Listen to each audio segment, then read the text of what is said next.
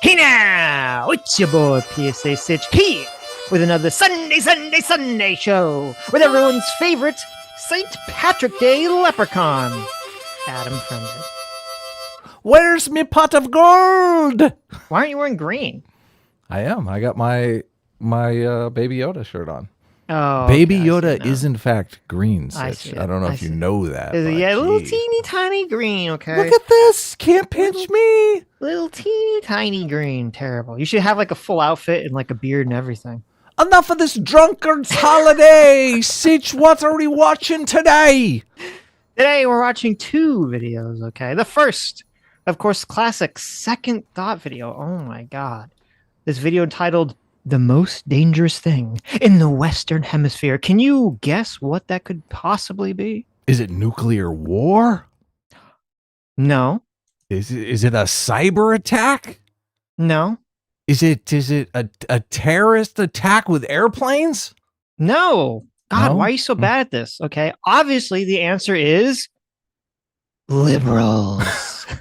What? What? You're Yes. kidding me. The most That beat out dangerous nuclear thing. winter? The most dangerous thing in the entire Western Hemisphere, more dangerous than a nuclear holocaust, is the liberal. Oh, wow. Wow. Okay. Oh, fascinating point we're getting into here. And then after that, we're going to watch Candace Owens versus Destiny. Oh, wow. How much Okay. do you hate Candace Owens? I'm not a fan. Right. I'm not a fan. All right. Yeah. I guess let's get into it then. Okay. Let's jump right in. This episode and others like it are brought to you by the generous support of my patrons on Patreon. If you'd like to help support this channel, join our growing Discord server, and get early access to every video, consider becoming a patron at patreon.com/secondthought. Boo! Don't sign up for our Patreon. That's what you should do. Support us. There you go. The Sitch and Adam show right here. Right. Yeah. Look, fighting for freedom everywhere. Is the sound working, chat? What do you mean? Of course it's working. Let's make sure the sound is working. I tested everything. Everything is Okay. A-okay. All I right. must confess that over the past few years I have been gravely disappointed with the white moderate. I have almost reached the regrettable conclusion that the Negro's great stumbling block in his stride toward freedom is not the white citizens' counselor or the Ku Klux Klaner, but the white moderate. Why? How come he doesn't throw out the black moderate? I mean, I'd say nowadays it's probably closer to the black moderate being the problem. Oh, really? Wow. Yeah, so many Yeah. black people are like, oh, it's not that bad. I don't think racism is that bad now. Like, it seems like we're winning. Mhm. Yeah, I'm chill. Look, things are going good for me. I got a mortgage. I got a family. I got a nice car. Yeah, shut the fuck up. It's funny because all the communists, they always go, oh, these liberals, all they do is they reduce MLK to one single sentence, one single speech, the I have a dream speech. That's all they do. They reduce him to that one tiny little thing. And then all the socialists, all they do is reduce MLK to this one speech, this one angry speech or angry letter he wrote while he was literally in jail. Right. Oh, yeah. That's That's all they got to do. suck, right? You're in jail. Mm-hmm. Got a bunch of white moderates that put you in jail. What the hell are you going to write? There you go. Actually, I don't know if white moderates put him in jail. I think it was more like the I mean, it was The in Birmingham, right-wing Klan, Alabama, right? So, yeah. anyway. Yeah. Who is more devoted to order than to justice, who prefers a negative peace, which is the absence of tension, to a positive peace, which is the presence of justice, who constantly says, I agree with you in the goal you seek, but I cannot agree with your methods of direct action, who paternalistically believes he can set the timetable for another man's freedom.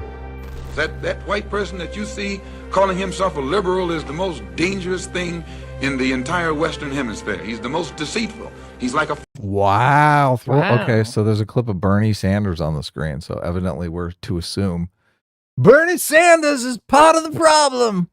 That's if you were just listening, that's Malcolm X talking about how bad liberals are. Right. Look at this. Bernie Sanders. Bernie How come Sanders, who Bernie apparently Sanders?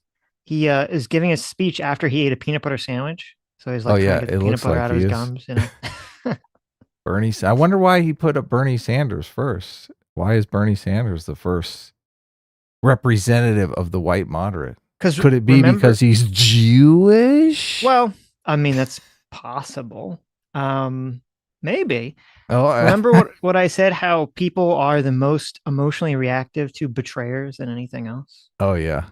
And so That's they true. feel like Bernie betrayed the socialist cause, I guess, because he, I don't know, isn't anti-Israel enough because he supports the Democratic Party too much. Right. Yeah, because he wants to actually win elections. Oh, He boo actually hoo wants the hoo. best legislation. Boo hoo hoo. Right. Yeah, he actually wants to get economic gains for the underprivileged. Oh, boo hoo hoo. Mm-hmm. He wants to win. Look, Sitch, I like winning. Fox. And a fox is almost Oh no. Who's this guy? Is this John Fetterman? The Fet. I thought the Fat Man was supposed to be the second coming of progressivism. What happened here? It turned out he was just another dirty liberal. All this time, and now they're throwing him under those. Who's next? Do you remember? I don't remember. I do. Oh, do you? Well, I don't remember if he's next, but he's in the list. It's pretty funny. is always more dangerous. Oh, uh-oh. Not blonde AOC. It's normal AOC. See, if it was blonde AOC, then she'd have the right opinion, right? Of course, yeah. Look at this AOC getting crushed. Just in the forest than the wolf. You can see. Oh, it's Pocahontas. Pocahontas, yeah. Also known as Elizabeth Warren. So See the wolf coming. You know what he's up to. But the fox will fool. Nancy Pelosi. He comes at you with. Shots fired. Shots Blue-haired fired. Destiny. There it is. Destiny. Now Destiny's not even good enough. Oof. Ouch. It's interesting. He chose the clip specifically of Destiny with blue hair, I think, because it's supposed to be like the liberal pretending to be a socialist by adopting like the visual aesthetic. Why is blue hair tied to socialism? I don't know, but it is. The brightly colored hair totally is. So bizarre. Who's next here? With his mouth shaped in such a way that even though. What? What is happening, Sitch? Keffels? It's Keffels. Wow. This guy's going after everyone. Keffels is a secret liberal now, too. Shocking. Second Thought is going after Keffels. Mm-hmm. You'd think her socialist cred was unquestionable. You would have. Well, no, I guess not. Now she's just a white moderate. They all. White moderate. When I think of white moderate, Keffels is the first individual that comes to mind. You know what? Yeah, when I think of moderate, I think of a person who had a Catboy Ranch server that was selling or giving people access to do-it-yourself hormones. Yeah, do-it-yourself puberty blockers. Yeah, yeah, bathtub puberty blockers. That's what I think of when I think of moderate. You know, someone who's filling their bathtub up with dangerous chemicals so that they can manufacture testosterone for minors. That's that's the moderate lifestyle. Of course, yeah. Okay. Who's next? Who's next? So you see his teeth, you think he. Whoa! Shit! Oh my God! Sitch! Look at that! Sitch! What is going on liberal, here? Moderate liberal. Vosh! Look at that. Vosh is now a moderate. Yeah, you didn't know that. Moderate liberal. Yeah. Okay. Yeah. Oh. In light of recent findings, the moderate thing doesn't seem true. Seems actually like a bunch of BS, but okay. You know it's funny. The one person he doesn't throw under the bus here is Hassan. Of course he does it, because look, Hassan is so deep inside him at all times. Really, he's personally deep inside Second Thought. He can't. There's no way. There's no way he's going to throw Hassan on it. Wow. He owes Hassan every subscriber that he has. Are you kidding me? There's no way. He feels the Hassan deep inside of him at all times. Well, metaphorically, you know what I'm talking about. Oh, okay. We're talking metaphorically. Okay. I mean, don't get gross. Okay, look, is this look, this is an insane little run through here. Is there anyone else? Is Vosh the last one? Who else could there be? He's smiling and taking for a friend. Okay, it's over. Oh, oof. The most dangerous thing in the Western Hemisphere. There you go. Yes, it's not an asteroid strike. It's not a nuclear holocaust. It's not another pandemic. It's not genetically modified food. It's not climate change. It's not AI. Yeah, look, it's liberals. Okay. He never, in this video, he never explains any of why he's targeting the individuals he targets in the beginning of this, by the way. That's just thrown out there. Like, I guess his socialist audience is so well trained, they just see those faces and they go, oh, these people. Yeah, well, this is why I felt the need to highlight it, because it is kind of just snuck in there, trying to work its way into your subconscious. But look, all of Vosh, he's throwing you under the bus here. You going to take that? You going to take that? You going to sit down under that bus? You little flat self in the road? Come on. Let them fight.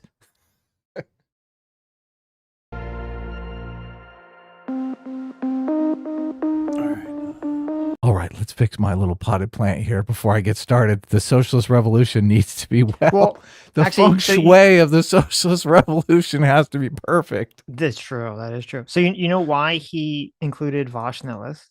Why? So Vosh made a video a few months ago called "Second Thought Doesn't Understand Socialism." Whoa! So the fight is. Look at this. Sitch is already doing a little research here on the fly. He's like, oh, there's got to be something going on here. That's the real reason. He's like, oh, that motherfucker. How dare you? I'm the true socialist. The revolution is mine. How dare you try to take it from me? And that video that Vosh made, criticized Second Thought, was in response to the video that we watched, where Second Thought was advocating for authoritarianism. Oh, hilarious.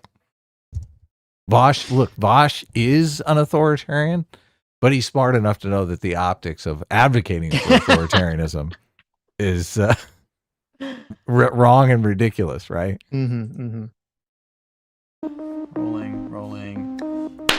Oh, look at this. Rolling. This is so silly. What is this aesthetic? Like, what is the point? Is it supposed to make it like more professional? Of course. Yeah, this is part of the propaganda. Right. Look, this is a very serious broadcast from the underground socialist headquarters here. Okay. Where we have 3 cactus on our desk.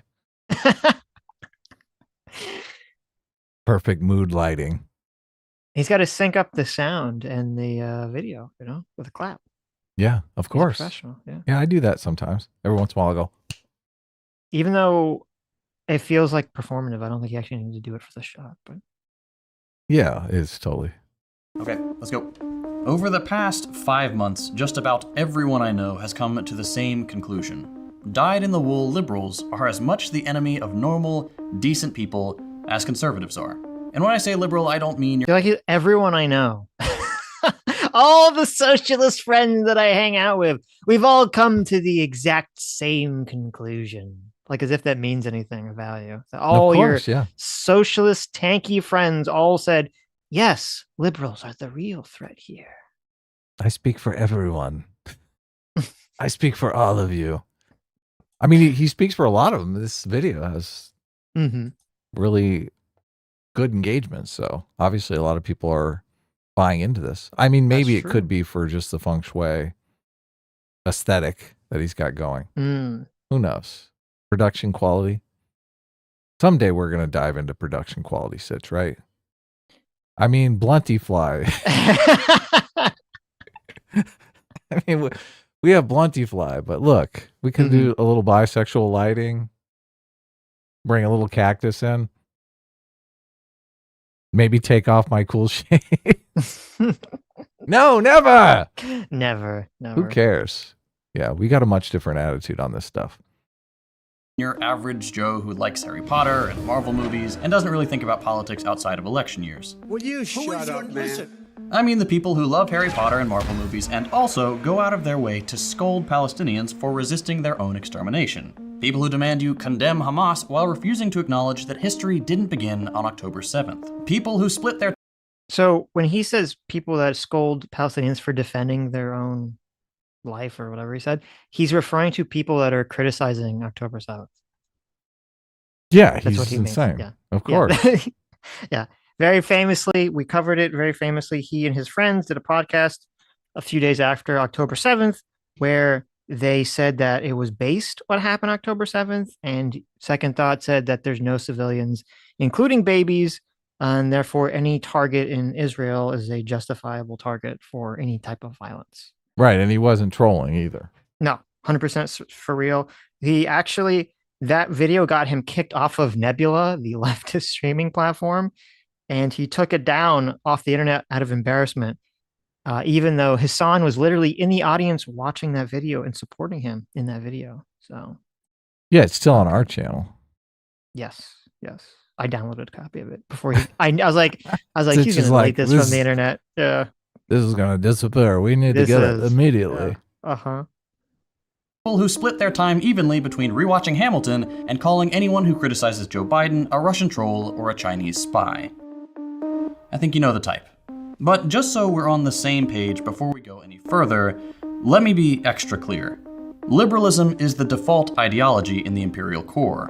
Woo! The average person ends up with a liberal perspective by osmosis. There is a pipeline from simply... You like that? The imperial core?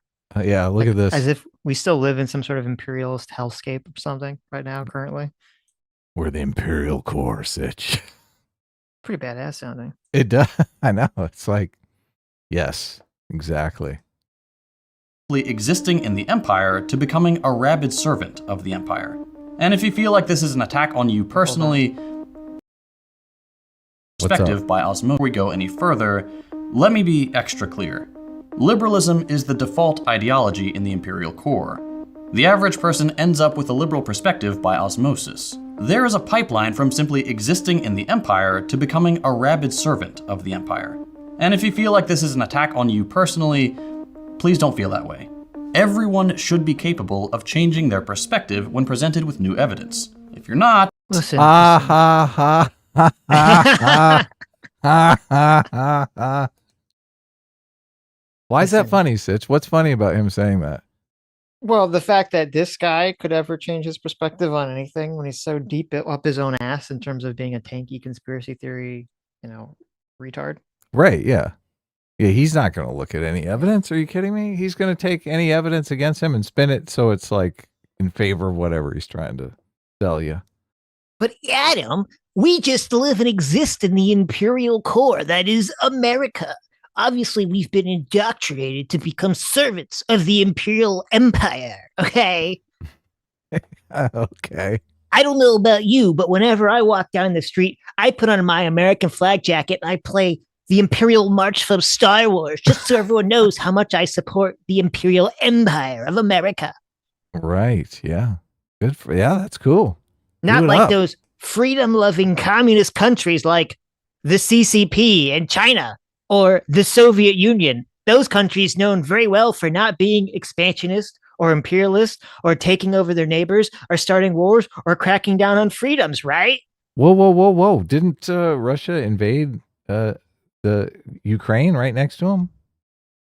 That's not the CCP, though. That's current Russia, okay? The Soviet Union never invaded anyone except for that time that they teamed up with the Nazis and totally invaded their neighbors. Yeah, that's a good point. Oh, they did invade someone. What am I talking about?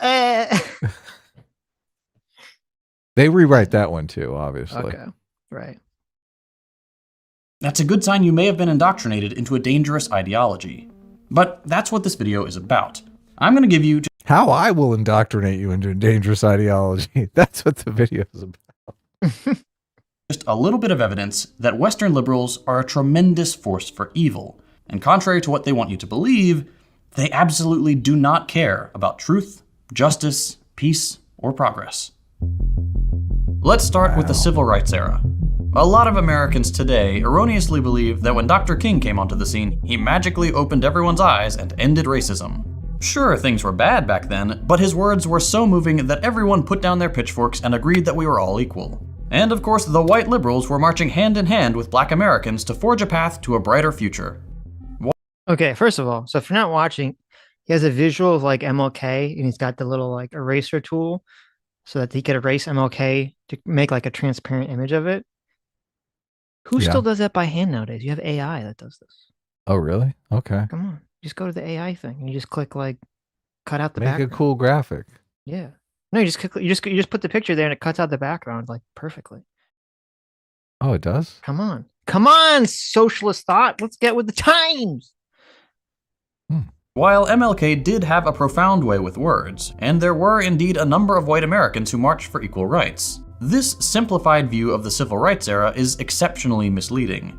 Martin Luther King is one of the most co-opted figures in modern history. Everyone tries to claim him for their particular set of beliefs.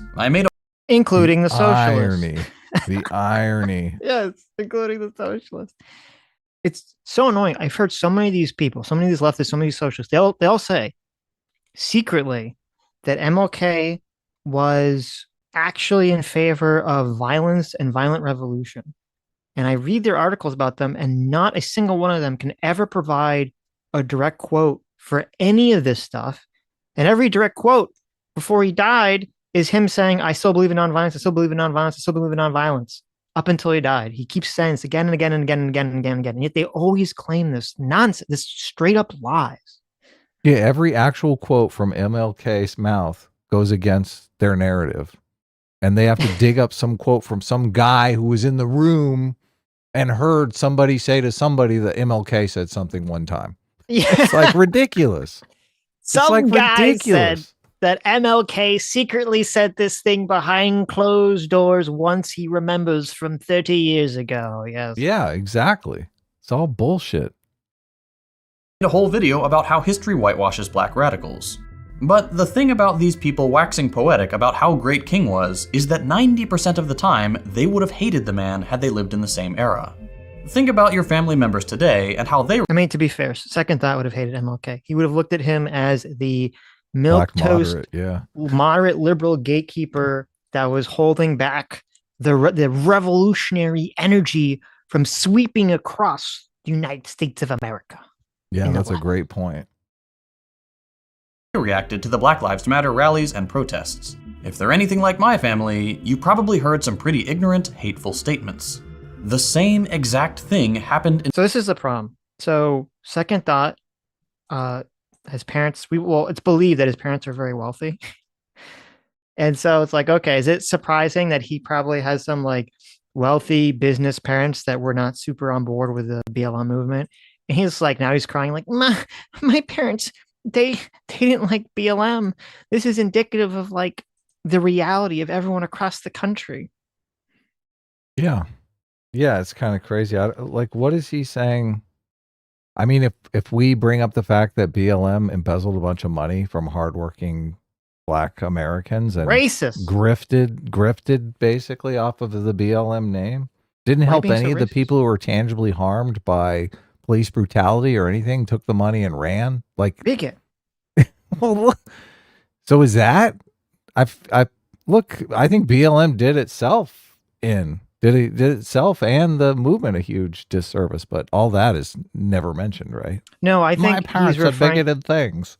I think he's probably referring to saying like, I'm on board with obviously black people not, facing racism at the hands of society or the police, but I think that burning down buildings and rioting is probably a bad way to, get that message across. Right. Yeah. That's a bigoted statement I just made. I don't know if you know right, that. because he thinks burning down buildings is a great way to get that message across. Yes. Despite the fact that all the evidence is against him. You're going to believe that liberal evidence, okay, from a bunch of white people? Oh, yeah. I guess in not. Dr. King's time, police brutality, rampant racism, and constant attempts to misconstrue what the movement was really about. The thing that always concretizes that fact for me is this comic, by the white moderate cartoonist Charles Brooks. King talking to a reporter with the city destroyed in the background and some white people lying on the ground, and King saying, I plan to lead another non-violent march tomorrow. This is exactly what we see today. Liberals get uncomfortable and suddenly they're not for equal rights anymore. Or more accurately, they still say they are, but they just have some concerns about optics. That's not... It's funny because he doesn't, he gets it, but he doesn't get it. So there are a lot of people who, probably most people, will sacrifice freedom for security. especially if it's someone else's freedom, right? Oh yeah, of course. Then it cost me nothing. Right. And MLK knew this. And this is why, I mean, you're talking about how, when you'd read a lot of these civil rights books and you even read like MLK's work, they would make sure that they would take weapons away from people before, and they would give people explicit instructions to not, do violence, to not burn down buildings and not do things. Now, obviously, there's still going to be people, especially back in civil rights days, that are going to do all those things. But they would try to go out of the way to not do any of that stuff because they know that when people see that, it makes them say, should I be supporting this cause? Should I be supporting these people? They all look violent. They all look dangerous. I don't want people, attacking my community, burning down my community, burning down my house. I haven't done anything, personally against them. So that makes people afraid. Yeah. Right. And that's why why Second Thought in his idiot tanky bullshit, he's just so emotional. He's so elephant driven. He's just so driven by revenge and anger that he doesn't care about what actually works. And the reason people who are more moderate care about optics, you stupid, tanky, fucking idiot, is because they know that the average person, when they see a bunch of people burning shit down, are not going to be supporting the people burning shit down. They're going to say, F those people. I'm not supporting this. I'm not supporting this movement. And that's what happened across the country with the BLM stuff. That's why a lot in the media and a lot on the left, when there are people in those protests that are burning stuff down, that are rioting, that are looting, what do? Do they say, yeah, the Second Thought people might cheer it on, but most of the people on the left, they try to downplay it. They try to say, oh, that's just a small amount of things that are happening. Just ignore that because they know people are going to get turned off by that. And this fucking idiot over here doesn't get it. Yeah, public support generally goes to the people who are being tangibly harmed. So if you're burning down businesses and burning down neighborhoods, people are going to perceive, well, they're the ones that are being tangibly harmed by this thing. Yes. Yeah. Yes. So, yes. Yeah. And it's not like they're even attacking, quote, the oppressors. Okay. They're usually just attacking their own community or attacking random businesses or something. Yeah. Yes. And this is the very smart thing about the nonviolent resistance is because they usually go out and, somebody gets out of hand, they bring the fire hoses out, and now all of a sudden they're the ones that are being, harmed, and the public can see that, and public support goes to those that they think are being tangibly harmed, right? Yes. So it's very, very simple. It's very simple. Yeah. It's just so baffling to me that he's so close to getting it and then doesn't. But I guess it makes sense. None of these socialists understand. It's so funny for all these socialists that spend so much time on propaganda and trying to manipulate human psychology. They seem to understand nothing about human psychology. Right. Yes. When it goes against what they emotionally want to be true, which is that most people are going to look at people rioting and they're going to be turned off by it. Right. Yeah. They're not going to join in on the rioting. They're going to think, oh, that could be my business. That could be my family. That could be my mom or dad. Right. Yeah, exactly. Yeah. Yeah. They have no idea. They're clueless, completely clueless. J-Mac, our surrogate father for $20. Thank you so much, Daddy J-Mac. Says, look, if you think of Hamas as Harry Potter and the settler babies as Voldemort, then it will all make sense. Okay, guys. True. Little baby Voldemort. Yes, true. Hentai OG take Toku 310 for $10. Thank you. He says, aren't these the same people that agree with Jet from Avatar? Is this correct? LOL. Yeah, there is like this weird tweet. I don't know if you saw that I responded to, where there's a character in Avatar: The Last Airbender who basically the plot is there's a fire nation, people that control fire that basically are like taking over the world and are like declared war on everybody. And the main characters who are trying to fight back against them, they meet like a group of kids that kind of look like the Lost Boys from Peter Pan, and they're fighting back. But one of the ways that they're fighting back is they're just kind of enacting terrorist violence against anyone, any Fire Nation, like city or person, whether they're a civilian or military. And this guy, Jet, he's going to destroy a dam that's going to flood and kill and destroy an entire civilian city of people that are associated with the Fire Nation. And so obviously our heroes in our Saturday morning cartoon show stop him, because it's like it's evil to enact terrorist violence against people just because like their military, their government is doing something wrong, right? Yeah, innocent people. And so someone got 11,000 likes on Twitter by basically saying that this character was in the right, was correct and justified morally for trying to enact terrorist violence against, random Fire Nation civilians. That's so crazy. What's happening? Society's coming apart at the seams, Sitch. Bad, yeah. I have to tell myself that that's just all internet manipulation. That's all Chinese and Russian bots. Well, I mean, it could be a little bit of that. It could also just be that, on the internet, it's easy for reign supreme.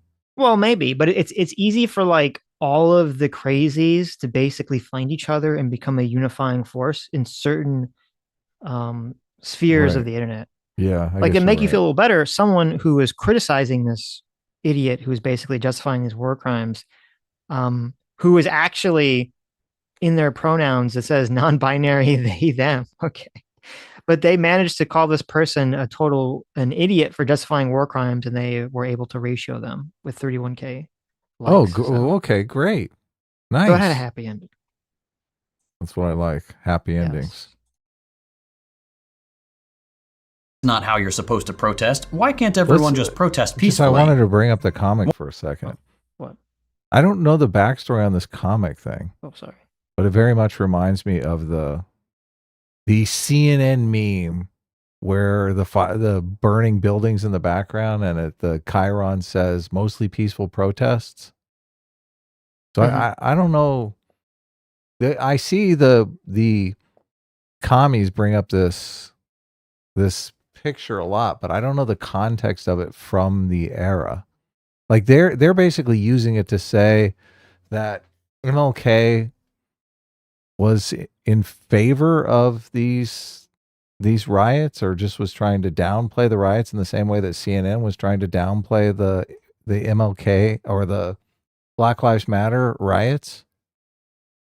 Do you know anything about the context of this? Well, I did actually try to look up some of the context or history of the cartoonist and of this comic, and the information I found is rather sparse on this cartoonist, except that people just keep saying that he attacked the KKK as well, so he wasn't some kind of like racist person, and that this comic, I believe, was published in 1967. Right. And there were obviously lots of riots that were going on during, the civil rights era and during that movement. I think what the point of the comic is supposed to be saying, my interpretation of the comic, is that,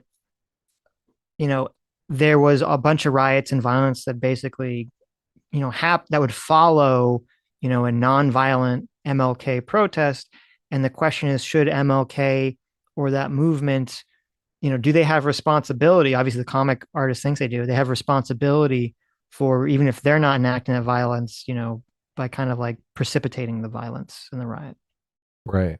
And they're kind of saying like they're basically attacking MLK, saying like, he's not really leading nonviolence if wherever they have a protest, it turns into violence. Right. He could be trying to keep it nonviolent, but it does. Obviously, violence can happen regardless. Right. So, sure. Now, I do think, I don't know the specific incident he's talking about. I do think that, I think this is true for the BLM stuff, where, I mean, obviously it's a little different too, because I think people in the 60s, especially MLK, had a far greater justification for protesting so that Black people would literally have equal rights in America when they didn't, where I think that's far more justified than the BLM stuff, where they were basically protesting a lie, which was that that white police officers were killing Black people through some kind of systemic racism or through some sort of, higher percentage than they should have. And thus that's evidence of racism, when none of that's true.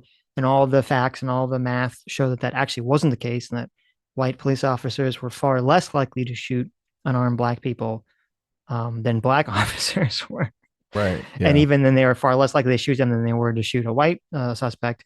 But I do think there is truth to the fact that, like, you can criticize, and I did this with the BLM movement, where even if BLM is saying that, you know, they had people that were not rioting, not looting or whatever, if they would protest in a city and then immediately that, because this is what would happen during the BLM times, there'd be a protest during the day and things would be okay, but then at night there was supposed to be a curfew, and you either have protesters who were part of the original protest would leave or they would stay around, and a bunch of other people would come in and they'd basically start rioting and looting. Yeah, And Kenosha was involved in this. This whole Kyle Rittenhouse thing came out of it. right. And I would say that, okay, so the first night that you, for the first time that you do that, you go out and you have your peaceful protest, and then you see that night causes all of these problems and destruction and violence. If I'm the leader that protests, if I'm in the protest, I'm going to say, listen, I don't think we should go protest the second night because look at all the chaos that we, you know, might have accidentally caused from the first night. So we shouldn't protest this time, right? Right. But people didn't seem to really have that attitude, or at least publicly didn't seem to really have that attitude. I mean, you bring up an interesting point that the context is completely different when you consider the civil rights gains that have been made over the last, 40 years? Right. So the Black Lives Matter. 60 years, but yeah. Yeah. Okay. The Black Lives Matter protests are completely different when you consider that. Yeah, they were based on a lie, where the original civil rights protests were obviously based on reality Right. and law. Yeah. So Yes. All right, cool. That's not how you're supposed to protest. Why can't everyone just protest peacefully? Why? So you can ignore it? The entire point of protest is to be disruptive. To be disruptive over a lie. That's real good. well, But even the entire that's not true. The entire point of protest is to be disruptive. Like when you're protesting, you need to get eyeballs on you so people understand like that there's a large contingency of people that are mad about something. But if you're disruptive, especially if you're too disruptive, everyone just hates your guts. And this is what's so like, this is why Second Thought is so retarded. And all he cares about is an outlet for his anger. He doesn't actually care about changing the world in a positive way. Because when you have a bunch of those retards who would go and they'd like block traffic to the airport on like some of the busiest travel days. Oh, You know, man. remember this was like around Christmas. They were like blocking people to use the airport like around Christmas. Everyone just hates your guts. It doesn't like they just hate you, they despise you, and they despise whatever you stand for. When you go and you throw paint at some sort of famous painting that the world loves, everyone just hates you and they want you to die and they want your movement to die. It doesn't matter. Like it's just so how do these people don't care?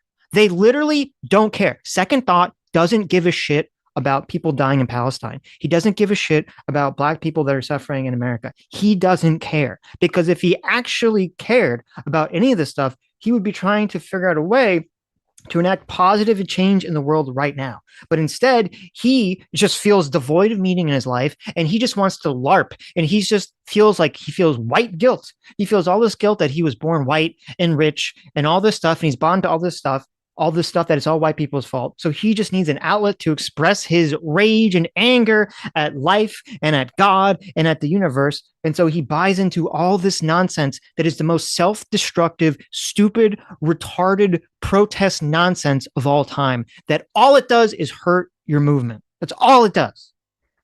Yes, exactly. And the Palestinian situation is literally the perfect encapsulation of this idea.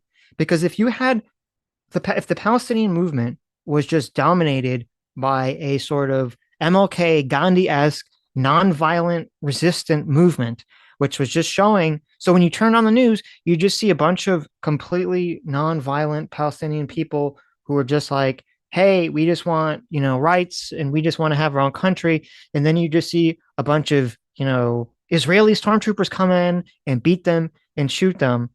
Everyone will be on their side. Everyone will be on their side. But that's not what people see. What they see is, oh, suicide bombings, lobbing missiles, going into other countries and assassinating their leaders. Like there's just this, like the entire everything that Second Thought believes and is saying is disproven by the entire, 60, 80 years of Palestinian resistance. Yeah, exactly right. So but the purpose of the protest is to win public support, like ultimately. I think Well, go ahead. You're right. That's the point of the protest, is to win public support. Second Thought doesn't get that. No, he thinks it's to no. be disruptive, which is the exact opposite of what you're trying to accomplish. Look, they think that it's to bring attention to the cause, and they just think when people see the cause that they will immediately throw their public support behind it. Like they're completely missing the boat on this. Yes. Because they are bringing attention to it, but they're bringing the wrong kind of attention, the kind of attention that's going to drive public support away from them. Right. Yeah. So it's just, it's totally ridiculous. Even if we put that aside, no one wants to have to protest. They want things to change with as little friction as possible. But that's just not how things work when the oppressor class likes their position, and that position is dependent upon subjugating another class. See, it's like a lot of this just is total cope. It's like their policy prescriptions are not popular at all. And so much of this is just cope. The whole idea that there's some oppressor class keeping their policies down is cope from them, because they believe that these policies would be completely popular if people could just see them. So that's why they mobilize to get attention to the cause and just believe that people will support them just if they understood them or saw them. Well, yes. And also, like, the idea that people don't want to protest, is he retarded? Like, there's so many people who want to go out there and protest. There's entire personality types of people who are just looking for causes to protest, looking for things to sort of give them direction in life through protesting for a cause. Right. Right. So it's just like, this is just, oh my God.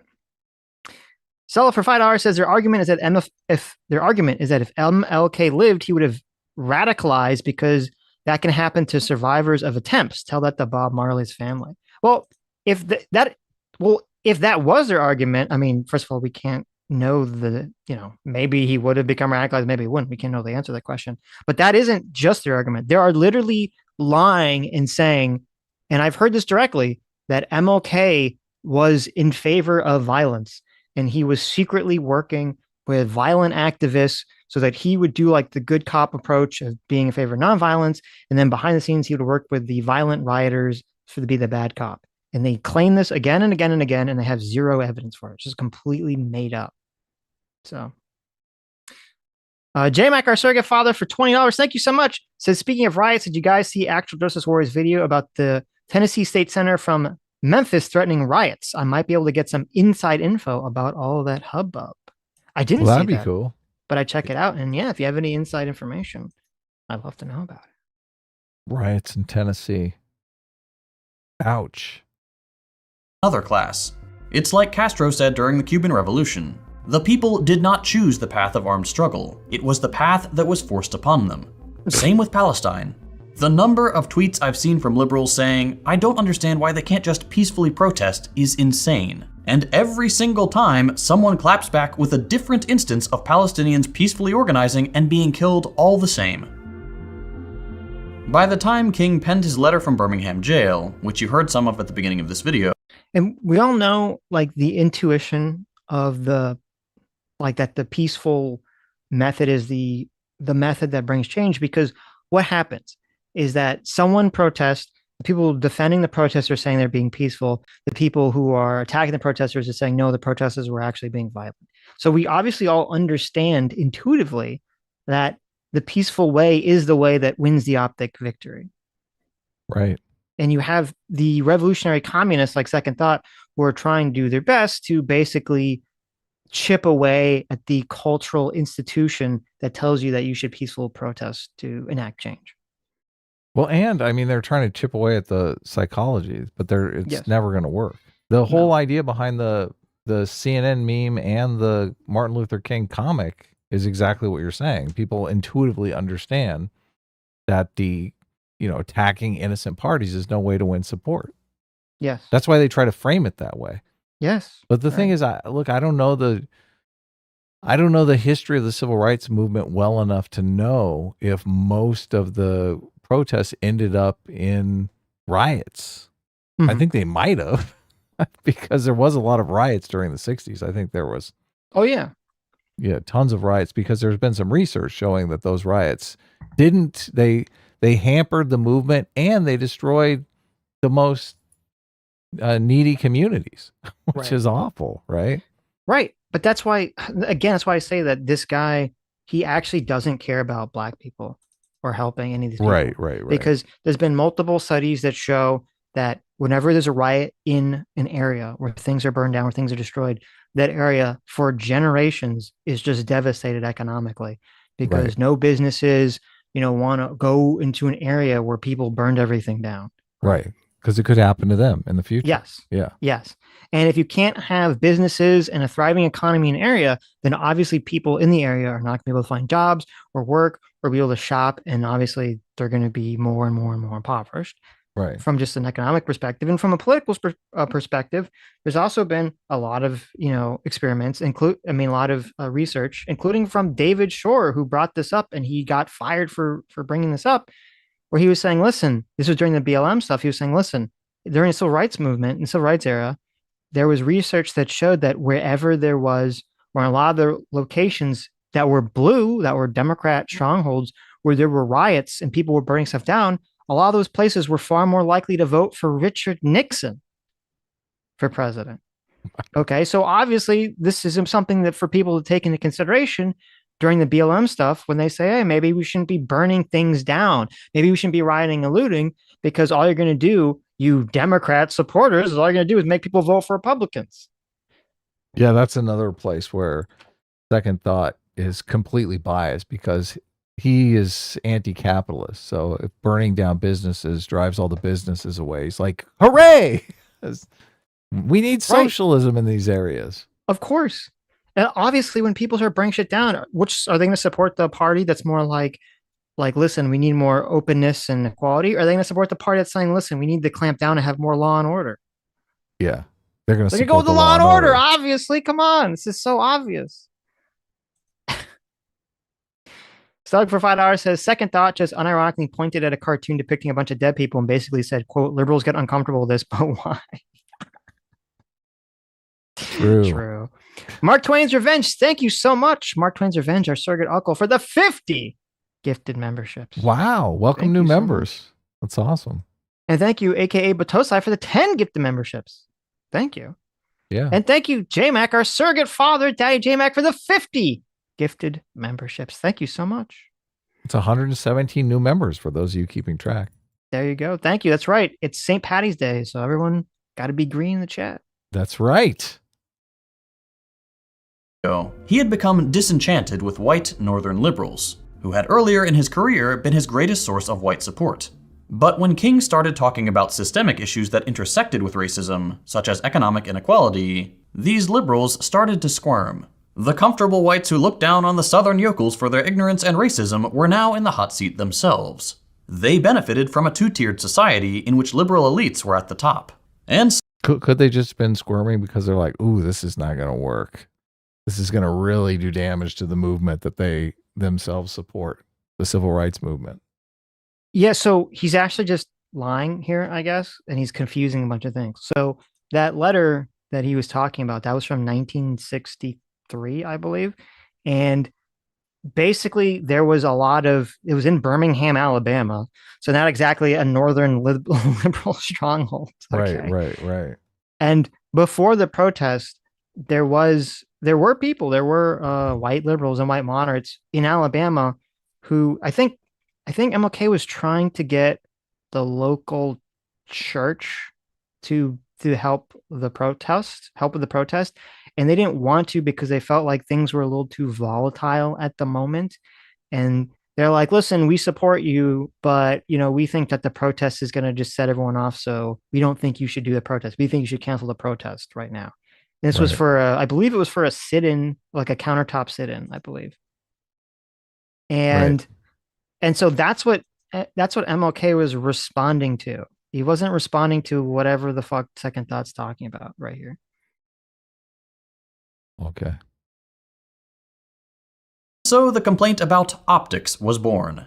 Look, Dr. King, we support your ideals, but the way you're protesting just isn't okay. This is the way liberals operate. They support emancipation movements in theory, but as soon as it crosses into the realm of the material, they become no different than conservatives. If violent protest is illegal, and nonviolent protest gets your liberal supposed supporters to condemn your movement, what recourse do you have to effect change? There's a reason imperial core countries are actively trying to criminalize various forms of protest. Wait, what are the nonviolent protests that all the liberals are criticizing? Yeah, the nonviolent protests that they want to make illegal. And it's not, look, legality has nothing to do with it. Mm-hmm. It's completely irrelevant. Even if the protests are illegal, I mean, you're more likely to get the police coming in and cracking some heads and getting public support on your side if they're illegal. Right. It's so simple. It's so simple. You're trying to be the underdog and you're trying to be the peaceful, reasonable, rational ones. Mm-hmm. And you want the violent thugs to come in and crack some heads, and public support rushes in. Like, why are you doing this? These people are innocent. They just want freedom. They just want the same rights as everybody else. Yeah, and then you beat them at the ballot box. This whole idea that you're going to like shame people into voting for your movement, or it's farcical. It's laughable. Right. Yeah. They have a vested interest in things remaining the same. As Kwame Ture said in his 1969 book, The Pitfalls of Liberalism, what a liberal... See, it's so disingenuous, because he's basically saying, look, the white moderates are getting a lot out of this, right? Mm-hmm. The white moderates were in favor of civil rights. Like, he's basically just shunning. There's like a strategy debate going on here that he's saying, oh, they're just pretending to care about strategy. Really, they're trying to solidify their power. They just want to subjugate everybody. Mm-hmm. This is very dishonest. Liberal really wants is to... And notice for a second, too, let me go back just a second. Is Kwame Ture. So, you know who that's? Stokely Carmichael. Okay. And he changed his name because he was like a black nationalist, a black separatist. So he's using his name that he changed, I guess, because he changed his name in accordance with the ideology that he supports. But did you know that Malcolm X actually changed his name too? Did you know that? To Malcolm X? I mean, he did change his original name was Malcolm Little. Okay. Right. Okay. And when he joined Nation of Islam, he changed his name. But then when he went to Mecca and he became disillusioned with the Nation of Islam, and he got rid of he became disillusioned with black nationalism, and he believed that people could live in harmony with each other regardless of their race. He changed his name again to El Hajj Malik El Shabazz. Wow, that's an easy one to remember. Which, on one hand, I don't think anyone remembers because it's too much of a mouthful to say. But I do think it's interesting that Second Thought is going to use Stokely Carmichael's, changed name here. He doesn't use Malcolm X's changed name. He doesn't respect Malcolm X when Malcolm X changed his ideology in a direction a Second Thought would disagree with. Yeah, because he's a propagandist. Mm-hmm. Stokely Carmichael is the black nationalist who came up with the concept, or is at least credited with coming up with the concept of institutional racism, which we now call systemic racism, which is the idea that you don't actually have to find evidence of racist intention or anything actually racist in a system for the system to be racist. All you have to do is look at the results, the outcome of a system, and say, aha, this system produces a disparate racial outcome, so therefore it must be a racist system. Disparities equal racism. Yes. Yeah. What a liberal really wants is to bring about change which will not in any way endanger his position. That is, of course, impossible when we're talking about fixing the systemic problems of racism, imperialism, and economic inequality. According to a 1966 Harris poll, King's favorable rating among white Americans was just 27%. Compare that to 95% today. That's how liberals operate. They oppose any attempts at emancipation while they're happening, then pretend they were always on the side of the righteous when they have the benefit of history books telling them who the good guys were. So, Second Thought brings this up a lot. Most socialists bring this up a lot. It's, again, another incredibly annoying lie that they just keep repeating and circulating again and again and again and again and again. Because if you look at the same polling and all the websites that they talk about, okay, bring this up too for MLK's favorability ratings. And they only do is they look at the most negative part of it and they say, aha, see, therefore the white moderates didn't like him. Okay. In reality, if you look at the polling, in 1963, the majority of Americans, 41%, were favorable towards MLK and 37% were unfavorable. Right. And even in 1964, 44% were favorable and 38% were unfavorable. The reason things start to change in 1965, it changes 1 point towards unfavorable, 46% unfavorable and 45 favorable. And then he brings up the 1966 number, which was 33% favorable, 44%. I'm sorry, 33% favorable, 63% unfavorable. The reason that this shift started to occur was for two reasons. Number one, because MLK started to speak out against the Vietnam War and U.S. potential involvement and U.S. involvement in the Vietnam War, and that soured a lot of Americans. And number two, the reason that public opinion shifted on MLK disproves Second Thought's entire fucking video. It's because of the riots. It's because in 1965 and 1963, you started to have all these like wide-scale riots. One of the largest riots in the civil rights time was in the later part of 1965. It was called the Watts riot. And it was that's LA. what I thought it was. The Watts riots. Yeah. Yes. It lasted, I think, for like 5 or 6 days of like insane, very intense rioting that led to a lot of people dying, a lot of people getting injured, a lot of people getting arrested. I believe it was something like $40 million in property damage in the 60s. They had to bring the National Guard, the California National Guard, in to suppress the disturbance. And when people saw the Watts riot, that soured a lot of people on the civil rights movement. And so it's no surprise that you see that right after the Watts riot, what happens? MLK's favorability rating drops. Okay. Yeah. This completely disproves everything this tanky piece of shit is saying, who doesn't care about black people, but he doesn't care because he doesn't actually care about helping these people. All he cares about is finding an outlet for his white guilt and his rage. I bet that comic was a response to the Watts riots, because the Watts riots became national news. Yeah. Right. It probably was. It probably was. Yeah. Yeah. Yeah. It completely disproves his whole thesis. Like if he was correct, the Watts riots would happen and the favorabilities would climb to sky high support, right? Yeah. You just got to bring attention to your cause and all of a sudden everything's great. Yeah, exactly. Yeah. Exactly. Yeah. There's this thing called negative attention section.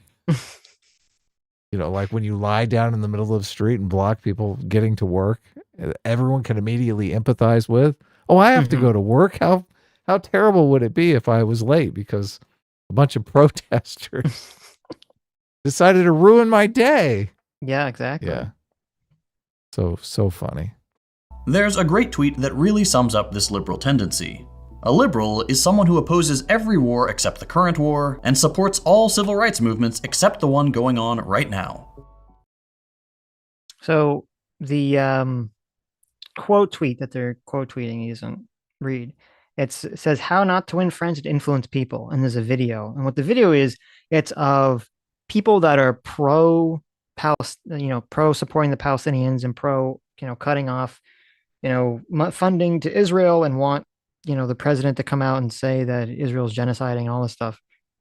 It's those people were basically gluing their hands to like Macy's parade balloons and like basically preventing the Thanksgiving Macy's Day parade from occurring.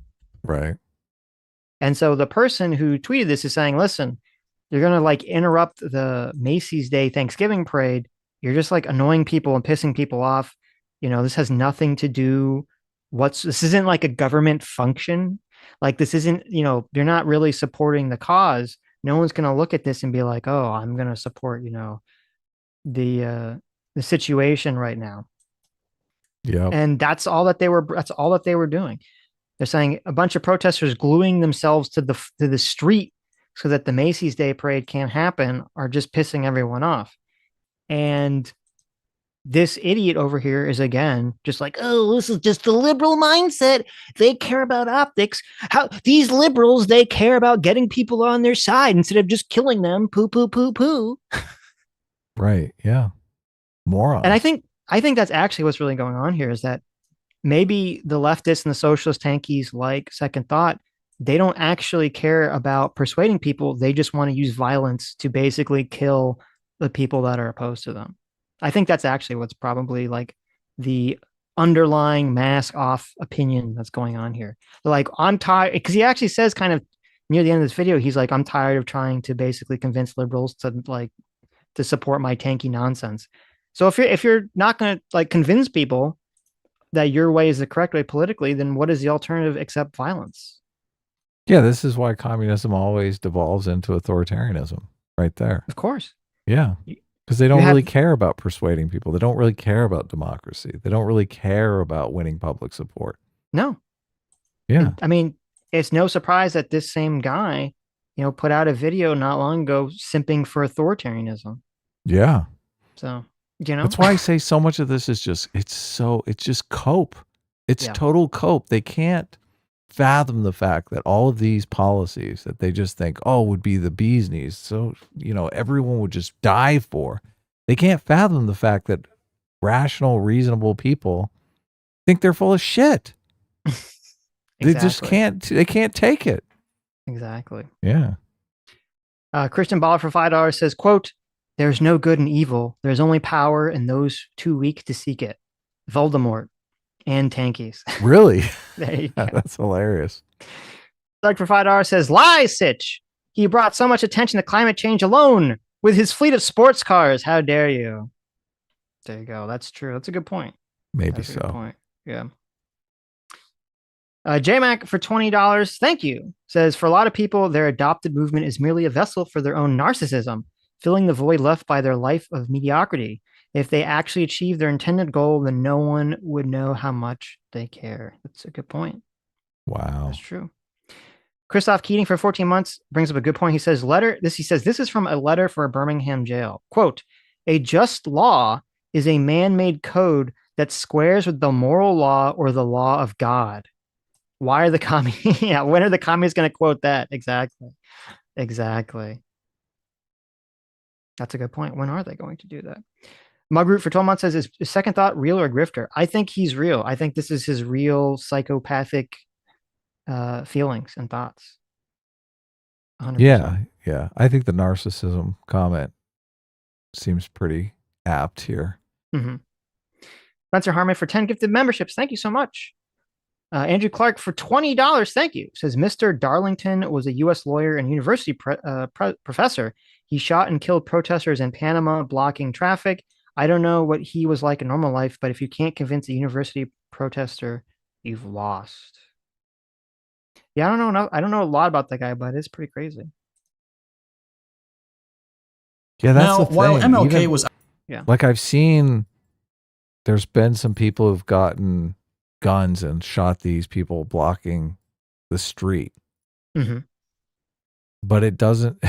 like, that's kind of what you're going for, to like bring public support, but it just intuitively it seems like a wash, because I think enough people are like, good, I'm glad he shot that guy blocking traffic, right? Yeah. So they're not really, they're doing a moral infraction by keeping people from getting to work on time, and the other guy's doing a moral infraction by killing them. But I think a lot of people are actually siding with the vigilantes. So not a good look. Outspoken in his disappointment with white liberals, Malcolm X went a critical step further and correctly labeled them an enemy of genuine progress and liberation. "The conservatives are wolves. You know what they're up to. They're evil and they're honest. Not because they care about being honest, but because they're not afraid to wield power when they have it. The liberal is a fox. Less outwardly threatening, even seemingly approachable, but still a predator. A conservative will usually be open about their racism and how they need to keep the dirty foreigners out. Whereas a liberal will say things like, I see you, I hear you, hate has no place here. And then they'll run campaign ads about how conservatives are failing to secure the southern border. Biden has... This is so infuriating. I guess second thought is in favor of open borders. You should just let everyone in, right? Yeah. Otherwise, you're a racist. You're a bigot. The framing of this is so infuriating because you can't get any popular support. No. Yeah. No. Well, and this, again, it just plays into the psychology, very, very classic human nature psychology, that the betrayers are always hated the most. And the tankies and the socialists, they always say, like, scratch a liberal and a fascist blades, right? They always screech that. And in reality, they hate the liberals so much more than they hate the fascists, so much more than they hate anyone, vaguely to the right of them, because they view the liberals and they view the moderates as just gatekeeping all of their revolutionary energy. They actually like the fascists. They actually like conservatives. They actually like Republicans because they can point to those people and use them as the boogeymen to justify their radical revolution. Where if there's a bunch of moderate, Democrats running around and moderate lefties running around, all they do is they just drain all of the movement's energy because they say, look, there's an alternative to being a violent revolutionist, violent revolutionary a-hole. You just be this guy. That's why they hate them so much more. They need the tankies and the socialists. They need people on the right to exist. On the moderate and far right, they need those people to exist to point to them as the enemy. Well, this whole video is an attempt to vilify the moderates in the same exact way as the conservatives, to turn them into more conservatives that they can fight against. Right. And even make them even more, like, obviously he's framing them as more nefarious because what they're doing is dishonest. I think that's a lie. I don't think what they're doing is dishonest. There's, like I said, there's just a difference of opinion on strategy. Of course. And second thoughts strategy has been proven wrong time and time and time again. And he's just in a massive cope spiral. Yep. Over the fact that no one wants this. No one wants this. We want to hang on to the gains that we have of society, but we do want change. Yep. Yeah, he doesn't. He basically says they don't really want change. They just secretly hate everyone. Grendel Vivat, thank you so much for the 50 gifted memberships. Thank you. Yes, look at that. Everyone's a member now. 178 new members. Welcome. Nigel TRC 72 for £5 says, second thought is an actual psychopath. The fact that he's creating these videos to radicalize young people into political extremists is honestly quite concerning. Yeah, it is pretty crazy. It is pretty crazy that he doesn't get really called out that much by, any of the mainstream people for radicalizing young people into violence or attempting to radicalize them into violence. So they did kick him off of Nebula for dipping in his toe in that anti-Semitism with the October 7th stuff. So that's true. Yeah, maybe people will wake up soon. Biden hasn't stopped building Trump's wall. That should tell you everything you need to know about the liberal approach to immigration. Pretend you're deeply concerned and... You like that he's got like a picture of Biden looking like he's doing the Hitler salute? This guy, Biden is going to lose so bad. And second thought, just he loves it. He's like, oh my God, I'll make $1 million off all those Trump videos I'm going to do. Yes. He's like, see, I told you guys, the fascists are winning. The moderates, they'll never fight the fascists. You need to have the revolutionary socialists. Yay. And then do the same thing the conservatives are doing. Or take the genocide in Gaza. We've seen a handful of the more liberal Democrats speak out against what Israel is doing, which is no small feat for a politician in the United States. But then when push comes to shove, they do the evil thing anyway. As I'm writing this script, every single Senate Democrat just voted to continue funding the genocide in Gaza. Every single one. It's like the meme. The people on the receiving end of US militarism don't care whether the people who sent the bombs are deeply concerned about it. They're still sending the bombs. Socialists like me tend to joke about Democrats just being Republicans with a rainbow flag painted on their bombers, but it's absolutely true. The liberals' only objection to imperialism and global domination is on aesthetic grounds. They may say they're cool with gay people, but they're still going to turn the rest of the world to glass if it means maintaining our hegemony. Oh, don't want to get hit. I don't know why you put the beginning of this in. What a piece of shit. Oh, too late. I know. It was like a second, so. But just that idea is like, listen, we should maintain American, hegemony in the world. Hegemony. We should maintain it Hegemony. all. We should maintain all the hegemony in the entire world. Okay. Hegemony. Because America is based. Yes. I mean, I think we should just take over the rest of the world, honestly. Right? Second Thought wants Russian hegemony. That's what he wants. Or CCP. Hegemony. Yeah, exactly. He wants an authoritarian regime that makes capitalism illegal. He wants to abolish the worker-employer relationship. He thinks everyone should work for the CCP. That's going to be great, right? Don't you want the CCP to come in and tell you where you're going to work? Listen, that's my dream. Okay.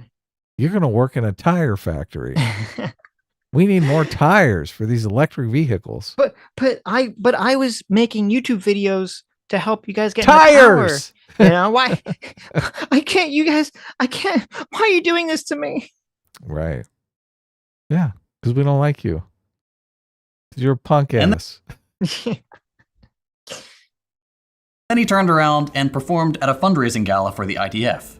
The people who've killed 11,000 children in the past few months, who have targeted doctors saving injured people, journalists trying to show the world what's happening, the people who blindfolded a man, told him to run, and then sniped him in the back of the head. Okay, celebrities. It's annoying because, like, I try to look up all these claims and it's so vague. Like, there's a video of a guy blindfolded who's like running and then he gets shot. And you're like, oh, well, why? What's the story there? I don't know. A bunch of people on Reddit just say they somehow know. They somehow know because I guess they were there. They heard that Israelis whispered into his ear, I want you to go run away.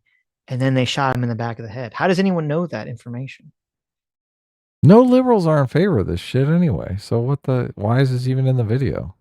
Because who's in favor of that? Obviously, the liberals supporting giving money to Israel are in favor of this, Adam. Okay? No, they aren't. No, they're not. Nobody's in favor of this crap. He's being useless. I mean, you could say like, all those people that are protesting in favor of Palestine and the Palestinians, they're all in favor of Hamas killing and raping innocent civilians, Adam. Did you know that? Did you know every single person that's protesting in favor of Hamas is actually in favor of rape? Did you know this? That part is true, Sitch. I don't know why you're doing the I'm joking voice, because it is true, obviously. They're all rape apologists, baby. Second Thought actually did a live stream where he was saying that what happened on October 7th was based. So what you're saying, I mean, you're acting like you're joking. Obviously. Sure, but I would imagine that the overwhelming majority of dumb people out there on college campuses that are waving Palestinian flags and stuff are not actually in favor of raping and murdering civilians. Well, you're going to need some evidence for that before I'm going to believe it. My threshold for evidence for this is very, very high. So you're going to have, in my book, they're all just giant rape apologists. They all support rape and and rape as a means of protest. They all support that shit. Yeah, Twitter these sucks are for despicable people, Sitch. There you go. Twitter sucks for $20. Thank you so much. It says normies, quote, no thought. How would liberals feel if they didn't have breakfast? No thought. Well, they're racist, so they'd probably be more racist. There you go. Oh, yeah. It's all race. It's all racism. There you go. On Twitter sucks for 14 months says, I will never understand how tankies complain. Republicans weaponize free speech, but turn around and harass normies for being complicit with fascism. That's true. That's a good point. Is one thing. But when you have a liberal world leader, that's when things get really dangerous. Take Trudeau, for example. In response to one of the many ongoing protests for Palestine in Canada, on February 13th, he posted the following on Twitter. The demonstration at Mount Sinai Hospital yesterday was reprehensible. Hospitals are places for treatment and care, not protest and intimidation. I strongly condemn this display of anti-Semitism. In Toronto and across Canada, we stand with Jewish communities against this hate. This is insane. If you've been online at all in the last 5 months, you'll know where I'm going with this. Justin Trudeau, So wait, why Why what is that happened insane? well, what happened at the protest? Well, I don't know. I have no idea. I don't know. And it would be nice if he gave us the context. Right. Well, obviously he doesn't, because probably something bad happened that he doesn't want to talk They about. burned down the hospital. Well, probably not They that. were I don't think that is chanting true. But, gas the Jews or something. Look, I'm no Trudeau fan, but Right. that didn't seem like that statement seemed pretty innocuous to me, right? Well, why were they protesting at the hospital just because it's like a Jewish hospital? Like, what does that have to It do seems with, like that. like, what does that have to do with the war? Exactly. Right. Yeah. Is that what was going on here? Liberal darling has supported to the hilt the Israeli apartheid regime, which has bombed every single hospital in Gaza out of operation. Not only that, these monsters also dressed as doctors and nurses and infiltrated a hospital to shoot and terrorize the patients and heroic staff inside. Okay. Okay. I love know how it's about like that one. I love how it's like, oh, you have to criticize Israel because they attack and blow up a hospital, because it turns out that there are hostages being held under the hospital, and that there's, housing Hamas terrorists in the hospital, and that they're tunneling under the hospital. And even though they told us that none of that was true, and then they denied and ignored the fact that we literally had video evidence of hostages being held in the hospital, and they found that there was definitely evidence of those same hostages being held in the basement. But so you say, okay. So you don't want to attack the hospital. You don't want to blow up the hospital. You don't want to take over the hospital. So instead, you have Israelis dress up as doctors, and they sneak into the hospital. And then instead of destroying it or attacking the hospital, they just go in there and they just assassinate the Hamas people there in the hospital. Right. Yeah. And then they leave. And then that's also gets you into trouble, because that's terrorizing the innocent Palestinian doctors, staff, and patients. Right. They just snuck in there as doctors just to terrorize the innocent people, because they're just so evil, soulless individuals. The only thing Second Thought will approve of you doing, Sitch, is just forgetting about your hostages and leaving. That's all. That's all he cares about. He's just like, the hostages have it coming, right? For centuries of apartheid here. Yes. Yeah. Yes. This guy's very biased. To the liberal, walking outside a hospital and demanding justice is a bridge too far. He's totally leaving out the context here. I was just looking up, it sounded that there were a bunch of people that went to this hospital, and they were just they were just shouting empanada. Oh, they were. They're shouting from the river to the sea, right? Yeah, they're shouting from the river to the sea, and revolution and empanada. And there was a guy dressed as Spider-Man who was climbing the hospital waving a Palestinian flag. Was he really? And they were, yes. And they were blocking supposedly they were also blocking hospital staff and vehicles from getting in and out of the hospital, which that's not good, because the hospital, you could be blocking ambulances and stuff. Yeah, exactly. And why were they protesting this hospital? What does this hospital have anything to do with the situation in Israel? Just because it's a Mount Sinai Jewish hospital? That's the only connection? Yeah. Okay. Bunch of anti-Semites. Yeah. Listen, they're not. I love it's like, oh, listen, we're not anti-Semitic. We just don't like Israel. So we're going to go protest at this Jewish hospital that has nothing to do with the conflict whatsoever. It's like, oh, okay. Right. That makes sense. Yeah. But butchering an entire population because it serves the interest of capital is perfectly acceptable. Look, he blames. Wait, what? He's blaming the whole Gaza conflict on capitalism now. What is that? What? Is this not hilarious? Okay. This video is comedy gold here. Jeez. All right. Look, you thought it was over real estate, Sitch. Turns out it was over capital accumulation. Yeah, I forgot, obviously. Look, if there wasn't capitalism in the Middle East, none of this would be happening. Yeah. Listen, I don't know if you know this. Before capitalism was invented by those evil liberals, those evil National Socialists. Yeah, there's no war. There was no conflict. Okay, everyone lived in peaceful harmony, and then the capitalists attacked. Yeah. Well, how come there's no capitalism in nature, but there's so much conflict? That's a lie. What Doesn't do you mean? make it doesn't make a lot of sense, right? Harmony. I've seen Lion King. It's the circle of life, Adam. I mean, I've seen the Nature Channel. I mean, there's a lot of conflict, man. The circle of life. When that deer is trying to get away from the lion, and the lion's like, "Nope, bitch, I'm eating you tonight." That's because the lion wants to trade the antelope's meat on the free market for profit. Right, wrong, good sir. That's from capitalism. That's capitalism, yeah, right there. That lion has a thriving beef jerky business. Exactly. Okay. That gazelle is having its labor stolen by that lion. All right. Yeah. Of course. It's working all day out in the hot Savannah sun, chewing grass, only to have its labor stolen by the evil capitalist lion in the form of ripping the meat off of its flesh and eating it. Ouch. The justification for statements like Trudeau's has always been opposing anti-Semitism. That obviously doesn't work anymore. It's an absurd claim to make that criticizing a genocidal apartheid regime is anti-Semitic. And it's become even more— Wait, what? Okay. You need to explain. I know you just like to say a bunch of shit and you don't ever explain anything you're talking about, because then you'd actually have to make an argument and people would know that everything you're saying is lies and bullshit. But you have to explain why it's not anti-Semitic, why it makes sense for a giant crowd of people to go protest outside of a hospital just because it's a Jewish hospital and to prevent the hospital from functioning properly. Okay. Right. Why is that not anti-Semitic? What is the point of doing that action?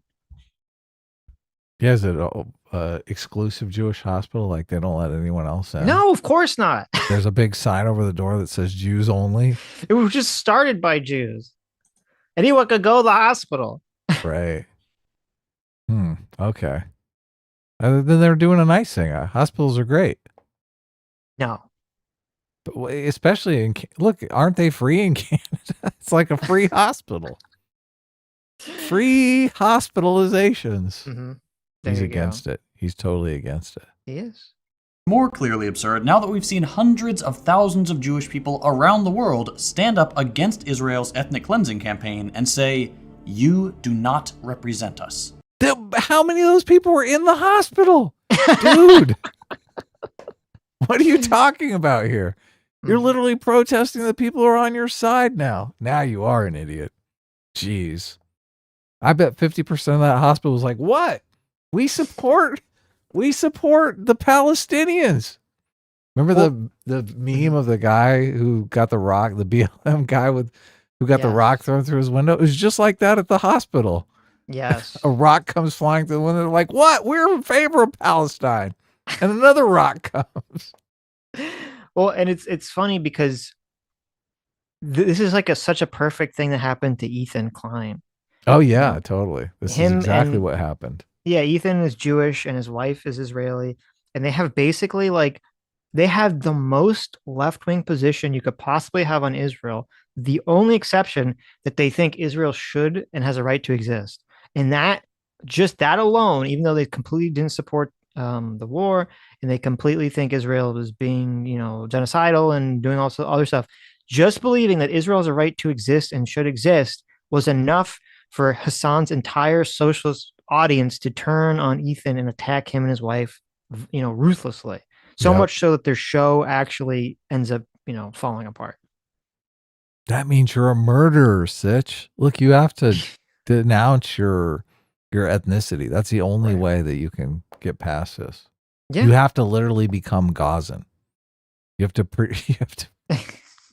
to pledge your allegiance to the Gazan people. Mm-hmm. Otherwise, not good enough. Dan Richards for 1 month says, "How can there be for open borders but against the Jews moving into Palestine? At least what they call Palestine." I mean, that's a good point. Exactly. Point. Look, the Israelis are just doing the open borders thing. Yes, look, there you go. We don't like this wall here. We just want to make Gaza part of Israel. J-Mac, our surrogate father for $20 says, "Hey, second thought. What was Hamas's position on gay people again?" Oh, yeah. Of course. There you go. And Spencer Harmon for $20, thank you, says in the What If All his video, he talks about how after the revolution comes to pass, the revolutionaries are no longer needed. They are jailed, and some still double down on their ideology, wonder where no thought will end up. Yeah, I mean, that's a great point that What If All his brings up. A lot of the revolutionaries, they either go into the government and they go along with it because, like, one of the things that always happens is when these revolutionaries and ideologues basically come into power, they start to understand that a lot of the reason the systems exist the way they do is because of like the messed up realities of the world. And so their clean ideology can't exactly exist in the world. And those that keep fighting against that end up getting jailed or executed, essentially, if they don't toe the new line that's been established. Whoever comes out on top wants to plug the holes in their winning coalition. Right. They don't want any winning coalition forming behind their back and unseating them. Yes. Yeah. Dotems for 10 Aussie bucks says optics are not the issue. The real issue is that violence as a tool to obtain power is an indicator of how you use that power if you get it. Actions speak to your principles as much as words. Yeah. Oh, that's a great 100%, point. Yeah. 100%, yeah. That's a great point. Which was something that MLK understood completely. Another one of his lines they never bring up is that, he talks about how, if you, that the ends don't justify the means, that the ends create the means. And so, that the means create the ends, so that if you use violent means, you're going to create violent ends. And if you use violence to get your way, you're not going to end up in the nice, happy, peaceful place that you think you're going to end up in. That is a great point. Why would you throw your support behind people so openly willing to use violence? It's just a matter of time before that violence is turned on you, right? Of course. Yeah. That's the whole point that the socialists hate about liberalism, is that embedded in liberalism is this idea that there needs to be universal standards and universal principles of law, because the same things that you would want, the same laws and things that will come in effect against your ideological enemies will be used against you. Yep. And so you want to make sure that everything is as fair as possible. Yeah, procedurally fair. Right. But they don't believe any of that. They think that's all a lie. That can never be. All that matters is power, because that's all they care about. And so therefore they say, well, we just want to, use power to manifest our insane, crazy ideas. We don't care about procedural fairness whatsoever. Right. Or justice. Or anything. All you have to do is look at footage from within Israel itself. Jews are brutalized by the fascist police for daring to speak out against the regime. The anti-Semitism charge obviously doesn't work anymore, so the liberals have fallen back on what they do best, weaponizing vague feelings. The main objection to rallies for Palestine now is that it makes people feel uncomfortable or unsafe on college campuses in the West. Boy, I sure wish I had some context. He's showing a bunch of Orthodox Jews in the streets, I think in Israel, and some cop basically pushing them around, trips one of them, knocks him to the ground, pushes another one into like a synagogue, or I don't know where he pushes some kind of into. building. Yeah. Some sort of, it's so crazy, because like, where do we have like in America, the buildings that are carved out of a stone wall? Well, yeah, no, it's in Israel. Yeah, it's not in America. Yeah. Everything is basically like a bunker design of some kind. Well, and you're right, because like this is the way propaganda works, is that there's no context provided for anything. I don't. For all I know, this guy fucked his wife. What is going on in the situation, right? That's leading to this, so that you, the viewer, you, the audience, could have an informed decision about, well, what's going on here? Is who's in the right, who's in the wrong? Is this incident, is this a one-off incident, or is this incident somehow show some kind of pattern of behavior? Right. You have no clue. Look who he's selecting here for a tweet. It's our favorite. The Twitter squirrel. One of the worst Twitter accounts of all time. The fucking squirrel. The head of disinformation on Twitter. Yes.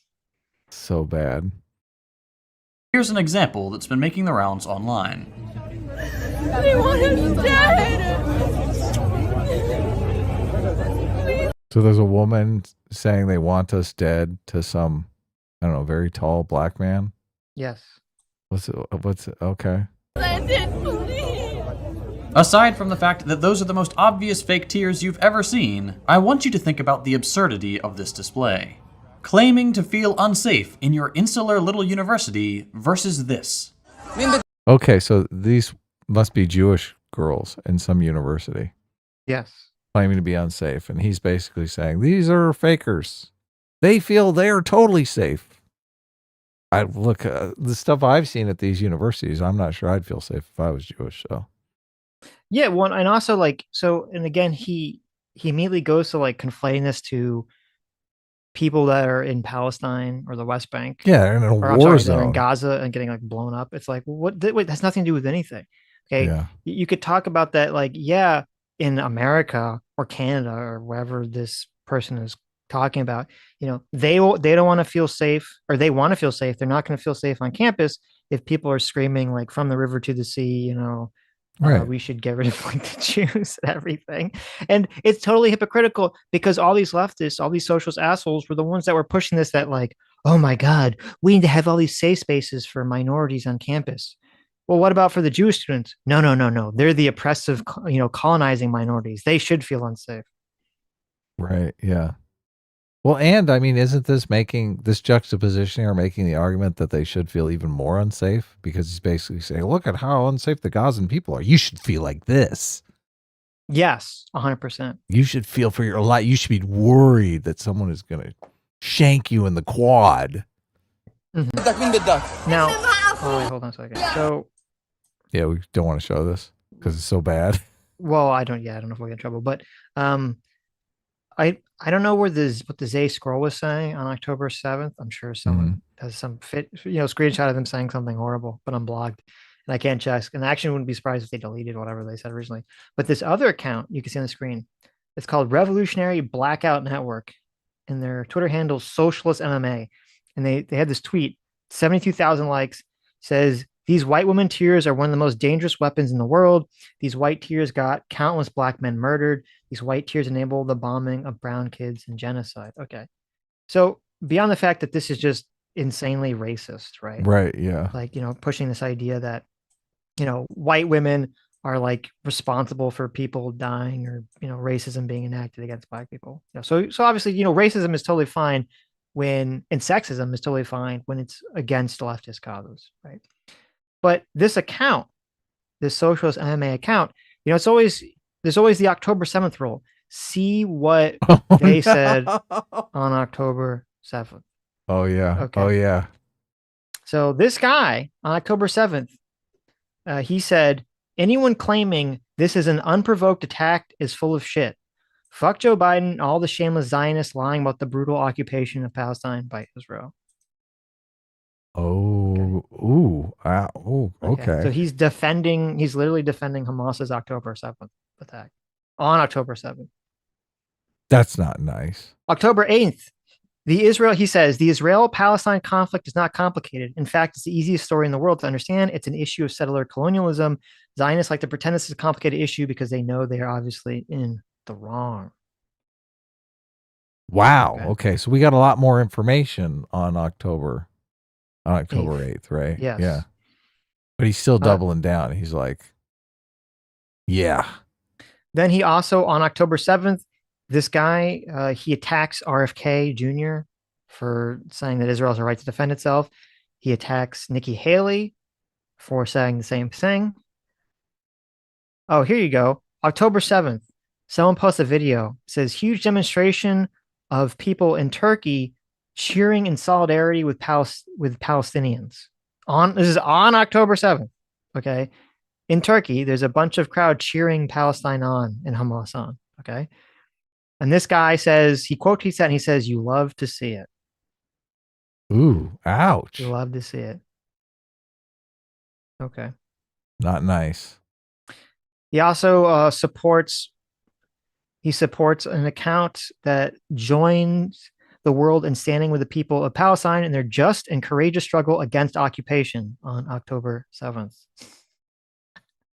Right. Okay. So this total piece of shit that Second Thought is, has a picture of, 100% in favor of Hamas killing and raping and kidnapping civilians. as long as they're labeled, white colonialists. Right. And this is the person we're supposed to be taking some kind of like moral position from, right? Yeah. So, Very sad. so he plays a bunch of videos of kids who are like, obviously, very upset, crying because their family is dead. And I don't have a problem with any of that.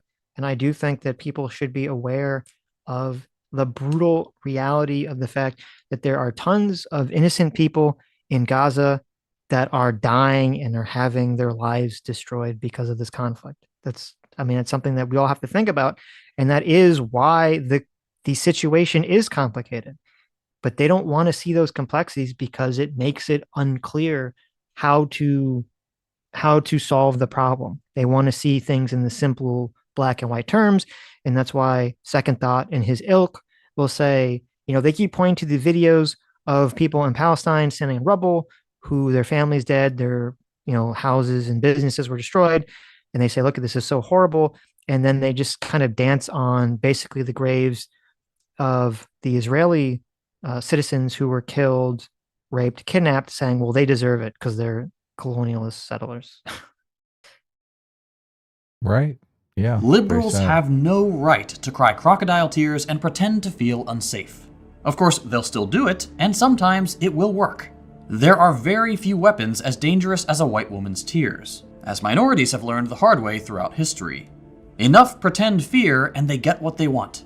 In this Well, first of all, is it kind of ironic that this white content creator stole those words from a black tweet and he didn't credit them?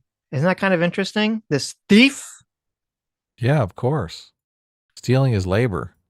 Jeez. In this case, the criminalizing of solidarity with the people currently being exterminated. I made a tweet the other day that... Who's doing that? Criminalizing the solidarity with Palestinians? Yeah, who's doing that? Nobody. Okay, he just says it. He throws it out there. I would like some evidence, an example maybe of that happening, perhaps, that you could point to. Is it a crime? Anything interesting? Yeah. I know a lot of people that have some solidarity with the innocent Palestinian people. Mm-hmm. It sucks. Yeah, it sucks. But my problem with Chapman here is he's basically blaming Israel for everything. And just like if October 7th didn't happen, this kid wouldn't be getting bombed the shit out of. Right. Yeah. So of course, credit where credit is due. Hamas did it. And you cheered it on, Chapman. So yes. Yeah, you're partly responsible for this shit. This exact situation, again, this is why it's so funny. Everything this guy believes is completely annihilated by reality. Him and his dumb fuck friends, they were cheering on Hamas's violent, brutal attack of, quote, they look at it like as freedom and justice, attacking Israel. And what happens in response? So many people in Gaza get fucking wiped out, right? Yep. So the clearest example of why this sort of violent action doesn't work, and yet he refuses to say, maybe that was a bad idea. Maybe it didn't work. Instead of realizing the reality and saying, oh, it didn't work, all it did was lead to more suffering, more pain, more death. He's like, I know, I'm going to somehow be part of a movement that's going to change everyone's mind to make it culturally acceptable to murder and rape and kill people that you label as oppressors. That's how I'm going to enact positive change in the world. So then there will be no retaliation just because it's acceptable? Yes. Look, fuck you. That's like the retaliation is still going to be coming. Right. That ain't going to happen. You're living in a dream world, buddy. Look, and I do think Israel is kind of, gone a bit too far here because of all the innocent suffering that's going on. But just denying that Hamas was the one that instigated this, it's ridiculous. It's totally ridiculous. If October 7th didn't happen, none of this would be going on. So, of course, whatever. He'll say, "Oh, but they would do other things, not this kind of scale." They're turning Gaza into a parking lot. That wasn't going to happen. Yeah. So look, they might have had a 2-state solution sometime in the future if they kept going with nonviolent resistance. But look, nobody over there is interested in nonviolent resistance. They're interested in violent resistance. Well, guess what happens when you go ahead and sucker punch the biggest dude in the bar? You get fucking wiped out. Yeah. Okay. It's not yeah. gonna work. Yeah. Don't go crying when you started it. Yes. Sorry. Yep. Anyway, look, I'm with you. I mean, the bartender is innocent, like the bar owner's innocent. Mhm. Like there are all these innocent people around that are getting wiped out too. But geez, let's keep in mind how this whole incident started. So Yeah. and you were cheering him on, man. You were saying, yeah, go get him. Get him. Get in there. Sucker punch him. He's a capitalist. Sucker punch him. Oh, what? Oh, that leads to like way more violence and way more people dying. Oh, well, instead of me changing, like this is the best example of how, instead of him, in the beginning of this video, he says people should get new information and be able to change their mind. Yeah, I remember laughing Yeah. my ass off when he said that. So instead of him getting new information like, these people, these Palestinians did the exact thing that I think they should have done, instead of it actually creating something better for them, all it did was make everything worse.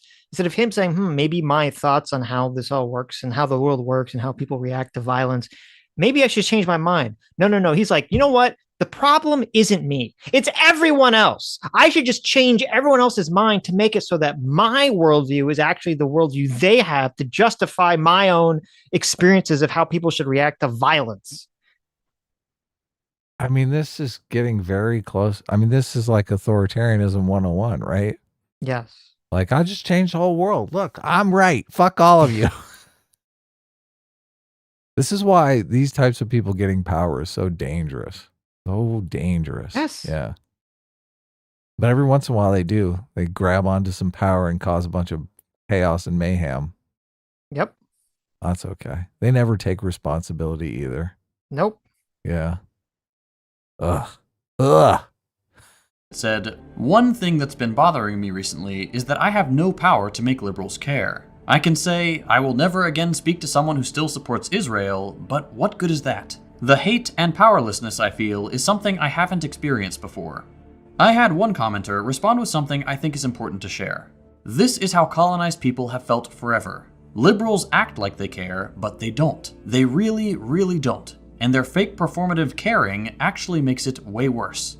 At least right-wingers are honest. That's a great point, and it echoes what Malcolm X said half a century ago. Listen, I don't care if you say you care. If you're not in favor of killing and raping people that are innocent in order to support my cause, then you don't really care, Adam. Okay, you're just a fake supporter. You're a fake ally. Yeah, I'm not your ally, Chapman. I'm not your ally, okay? I do. Look, I say it often on the show. I think there's more pain and suffering happens in the world through ignorance and malice. And I just, this guy's a fucking idiot. Right. He's an idiot on steroids. So. Spencer Harmon for $10 says empanada, empanada, empanada, empanada, empanada. What's that all about? Instead of infantada. Oh, okay. Empanada. Empanada. Okay. Dude, I'm for empanadas from the river to the sea. I mean, those things are delicious. What are you talking about? Okay. Phil, that remains. Look at that. Hey, Phil. Wow, Phil. For $20. Nice. Thank you. Says hello from 33,000 feet. Well, there you go. Look what? At that. Oh, nice. He's on an airplane. Okay. One's on an airplane. Good for you. Either that or he's parachuting. Well, if you're parachuting, you should probably get off the phone. Okay. That's my guess, but hope you have a good flight. Let's see. Dan Richards for $5 talking about the Mount Sinai thing says, they, being the protesters, they were blocking 4 hospitals. They were on the same intersection. Sick kids, Toronto General, Mount Sinai, and the Princess Margaret, each corner. Well, there you go. Why are they blocking people from accessing hospitals? How's that? They're just trying to get attention. They're just trying to get a little likes on their Facebooks. Yeah. That's what they're trying to do. Mm-hmm. True. Sella for $5 says, notice that these people say killing Israelis is based but sexual assaulting them is a hoax. That's because they're feminists, and that's the line they draw. I think that's part of it. I think another part of it is that they just know that, like, they know that the sexual assault accusations galvanizes more and more people to have more sympathy for the Israelis and less sympathy for the Palestinians. And so they know that if that stuff comes out to be true, which, obviously it is true to some degree and to some extent, and there were lots of witnesses that's, testified to this fact, that they're just worried that will basically make people, not care about, Israel basically killing, a lot of Palestinians too. Right. So. There was a lot of witnesses at the music festival, this kind of stuff. People who survived. Yeah. Yes, there were lots of witnesses that saw it happen. There were a lot of witnesses that found bodies in positions that will obviously show that they had been sexually assaulted. And then these like despicable socialist tanky scumbags are like, oh, when they found these bodies that had been like killed and raped, why didn't they like take pictures of that and then, scoop up DNA samples? It's like, oh my God, are you fucking like insane? Well, first of all, they did take pictures, and those pictures were taken by the coroners, and the coroners examined the bodies and stuff like that. There's podcasts of them talking about it. So, but obviously you're not going to publish those pictures because they're horrific, and these people had families. So the fact that you want some sort of proof so that you can win some internet argument, when there's the dignity of the families on the line, fuck you. You don't understand. They just made it all up. They made it all up. It's so ridiculous. Yeah. Look, I'll take the word of the coroners. Okay. I don't need to see the pictures myself. M8566 for $20. Thank you. Says, I'm sorry, but Gaza doesn't have a standing army that Israel can fight a conventional war against. If Hamas cared about the people of Gaza, they would surrender instead of using Palestinian citizens as shields. Yeah, isn't it interesting? Isn't it so interesting that all these fucking people calling for a ceasefire and all this stuff, none of them, they don't seem to ever say, yeah, we want a ceasefire and Hamas should give up all the remaining hostages, and Hamas should surrender for doing the attack, on October 7th that was not justified, right? How come the ceasefire crowd never, bring up that element of it? Isn't that interesting? They don't want Hamas to ceasefire. They want a one-sided ceasefire. Yes, it's total nonsense. You can't be making excuses for what happened on October 7th and not believe that, Hamas can do whatever they want. It's a total double standard. J-Mac for $20 says, on an airplane, Phil, thank you. Whip out them decks and join the Mile High Magic Club. That's right, Phil. Wow. You and J-Mac should play Magic while you're both on airplanes wirelessly, okay? Wow. That'd be good. Liberals are no better than conservatives. They're often even more bloodthirsty, as we've seen with their recent behavior. Oh, I'm so bloodthirsty, Sitch. Oh my goodness. So bloodthirsty here. How about you? Are you bloodthirsty? Do you want some blood? Oh, I do. Yeah. Blood for blood, and by the buckets. I'm bloodthirsty, but as long as it doesn't impact, my daily life in any way. Okay. Right. Yeah. Right. That's how you know that the moderate is super bloodthirsty. Oh, they're walking around, they just want to grill and all this stuff. They're like, oh, I'm so bloodthirsty. I mean, I don't want the bloodthirst, to impact my life in any way whatsoever, but I'm just so bloodthirsty. Yeah. Yeah. I think he's wrong. The only thing that separates a liberal servant of empire from a conservative one is that the liberal will lie through their teeth to make it seem like they're on your side. Stop lying, Sitch. You dirty empire supporter. This is just comical at this point. Sitch. Well, and also, I mean, he's basically casting all conservatives as fascists. And it's just like, oh yeah, like he's not even backing up. It's like, yeah, you guys just know conservatives are all just evil fascists, right? Yeah, of course. Just like obviously, that's just a given. Conservatives are fascists. Liberals are liars. Bloodthirsty liar. They're all secret fascists. Okay. It's just so silly. Right. So silly. What are commies? Oh, they're groomers, right? It's so funny too. So like, they hate there's this whole thing about, how in the US they want to build a port so that they can basically give people in Gaza food and medical supplies and things of that nature. because there's no really good way to get it into the country without, Hamas basically stealing all the Monopolizing stuff. it. Yeah. I Right. mean, it's not going to work because they're going to give it to the refugees at the thing. And as soon as they're a mile away, Hamas is going to steal it from them. So, I mean, Yeah, it's I not know. going to work, but I know. And then obviously, and also I think there's, contention because Israel doesn't want them to do this and also other stuff. And yeah, it's funny. So even the socialists, they say that like this port is really just a secret thing that the Americans are doing in order to somehow use it for evil military purposes against the Gaza people. oh, okay. Yeah. So it's Yeah. like, We're okay, planning a right, nuclear base there, of right, course. right. I mean, we have nuclear submarines. I'm Right. sure Well, they're floating around we out there. need we want to put a little base there that our nuclear submarines can, gas up, right? Refuel. Refuel their nuclear Right. rods so that they can go blow up the Palestinians a little bit better. It's so silly. This is so silly. What is the stereotype for the commies besides groomer? Is there any stereotype for? Like rich kid. Oh, maybe, yeah. Yeah, it seems to be a pretty Delusional. common one. Yeah, delusional Yeah, rich kid who wants that who had their works. mommy and daddy pay for everything and wants like Right. everyone to live that way. Yeah. At least when a conservative says they want you dead, you can believe it and brace for impact. Whoa, guys, what? Why? You just openly calling for them to be killed? Come on, Wait, what did he chill say? out. He said at least when conservatives want you dead. Do they want him dead?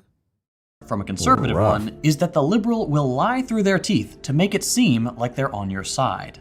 At least when a conservative says they want you dead, you can believe it and brace for impact. There you go. I mean, I guess all the conservatives are screaming they want who I don't know who the they is in the sentence, but Where are there these you go. videos, Sitch? I think we should cover some of them. Okay, I guess we should. Yeah. Hmm.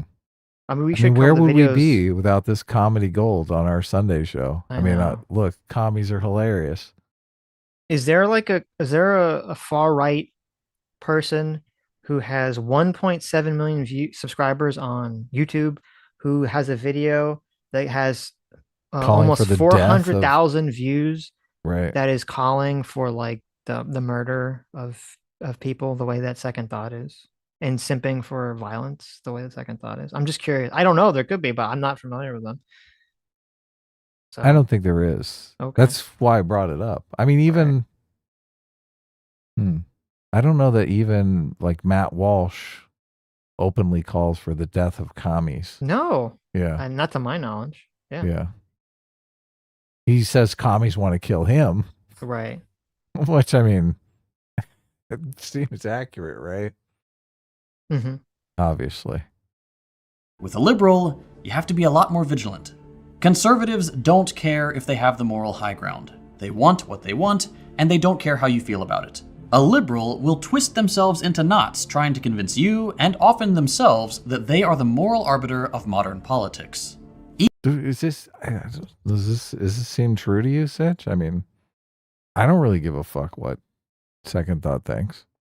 I care. I mean, I'm glad that we can make content over him. Yeah, look, I'm not trying to win over I'm not trying to win over the commies. I mean, we're Right. trying to just have fun. Trying to expose them. Yeah, yeah. Their idiocy. And, You can't win them over. They're morons. Well, and How also can you win them it's so over? funny because like Second Thought doesn't this guy, he's so stupid. He's so retarded. He doesn't understand how any of this works. The way the socialist trick is supposed to work is that they need to infiltrate, and then they're supposed to throw their mask off only when it's too late. Okay. Right. Second Thought is so horny for violence and retardation that it's like the socialists have infiltrating, but before they're ready, he's like throwing the mask off, like, let's kill all the liberals, kill all the liberals. And all the socialists are like, no, you fool, we're not ready yet. They're still gonna crush us. What are you doing? What are you doing? Yeah. They still have the entire Democratic Party. You idiot. Yes. So it's like I thought over here, he's jumping the gun. He's so horny for violence, he's jumping the gun. Right. And he's just going to expose, himself and the other socialists to the moderate liberal mainstream. Crazy. What a fool. But it is funny. It is funny. Even the liberals who are critical of Joe Biden and the wider West's enabling of this genocide often speak out in a way that ends up reinforcing belief in liberalism. Take the recent drama surrounding Jon Stewart. He said some common sense stuff about Biden and really pissed off the vote blue no matter who crowd. But his I hate the fact that he puts all these headlines up and he never really reads them. Yeah. Take the recent drama surrounding Jon Stewart. The headline is Jon Stewart draws liberal anger for criticizing Biden. I'll never forgive you. Right. We covered this where We Jon did. Stewart basically threw Biden under the bus a bit. Yeah. Well, and I don't know why Chapman is bringing this up because he fucking hates Jon Stewart. Right. Yeah. He's everything he despises in this entire video. Although Jon Stewart is woke as can be now. That's true. Yeah. He's awful. Jon Stewart hates white people. It's just, yeah. He has massive white guilt. White guilt has completely destroyed his brand. So, look, you can't come out and say you're against racism and just be so openly against white people. Not a good look. He said some common sense stuff about Biden and really pissed off the vote blue no matter who crowd. But his criticisms also really resonated with the masses of more casual liberals in the Imperial Core. The Imperial Core, that's it. I just can't get over it. It's so funny. His statements were intended to air the concerns of people starting to feel cognitive dissonance about their support of genocide, and then to steer them back into the fold of the Democratic Party. Yeah, Biden may be too old for the job, but we'll do better next time. The most important thing is keeping Trump out of the White House. Things would be so much worse under a Republican, believe me. Never mind, of course, that things are only this bad because Biden, liberal champion of peace and freedom, has personally refused to call off his attack dog, and has instead spent billions of dollars of your tax money to fund the massacre of tens of thousands of men, women, and children whose only crime is trying to prevent the slow-rolling eradication of their people and their history. That's their only crime. Did you know that? That's their only crime, right? No other crime. No other crime. Nothing. You know, interesting strategy. Killing and raping and abducting innocent civilians is just, that's not a crime. That's just you defending yourself against the evil colonialist empire. Right. I could go on like this, or hell, I could just leave the video running and play the hundreds of hours of footage showing what Western liberals are enabling in Gaza. Children torn to pieces hanging from piles of rubble. A man so stricken with grief that he loses consciousness after being told his entire family has been killed. A beautiful little girl, my daughter's age, standing alone in the cold, waiting for parents who will never come back. But I know that footage will not solve... I fundamentally disagree with his premise. I think these pro-Palestinian protesters have done far more in making people support Israel than some moderate liberal who's like saying, whatever. Right? Yes. Yeah. You, Chapman, and your ilk are the ones that are causing all this. Stop blaming us. Yes. For your little tantrums. Yes. You and your idiots supporting Hamas, which directly caused this reaction. Okay. Obviously. As you said, you go up to the biggest, baddest guy in the bar and you punch him in the face and steal his girlfriend. And you're like, oh, well, when he comes in, tries to track her down and like wipes everyone else in the area, like who could have ever expected that to happen? Right? Yeah. Yes. Yeah. When the liberals are just sitting back going, yeah, that's pretty obvious. Yeah. Like Chapman over here is like, listen, you should go up to Liam Neeson and steal his daughter. Like that's going to totally end in like a completely like nice way for you, right? Yeah. That's a two-state solution. You should go to Liam Neeson and steal his daughter, and as you're walking out, you should shoot Neo's Keanu Reeves' dog. Yeah, these are good ideas for people to do, right? Yeah, this is how you win. This is how you win the hearts and minds of Americans. There you go. Yeah. Can you imagine now? That's the movie I want to see. I mean, Liam Neeson's too old now, but that would have been an epic. Okay, the Liam Neeson, Keanu Reeves team up. Well, and they're going to follow it up with, all these Harvard presidents going to Congress and basically snickering at anti-Semitism. They're going to go out on the highways and freeways of America and block people getting to work. Yep. Just look, take some responsibility here, bub. He can't though, because these are the kind of things that he advocates for, is actually like winning hearts and minds. Yeah. It's just idiocy. Yep. Often the liberal heart. If they've made it this far and not changed their mind, they are irredeemable. Yeah. Look, you've done absolutely nothing to change anybody's mind. Like, you haven't put forward any sort of cogent argument or anything. Yeah. But it's our fault. No, he's like, listen, if you talk to someone and you berate them for 15 minutes about how they're the worst person ever, and they don't change their mind, then they're irredeemable, and you should just take them out. God, this guy is just... You should just get rid of him. This guy's a piece of work here, man. Mental retardation on display here. I know. Oh, it's still... I feel like he's some 15-year-old. Mm-hmm.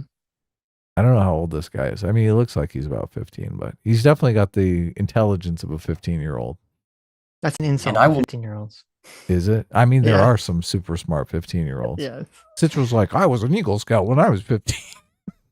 Exactly. Listen, when I was 15, you could show me this video and I've been like, who is this retard? Of course. Yeah. Not waste any more of my time trying to win over my enemy. Oh, good. Thank you. But at least keep making these videos because they're laughably fun to watch. Yes, thank you. To watch with our audience and my friends. Thank you. And for those who think I'm being overly harsh and that liberals are annoying but not really all that dangerous, I'll cite just one more historical fact. Oh, okay, good. Here it is, Sitch. I'm ready. One more historical fact. The fact. Here it Okay. is. Is it a fact that every time they use violence to try to get their way, it just backfires, essentially? Unless you wipe the other person out completely? I don't know. Let's see where he goes with this. Okay. Every time liberals have been given the choice between socialism and fascism, they have sided with fascism. And when I say they've sided with fascism, that's actually a little misleading. Yes, normal liberals, the individuals, will always pick a well-dressed white fascist over a scary urban communist. But liberals as a political organism don't really choose to side with fascism as much as they devolve into it. This is okay. So this That's is a fact, kind of Adam. retarded. Listen, it's a fact. Now, he's going to show you data and some sort of specific example of this, right? To show this fact, or he's just going to say a statement and just say it's a fact, and then his dumb commie audience is just going to go, Right. yum. Look, I when things break down, when society breaks down, the strongman authoritarians always win. Yes. Because they're the ones that are willing to kill and maim indiscriminately, right? Yes. And if you don't have a stomach for that kind of thing, which a lot of people on the left don't, obviously, because they're the hippie, free love, like Yep. let's all be peaceful type individuals. So yeah, they become totally susceptible to these fascist authoritarian thugs. Yeah. Of course. Yeah. Of course. But that's just that's a social structure of reality. He says it's a fact. It's a fact that liberals they always side with fascists, right? That's just a fact. Mm-hmm. Okay. I mean, I guess that, negates the reality, the actual fact that the liberal countries, they all went to the Soviet Union. They said, hey, Soviet Union, hey, Stalin, you want to team up with us against Hitler? We're pretty sure Hitler's going to start invading the rest of Europe. And, we should get rid of this fascist, right? We know that you as a socialist, you're supposed to be very anti-fascist, right? Why don't you team up with us, against the fascists? And you know what the Soviet Union said? They said, well, can we start taking over our neighbors? And the liberals were like, no, what? No, what do you mean? No, the whole plan is to stop a war. You can't take over anyone. The Soviet Union said, well, we'll get back to that. And then they go and exactly. Soviet Union goes over to the dirty, evil fascist and the Hitler. And they say, hey, Nazis, if we team up with you, can we take over a bunch of shit? And they're like, oh yeah, take over whoever you want, man. That's totally cool with us. And who did the socialists team up with? Who did the socialists team up with? Oh, that's right. They literally teamed up with the fucking Nazis to start World War II. And the only reason the socialists turned against the Nazis is because the Nazis betrayed them. That's the only fucking reason. Right. Yeah. They had an authoritarian streak in them too. Yes, but it's just they lie every time. They lie and project, lie and project, lie and project. Yeah. Yeah, that really is the separation really is between authoritarianism and liberalism or libertarianism, whatever you want to call it. Individual freedom versus the boot. Mm-hmm. Yeah. Yes. And I don't think the liberals side with the fascists. The liberals are victims of the fascists just as much as everyone else is once they take over. So, yeah. Just sucks. Fascism is rooted in the same Western mythology as liberalism. Whereas in times of peace and prosperity... Yeah, you're like, what? He just says these comments, never explains anything. He just throws out this shit here. Right. I don't know. What does that even fucking mean? Fascism is based on the Western mythology of liberalism. What does that even fucking mean? Yeah. What is the Western mythology of liberalism? I don't know. That people deserve individual rights? That people have natural rights? Well, and how can that be a mythology when we've structured our whole legal system to provide individual rights as much as possible? Yeah. And that's actually completely that's the exact opposite of what fascism believes. Yeah. Yeah. Whatever. Prosperity, liberalism has all the frills and niceties normal people would expect from a first world country. As soon as the economic base falters, as soon as the lines start to go down, the mask comes off. It's often said that fascism is capitalism. This guy is like, oh my God. This guy is like a middle schooler, okay? You know, when you'd watch like some movie in middle school, it was like or you play a video game like Fallout, or you watch a movie where it's like, you know, after the nuclear holocaust came, after some sort of disaster came and society fell apart, everything breaks down. Our nice liberal democracy disappears and everyone shows their true face, the face of a wolf, right? You've all seen those, Mad Max. You've all seen a million of those fucking movies, right? And it's like, okay, when you're in middle school, you're like, oh, whoa, wow. I never thought about that. When some crazy thing happens, oh, everything breaks down. It shows the true wolf of an animal. Oh my God, I'm reading Lord of the Flies in middle school. Oh, this is so deep, bro. Like this idiot never moved past that, thinking that's like a deep, like interesting concept. It's like, yeah, now everyone older is like, yeah, duh, obviously. We all know that. That's what happens. It's very obvious. That's why we're trying to protect, society from reaching that point, idiot. That's the entire point. Yeah. When law and order breaks down, people start eating one another. Yeah. Yeah. Yeah. Okay. I've seen 28 Days Later. All right. Yeah. I know how we all know how it works. Yeah. Everyone's known how that works for like thousands of years. Okay. So the dawn of human fucking civilization. In decay. And if there's one thing we've seen with the United States since the Reagan years, it's that capitalism is on the decline. There's a reason we're always at war. Why our civil liberties are being curtailed under conservative and liberal leaders alike. Why Joe Biden is holding twice as many immigrants in cages as Trump was at the end of his term. Why we're backing Israel to the... Wait. The immigrants are in cages? Yeah. Did you know that? I thought they were catch and release. What are you doing? No, listen, Joe Biden is actually super right-wing on immigration. He's putting all the immigrants in the cages. We got 3.5 million immigrants in cages now? Yes. That's a big cage. You didn't know that? The very last Palestinian. When capital has to circle the wagons to maintain its dominance, its rhetoric and actions start to look a lot like fascism. The reason for this is simple. Fascism... He says this while living in a country rooting the principles of liberalism, where he's free to promote on YouTube all of the dumbest, craziest shit ever. It's just so weird how he vacillates from fascism, liberalism to capitalism, which I just think, it's all the same thing. Huh? No, it's not. One's a political system. Liberalism is a political system designed to maximize individual rights. Now, I think capitalism and liberalism go very well together because capitalism is an economic system designed to maximize individual economic freedom. So there are definitely some similarities there, but just it's not a one for one. But fascism. Right. Yeah. Oh, well, whatever. Fascism is a natural outgrowth of liberalism. God, I would love to talk to this guy. This guy just seems like... I don't know if he's ever done any sort of debate I don't think he's ever done a debate or any conversation with someone that doesn't believe his nonsensical socialist garbage. He's never been in a situation where he's been challenged on any of this stuff. I don't believe so. I've never seen a video of him ever being challenged on any of this nonsense. Yeah. Be interesting. Is seen as a solution to an economic problem, just as socialism is. But the difference is that fascism does not threaten the primacy of capital, or the comfortable position of the white liberal. That's such bullshit. What are you talking about? You think you've got secure property rights in a fascist state where the fascist government can come take away whatever they want and say, you don't like it? Suck the barrel of my gun? Well, this guy's a fucking moron. So many of these socialists are so brain rot retarded that they literally think that the fascist economic system is like libertarian. No.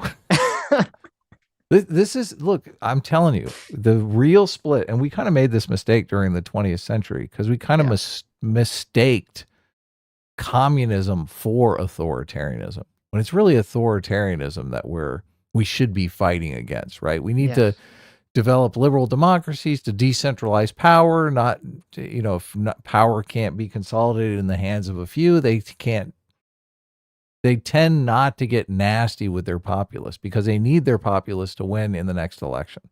So, but this whole idea that they're one and the same, I mean, it's brain rot.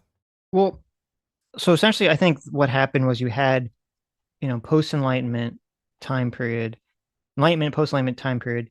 You had the two main systems in the world were liberal Western democracies and some flavor of monarchy, essentially. Right, which was an authoritarian. Which is an authoritarian, but it's an authoritarian regime from the top-down elite version of authoritarianism. The elite, some kind of birth, designed by birth elite will dictate how your society should live. And you had a lot of societies that were under monarchs that were unhappy, and you had a lot of basically bougie philosophers generally living in liberal democracies who were part of the elite overproduction, who were upset with liberal democracy, not fulfilling their own life purposes. And so, or whatever, so then they create their own flavors of authoritarianism. And that's how you get socialism and fascism, which are two sides of the same coin. They're two sides of the authoritarian coin. They're like, we need an authoritarian alternative to liberalism that's not monarchy. And so you get socialism and fascism, which both are flavors of authoritarianism, where it's supposed to be that instead of it being like the elites telling everyone what to do, it's supposed to be the people are investing their power in some sort of authoritarian leader from a bottom-up perspective who's supposed to tell everyone what to do. Right, but a lot of times that investing is really just fictitious. Like, of course. Putin is constantly like, why is he even having elections? He always wins like 90%. It's like, yeah, of course, obviously. Well, obviously, this is what fascism and communism always evolves into. If you invest all your power to make someone authoritarian, very quickly, they're not going to give a shit about what the people want, because why would they? This is why liberal democracy works, is because as long as the people in power still have to placate the voter, as long as they have a specific incentive that they need votes to win, then they're going to care about what you want.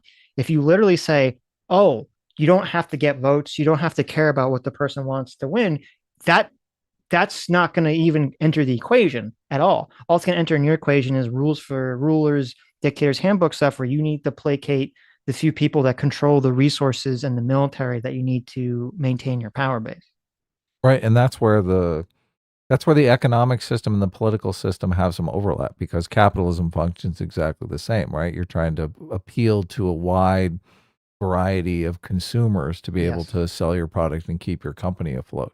Yes. But if you have a monopoly, which is like having a authoritarian monarchy or dictatorship, whatever you want to call it, then you don't really need to placate your customers, right? Because they're forced to buy from you. There's no alternative. Yeah, exactly. Yeah. And many people have experienced this when they try to change their cable or their internet, depending on where they live. Yeah, exactly. Yes, exactly. So. Economic hardship creates conditions where bitterness, distrust, and desperation can thrive. making the masses an easy target for charismatic and bombastic fascists. Or communists. I mean, this is exactly what happens. This is exactly what happens. This is where the welfare state comes from. Yep. To keep the communists at bay, like you. Yep. I'll end with a gentle warning for new socialists. People who understand that imperialism is wrong, but who may still harbor some liberal ideology from their upbringing.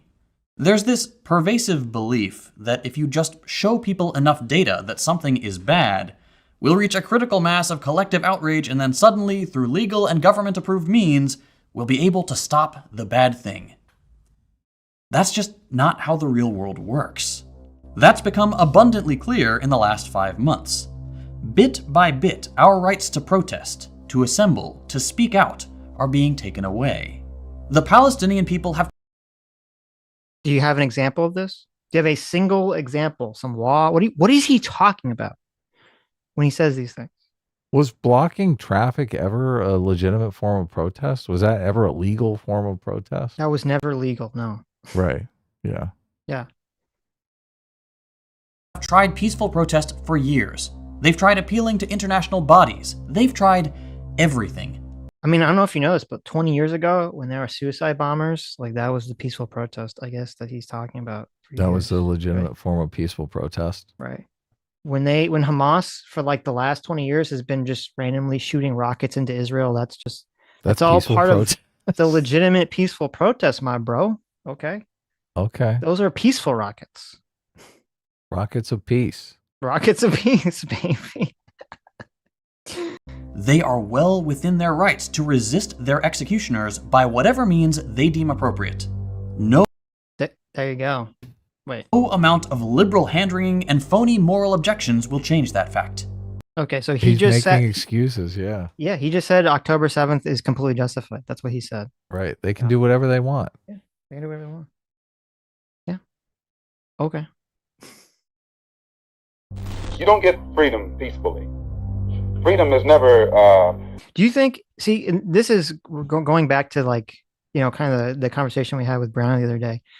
I don't think a person who is a right-wing content creator that was saying this about some kind of, like if there was some October 7th right-wing version of this, I don't know what it would be, but if there was some sort of like, Well, wouldn't it be like January 6th? Wouldn't they be saying, look, you don't I don't think it's fair to compare January 6th to October 7th, right? I mean, I know what you're saying, like, well, but if you... They would classify it as non-peaceful protest. Sure. But what I'm saying is that if there was something that reached the level of violence as October 7th, but that the right was supporting, and it was some kind of right, white nationalist or white supremacist racial violence or something, and you had some right winger who was very explicitly like second thought here, supporting it and saying it was completely justified. I don't believe for a second that they would be continuing on YouTube. Of course, to me, this is just a clear example of the left-wing bias of the mainstream. Right. Yeah. Safeguarded peacefully. Anyone who is depriving you of freedom isn't deserving of a peaceful approach by the ones who are being deprived of their freedom. A few times in the last couple of years. Yeah, who being deprived of their freedom, though? Yeah. That's the thing. Yeah. Second thought is, the guy that you're talking about, the guy in the window who's like, yeah, BLM, and then he gets a brick thrown through the window. Yeah. That's second thought. If his future came to pass, that'd be him. He would get immediately like executed. Oh, of course. Yeah. Yes. Yeah. This guy's not safe. They'd be like, look at this bourgeoisie with his cactus and his purple lighting. In his sports cars. Yeah, in his sports cars. His goofy goatee. His khaki golf shorts. Oh, yeah. Isn't it weird that he has like literally the most bougie look ever? Oh, yeah, yeah. The button up with the golf aesthetic. shorts. Yeah, I know. It's so funny. I used to see him at the country club. This guy would fit right in, right? You know that scene in like American Psycho where all like the rich, people are in like the restaurant and there's like the couple and they're talking about, all the horrible things going on in the world. And then, Patrick gives a speech about all the things that America needs to solve. Like, that's what I feel like second thought is. Yeah, of course. I found myself thinking, surely not these liberals. Surely this friend or this educated person or this family member. Like skipped for me. Hold on. Oh, it did? Sure, back it up. A few times in the last couple of years, I found myself thinking, surely not these liberals. Surely this friend or this educated person or this family member will be different. And they disappoint every single time. Because you don't fall for your nonsense. I'm telling you, this is just a major cope spiral here. I love that there's like this insidious music in the background. You hear I know. Yeah, Propaganda 101. And then he's like, I've got liberal friends, liberal family members. Right. And I think they're going to be different. They're not going to be secret fascists. They won't betray me, but every time they do. When I bring out my communist scam way, I try and gaslight the shit out of them. They never fall for it, Sitch. Oh my God. These And it's funny because he plays a clip right before this of Malcolm X saying that if someone doesn't, give you peace and freedom, they, you should be violent against them, essentially. Yeah. So that's the clip he plays, that you should use violence against these evil, liberals that are standing in your way. And then then immediately follows it up by saying, like, talking about how you're going to be disappointed by your liberal friends and family members. So he's very, very clearly, by ordering this, part of the video, saying that you should be comfortable enacting violence against your liberal friends and family members. That's what he's saying. That's pretty horrible, Sitch. Yes, it's insane. It's totally insane. Why won't my liberal friends support me when I advocate for violence? It's so weird. This fucking twig motherfucking Jerry Curl bitch in his fucking golf shorts is like, you gotta pick up the weapons and start the revolution, everybody. Yeah, like this guy's gonna get curb stomps like it's like 2 seconds into the revolution. That's what's scary though, because all the strongmen dictators are always like these little guys, the guys who always wish they were a foot taller. Right. They are. You look at them, you're like, look at some pictures of the Nazi guys. They're all like a foot shorter than everyone around them. Right. There you go. What's going on here? Oh. Look at this. At some point, all decent people have to realize that liberals are as much the enemy as conservatives. As the guy sitting here advocating for violence. Yes. You kind of seem like the weirdo, man. What are you talking about here? All decent people. Or first of all, it's like all decent people just have to accept that conservatives are like the enemy already, right? Right. That's just a given. Yeah. It's just a given. Well, look, if conservatives are advocating for violence, I agree with them. But I mean, there are plenty of conservatives who aren't advocating for violence. Obviously. The majority of conservatives are not advocating for violence. Of course. Yeah, of course. It's ridiculous. So look, that's where you tip into the Twilight Zone for me, man. When you're like, oh, we need to advocate for violence and everyone needs to be cool with that. Mm-hmm. Maybe just fuck off. Look, and then this is what they always do too. They make out their political qualms as like a catastrophe if they don't come true. So therefore it justifies violence because, a genocide is going to happen unless we get our way. Of course. Of course. But no, look, you're just silly. You're just gaslighting people into thinking things are a lot worse than they are. Look, our political system is designed that if 51% of the population is getting a raw deal, like they can show up at the polls and vote the bastards out of office, vote for some new policies, right? Mm-hmm. Like the fact that they're consistently just voting for the status quo makes me think, well, most people are fine. Most people are doing okay. And you're wrong, Mr. Luxury Cars. Things are so bad for me, Sitch. I had to work at Best Buy for 6 months. Mm-hmm. That's this guy. This guy did work at Best Buy for like 6 months. So, and he's still reeling about, oh my God, the plebs. My assistant manager had control over me, and he's not even worth $1 million. They may weaponize inclusive language. They may try to trick you into thinking they care, but it's a lie. The Western liberal position on Palestine should be Sitch, when did you try to trick anyone into the fact that you cared? I mean, I don't feel like Every day. What do you mean? look, I care to a certain extent, but I'm not trying to I trick everyone. Listen, I'm not trying to make this. you I'm not trying to convince you how much I care for No, the listen. downtrodden and dispossessed. Listen. Uh-huh. I want everyone to know that I'm actually being paid by Big Lib. Big Lib. Big Lib. Yeah, I'm being paid by Big Lib. I actually don't care about anything. Anything I say on these streams, it's all just a lie to convince you to care for the Big Lib bucks that I get. Okay. Yeah. I mean, I care to some extent, but I mean, it's not like a big part of, I want you to understand how much I care about the downtrodden and dispossessed. I mean, that seems so cringe. That's a lie. What? You don't care. I don't care? Okay. Yeah. I mean, I care somewhat. I do Okay, care. No. I think you should spay and neuter your pets. Come on, I care. There you go. No, we really care about spaying and neutering your pets. There you go. All those unwanted puppies, they're adorable. Sitch. Come on. I know, it's sad. It's so sad. Yeah. I don't think you should. I care about people invading their neighbors and killing a bunch of innocent people. I care about that. You're a liberal. You don't care.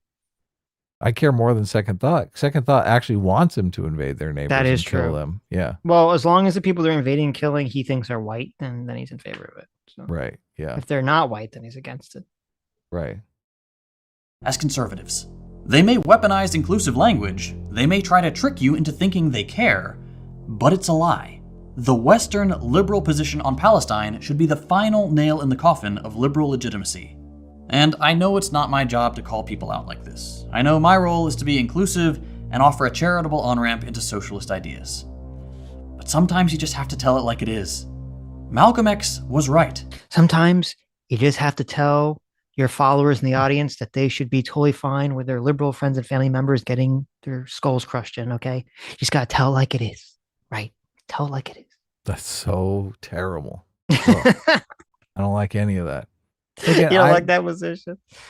And he's pitching Biden as like the liberal perspective on Israel-Palestine. Like Biden hates the fact that the Israel-Palestine situation exists while he's running for president. I mean, it's just a fucked up not to be in an election year. So right. I don't understand how. I don't think Biden is like 1,000% supporting Israel in any way, shape, or form. No. And he's definitely not supporting Palestine like this guy wants him to. Like, why would you? Yeah. So I just look, you're a moron. Everything's black and white to you. You're an idiot. Has this guy Liberals done are the most dangerous. What's that? Has this guy done a video about the Uyghur genocide at all? Where he's like talking about how of course awful is that China's like, look, that's all just Western propaganda. Oh, okay. It's just that doesn't exist. Right. Okay. That's not real. What are you talking about?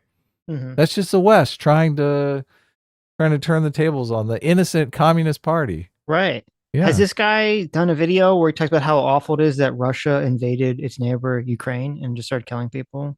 Of course not. Look, I don't know if you know about the 2014 coup that took place. Yeah. The Western-backed proxy war that's taking place. So, right. In fact, he did the exact opposite. He went to the, what was it? The Socialists of America, the DSA. Oh, yeah. Democratic Socialists of America meeting. And he said that everything that's happening in Ukraine is 100% America and Ukraine's fault.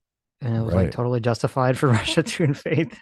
Right. Yeah. Oh, okay. It's almost like all these crocodile tears he's shedding here for the Palestinians. It's all bullshit. He doesn't actually care about innocent lives whatsoever. It's all just dependent on the politics of the people involved. Okay. He's interested in the views, Sitch. Right. He wants to get views on his video. Okay. He wants lots of people to love him. Right. To go, oh my God, you're so brave. Mm. You're so brave advocating for violence against the people I hate. Oh, slow clap.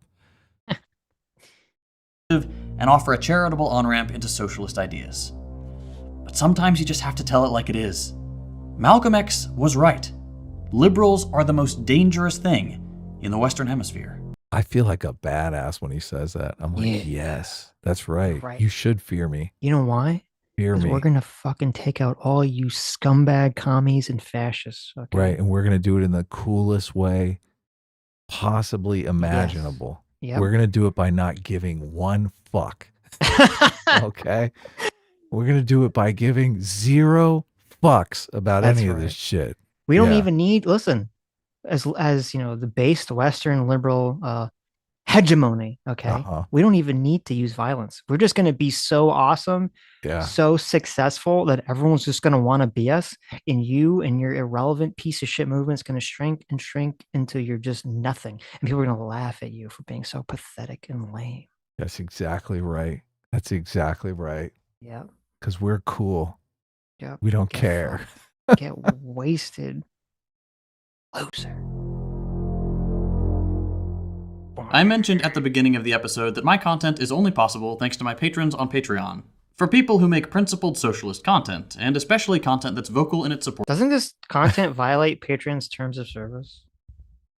Who knows? They don't care. Well, it's got to be actionable. What was that guy saying when they deplatformed Lauren Southern? It's got to be observable, actionable behavior. Yeah, I mean, like, remember they deplatformed Lauren Southern for on the boat thing? Didn't they deplatform Sargon, remember? Did they? I don't, maybe. Yes. Oh, wow. I don't remember. Yes, they did. They did. And he went to Subscribestar. You're exactly right. Yeah, they deplatformed him from Patreon. And this motherfucker is writing, video after video, simping for authoritarianism, advocating for violence, saying that what Hamas did was based, and Patreon doesn't give a shit, I guess. So, whatever. Who cares? Yeah. Okay. Sad. None of it matters, Sad. Very sad. Okay. Well, we can watch the next video now. Let's see. Well, look, I want to watch him shill. Oh, look, this is the best part. Are you kidding me? You can watch the shilling. Look, he's sucking up to the capitalist. Right. Right here. He's like, oh, man, come here, capitalism. Let me tickle your nuts a little bit. Right. Of Palestine, it's really hard to land sponsorships. In fact, I was in talks with a sponsor recently. Everything was going fine. And then and then he realized that I was in favor of October 7th. Yeah. I mean, that kind of shit, that'll happen, right? What happened to, freedom from consequences? What happened to consequence culture? I was reaching out to Raycon and they're like, hey, I'm willing to shill for your headphones. They're like, oh, yeah, that's great. And then they found out that I'm in favor of like raping and murdering civilians. They're like, maybe we don't want that associated with our brand. Yeah, exactly. Exactly. Oh my God. Well, you're hang gliding into Israel. You got your rake, your Raycon. Yeah, not a good look. Are you tired of when you're killing and raping innocent civilians of hearing the screaming of them and their children? Well, if you want to drown out that noise, you can listen to whatever music you want with your wireless Raycon. Yeah. Very, very bad branding. Hits me with this email. Sorry, your content has been flagged for brand safety. I politely ask for clarification and they just ghost me. Stuff like yeah. Look, if you're asking for clarification, you are an idiot. Yes. If you don't know what they're talking about, come on. Right. Man. Come on. What did I do? What do you mean? How is my content problematic? Wow. Like this is why I have to rely so heavily on Patreon. I'm not willing to compromise my principles to make more money. If I wanted to do that, I'd just make a Why I Left the Left video and land $1 million gig with the Daily Wire tomorrow. What? Oh my God. I would love to see this guy. I would love to see this guy interact with anyone on the Daily Wire just because he's so, he's so out of it. He's so politically naive and it would be hilarious. Mm-hmm. That's not why I make my videos. But my content is difficult to produce and I need to support myself and my team. If you're able to chip in even $1 a month, I would greatly appreciate your support. Every patron, regardless of pledge. Okay. What was that weird music? Oh, wait. He is kind of sucking. Music? Yeah. Okay. Amount gets early access to. You get early access to the crappiest videos on the internet. Just look, you can start laughing before anyone else starts laughing. amount gets early access to every video, plus access to our patrons-only Discord server. Maybe we should do that if it's just $1, when we could There you actually go. review his videos before he even releases them. Oh my goodness. That would be hilarious. That could be good, yeah. Yeah, maybe we should do that. Establish the narrative. Look at how cringe this guy is. How upset would he be if we covered one of his videos before it was publicly available? How much mental illness do you think is floating around his Discord too? Oh my. All of it? Oh my God. It's just nothing but mental illness. I would wager that there's not a single person that's mentally well in the entirety of his Discord. It's so sad. Look, I do feel sorry for people who turn to this kind of crap because their life is in turmoil. You know, they're looking for meaning. Well, I have no friends. Well, maybe it's because you're a communist. Maybe it's because you're advocating for violence on the internet and everyone thinks you're just scum. You know, maybe try being nice, try humaning for a bit. Yep. Yeah. But look, I support Second Thought on Patreon. I have a vast community of other mentally unwell people that I interact with daily. We've got everything from a recommended reading list to a book club, and I try to do a live Q&A every month or so. We've built a great community, and we'd love for you to be part of it. We're a small team here. We don't have institutional backing, so we're entirely dependent on viewer support. If you'd like to help keep this operation afloat, visit patreon.com/secondthought and become a patron today. There you go. Beautiful. I wonder if he hides his numbers. Dying to know what they are. No, he didn't. I just looked it up. Well, what is it?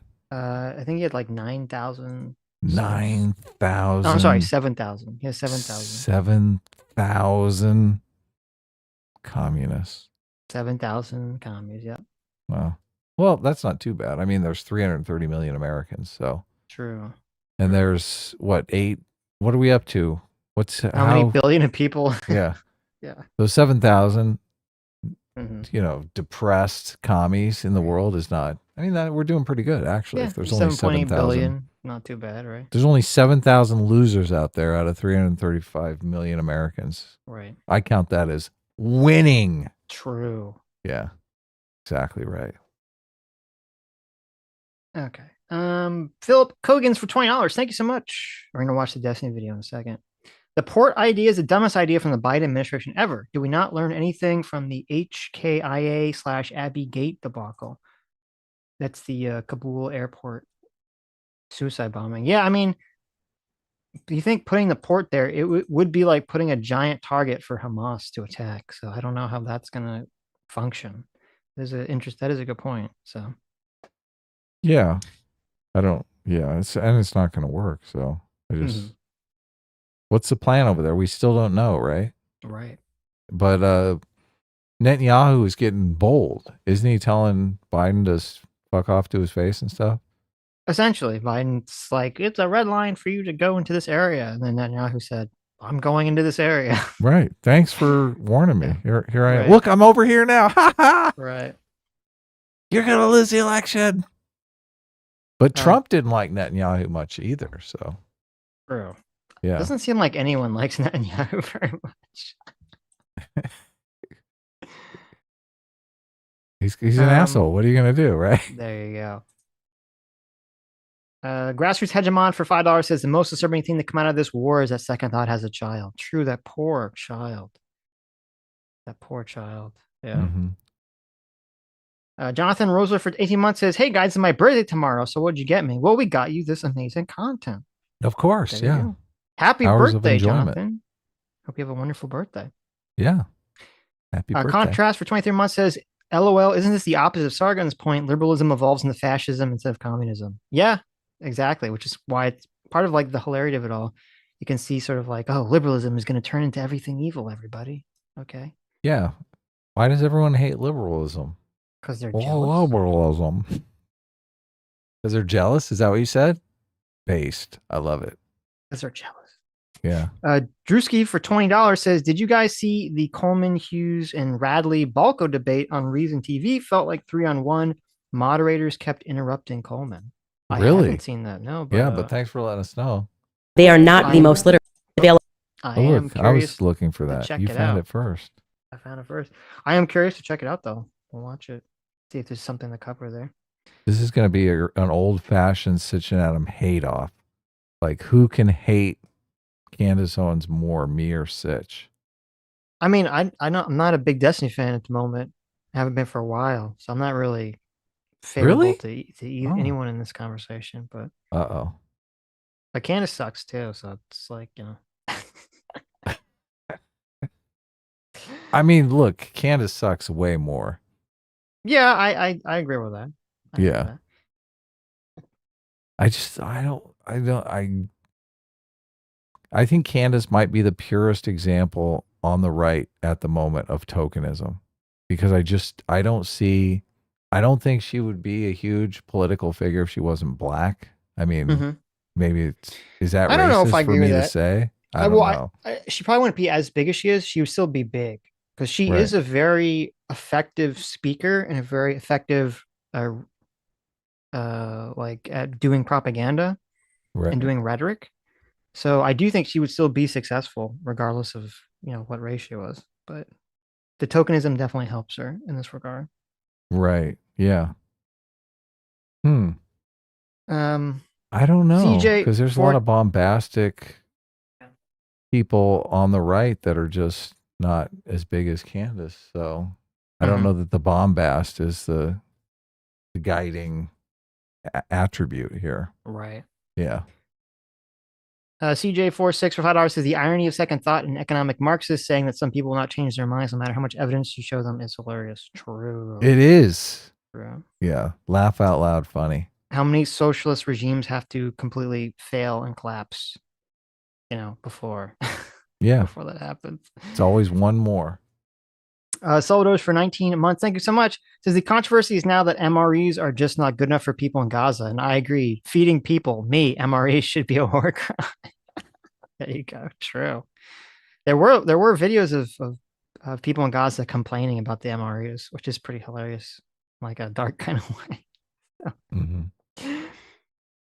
Cameraman 502 for $20. Thank you so much. Says American liberalism needs to be the badass that communist Chinese propaganda portrays it as.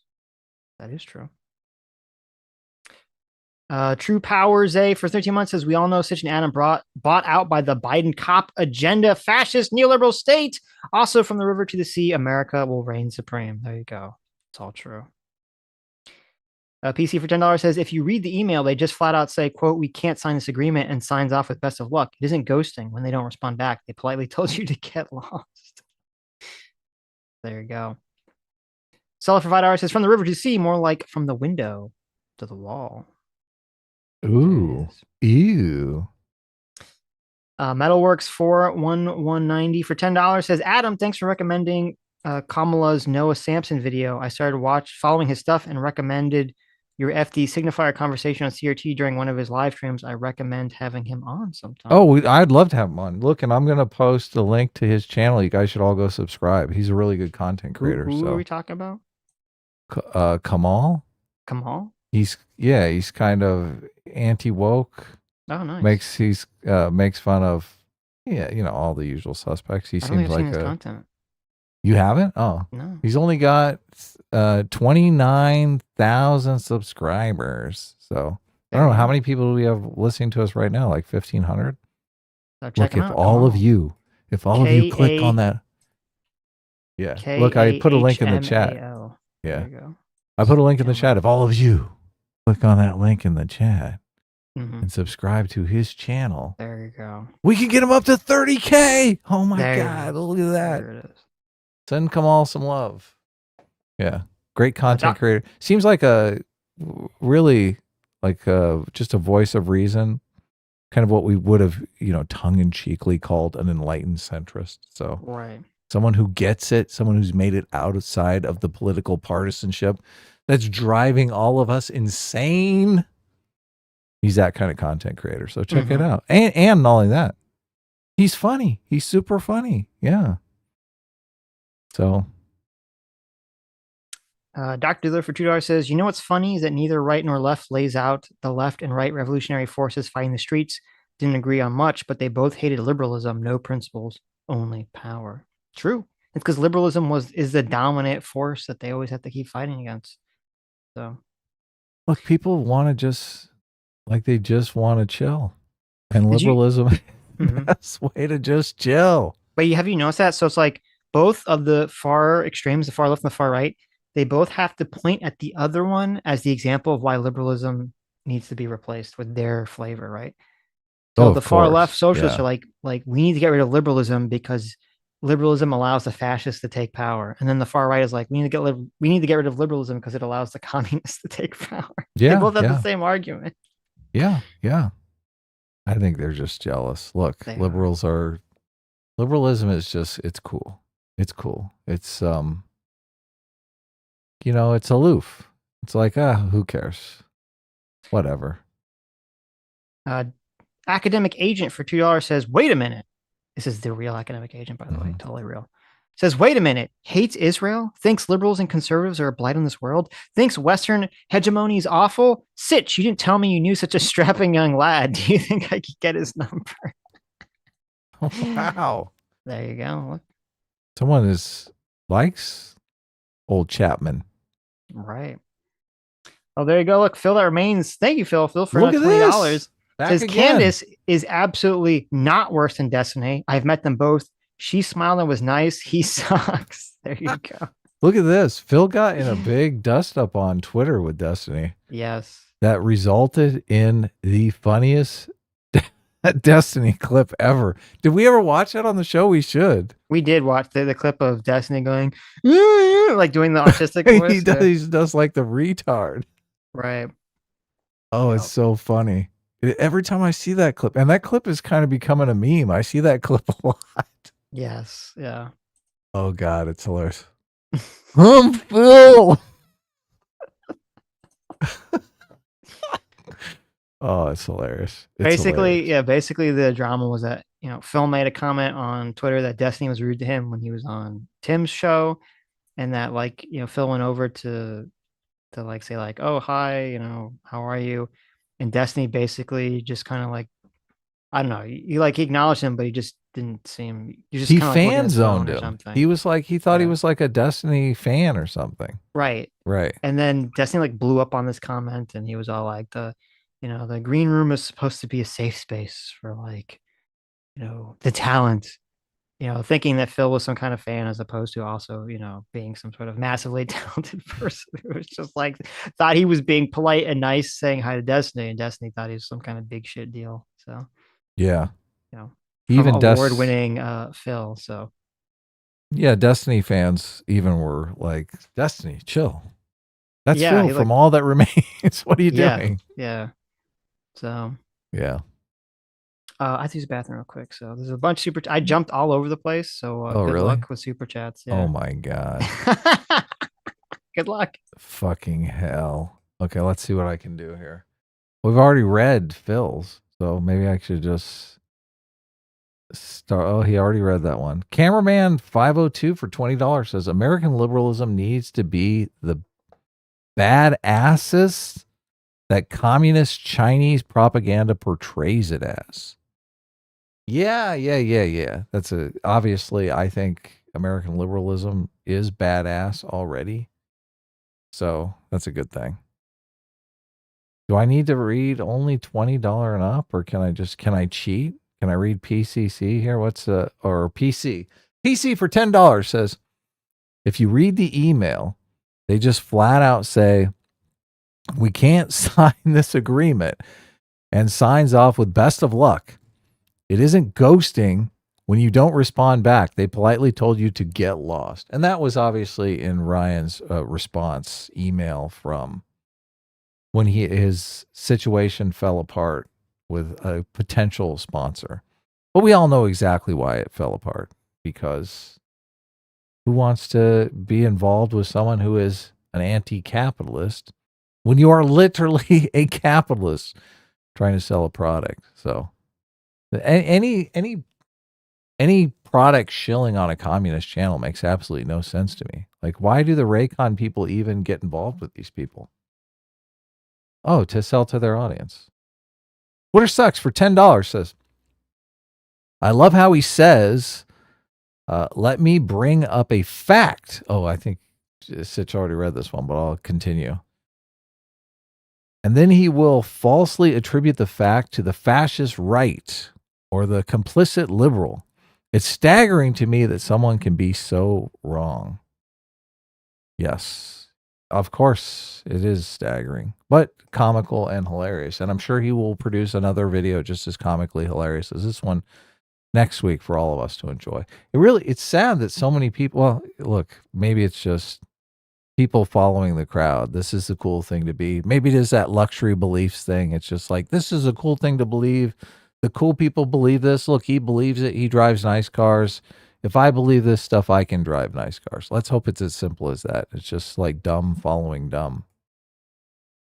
Let's see. Let me go for one that probably wasn't read. Contrast, a member for 23 months on the cusp of the 24-month membership and the gold pyramid that I can't wait to see. Someday it's going to pop up in that chat and it's going to be awesome. It says LOL, which stands for laugh out loud. Isn't the opposition of Sitch is killing me here. He read this one too. Isn't the opposition of Sargon's point liberalism evolves into fascism instead of communism? Oh, maybe you didn't read that one. Sadly, I wasn't paying attention too much here. So let's see here. Let me just spin the dial here. Go up here a bit more. Dan Richards, member for 1 month, says, how can they be for open border? Again, I can't catch a break. How can they be for open borders, but against Jews moving into Palestine? At least they will call it, at least what they call Palestine. Okay, I'm back. I can't, look, I think I've read every single super chat that you actually read. I thought you were only supposed to read the $20. Look, here's one. Sam Josh, member for 12 months. Yeah. A-Team reigns supreme. Perfect. Yeah, perfect. I was just reading ones that seemed kind of like relevant to whatever we were talking about at the time. Look, so. I didn't read ahead.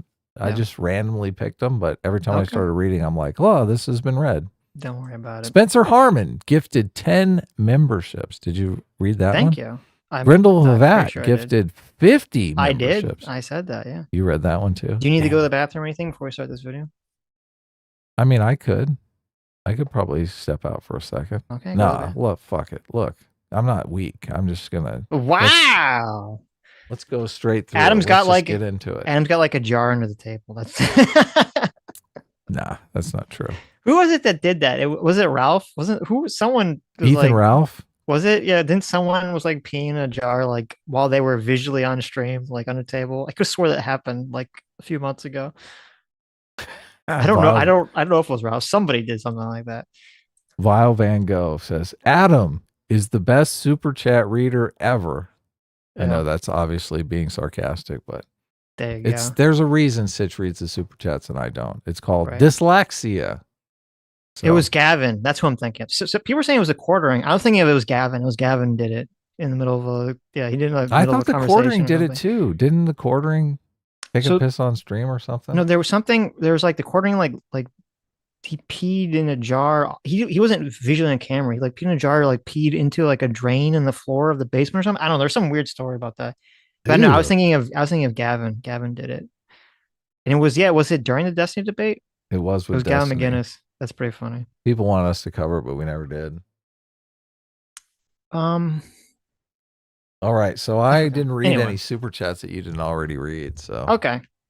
Anyway, so let's jump into it. So this is the Candace Owens Destiny conversation. Right. There you go.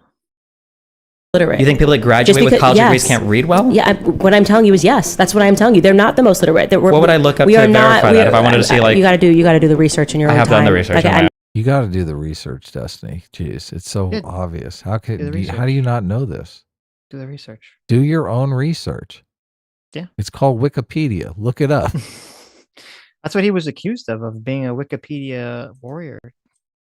That's what he's always accused of. By Norman Finkelstein. Yeah, Finkelstein made me think, oh man. Did you listen to any of the Finkelstein stuff? I guess. So it's a 5-hour conversation. I got through about 2 hours of it so far. And supposedly, I guess I should just skip more towards the end because it's super boring. Yeah, the beginning's super boring. Disney's kind of he was doing very poorly in the first 2 hours that I saw. Mm-hmm.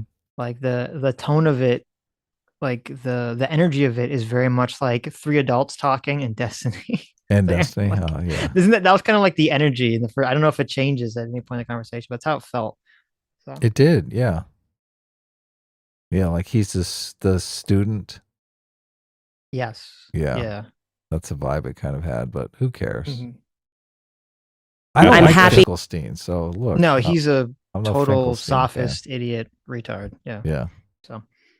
Not true. What do you mean it's not true? And I'm gonna tell you. Okay, hold on. Let me finish my thing real quick. Hold on. I'm sorry, because I've done a lot of research on college degrees, and a lot of research on education, and every single thing that you're saying sounds really good on like a culture war perspective. But when you look at an actual economic perspective, when you look at actual firms that hire people, and when you look at the actual median wages compared to people that even have some college education, all of it is me going to school. All of it. That's great for you, but for the average American, that's just not true. None of these numbers are found on average. You will never find data that supports the idea that high school earners on average are out-earning college degree earners. Every single person that I went to school with is not using the degrees that they paid for. What did you go to college for? Journalism.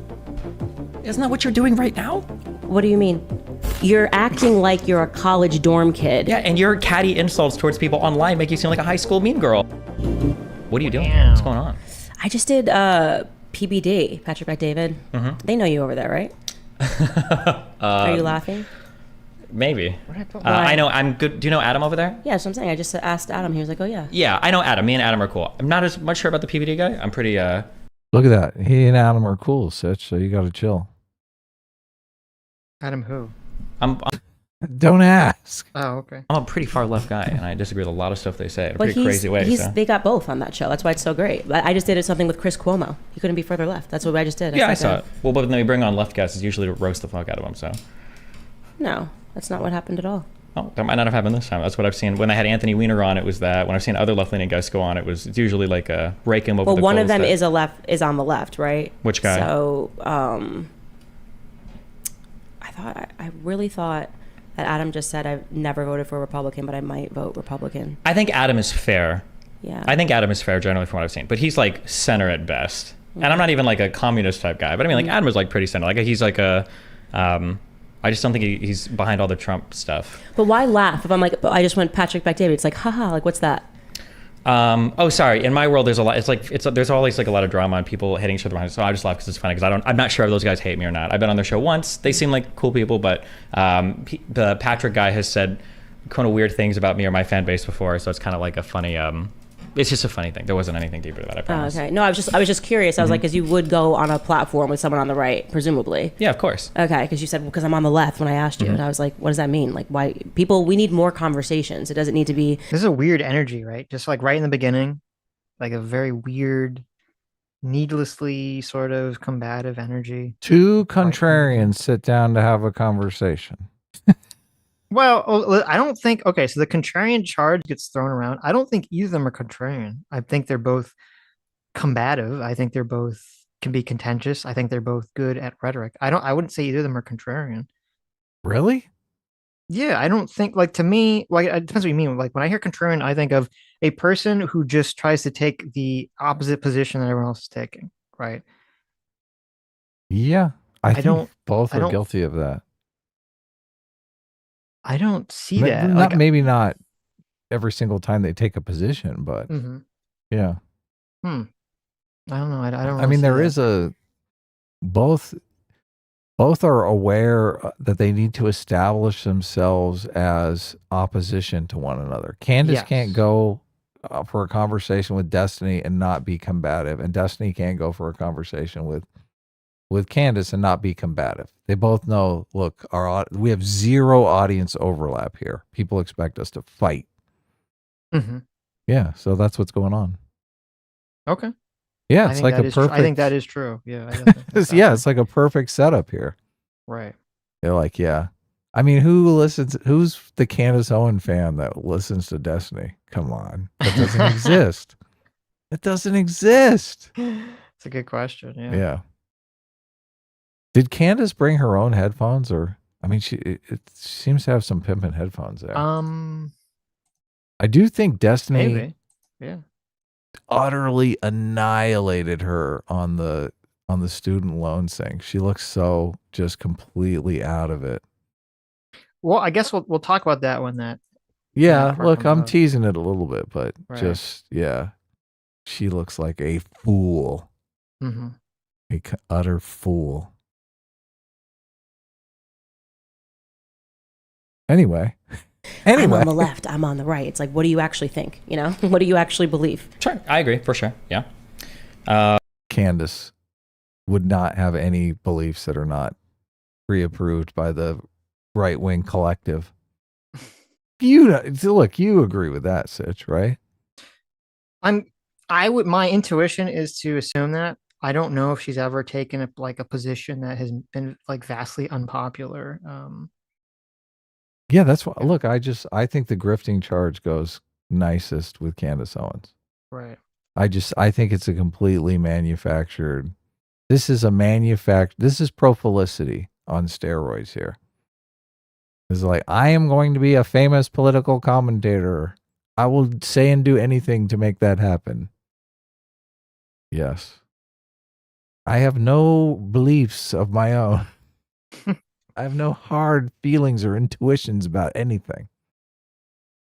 Cameras. Get them over here. What are you talking about mainly over the past week or two? What's the stuff that's captured your attention, your eyes the most? Man, I talk about everything on my show. I mean, obviously, I think the biggest topic for me has been the Diddy lawsuit. It's the craziest thing that's come out, I think, since Jeffrey Epstein. And it's definitely significant because a lot of the work that I do is talking about or I guess really asking the question is what's happened to black culture? Because this is not the black culture that I grew up with. And the Diddy lawsuit potentially answers a lot of those questions. So do you say where you grew up? I was born in White Plains, New York, and I grew up in Stamford, Connecticut. Okay. What can you catch us up on the P. Diddy lawsuit? I haven't been in this area as much. Are you kidding? My mind has been, I've done Israel Palestine for the last 4 years or 4 months, and then like a whole bunch of red pill stuff before that. So my mind is not. So in case you guys have not seen it, you can go over to my YouTube channel. I've been covering it, and if you're there, definitely subscribe. But so essentially, at the end of last year, Diddy was dating that girl Cassie for a long time, about 10 years. Okay. And she started making allegations that Diddy was very into some very sexually deviant things, that I would say. Okay. And forced her to do a lot of things against her will, or drugs, whatever. She files this lawsuit, and basically overnight, I'm obviously being a bit hyperbolic, but he pays her off, so it ends. And then Cat Williams kind of alludes to the fact that more stuff is going to come out in 2024, and then a producer whose name is Rodney drops a lawsuit, and he alleges to have hundreds of hours of footage backing up his claims, and in the lawsuit he actually dropped pictures. So it wasn't just this, because you can always have a frivolous lawsuit, it can mean nothing. And what essentially his lawsuit suggests, allegedly, just for protection here, is that there's a blackmail ring in Hollywood. Diddy is a gangster. On top of Diddy sits now, this is a ring of black guys or people who blackmail people? No, it's a ring. So the accusation, because I don't really know anything about this either, is the accusation that P. Diddy and I think there's like a white music producer supposed to be involved with this, or like blackmailing, coercing people into, they get them high, and then this is the accusation. I have no clue if any of this is true. They get them high, and then they get them to do sexually deviant things that they can use as evidence against them, essentially, to keep them in line. Wow.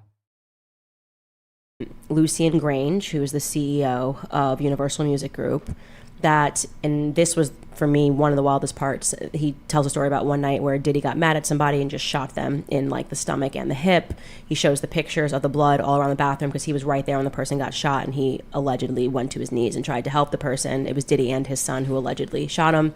But they said that there's one person that you call when something like that happens, and that guy's name is like Fahim something, and he will... That guy's name? Vincent Wolf. Okay. Obviously. From Pulp Fiction? Yes, thank you. The LAPD will write a fake police report, bro. And he shows like how the news then reported that the shooting happened outside, and then it got wiped under the rug. And what's interesting is that guy who you call, the security guy, was the same security person who was one of only 2 people there when Michael Jackson died. So it's now reopened, all the Michael Jackson stuff. Super interesting. A lot of stuff that I would say, a lot of proof presented in these documents. Like I said, there's a lot of photos included.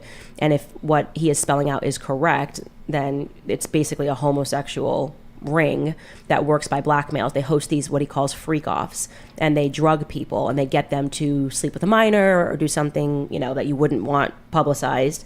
And then they own you, right? Because it's like, well, we have you on camera doing this, and so you're going to say or do whatever I want. So very much like the Jeffrey Epstein stuff. Gotcha. Are these in indictment? So, I don't. We've heard this accusation before. Like, I don't know anything about this specific case. We've heard the accusation, you know, with Epstein. I guess with this now, people drug them. They get them to do something sexual, and then they use it to blackmail. If something like this happened or was happening with some level of frequency, I don't know. Maybe I'm naive here, but I think like someone would roll the dice eventually to call them out, and maybe this is the person doing that, to call them out for doing this, right?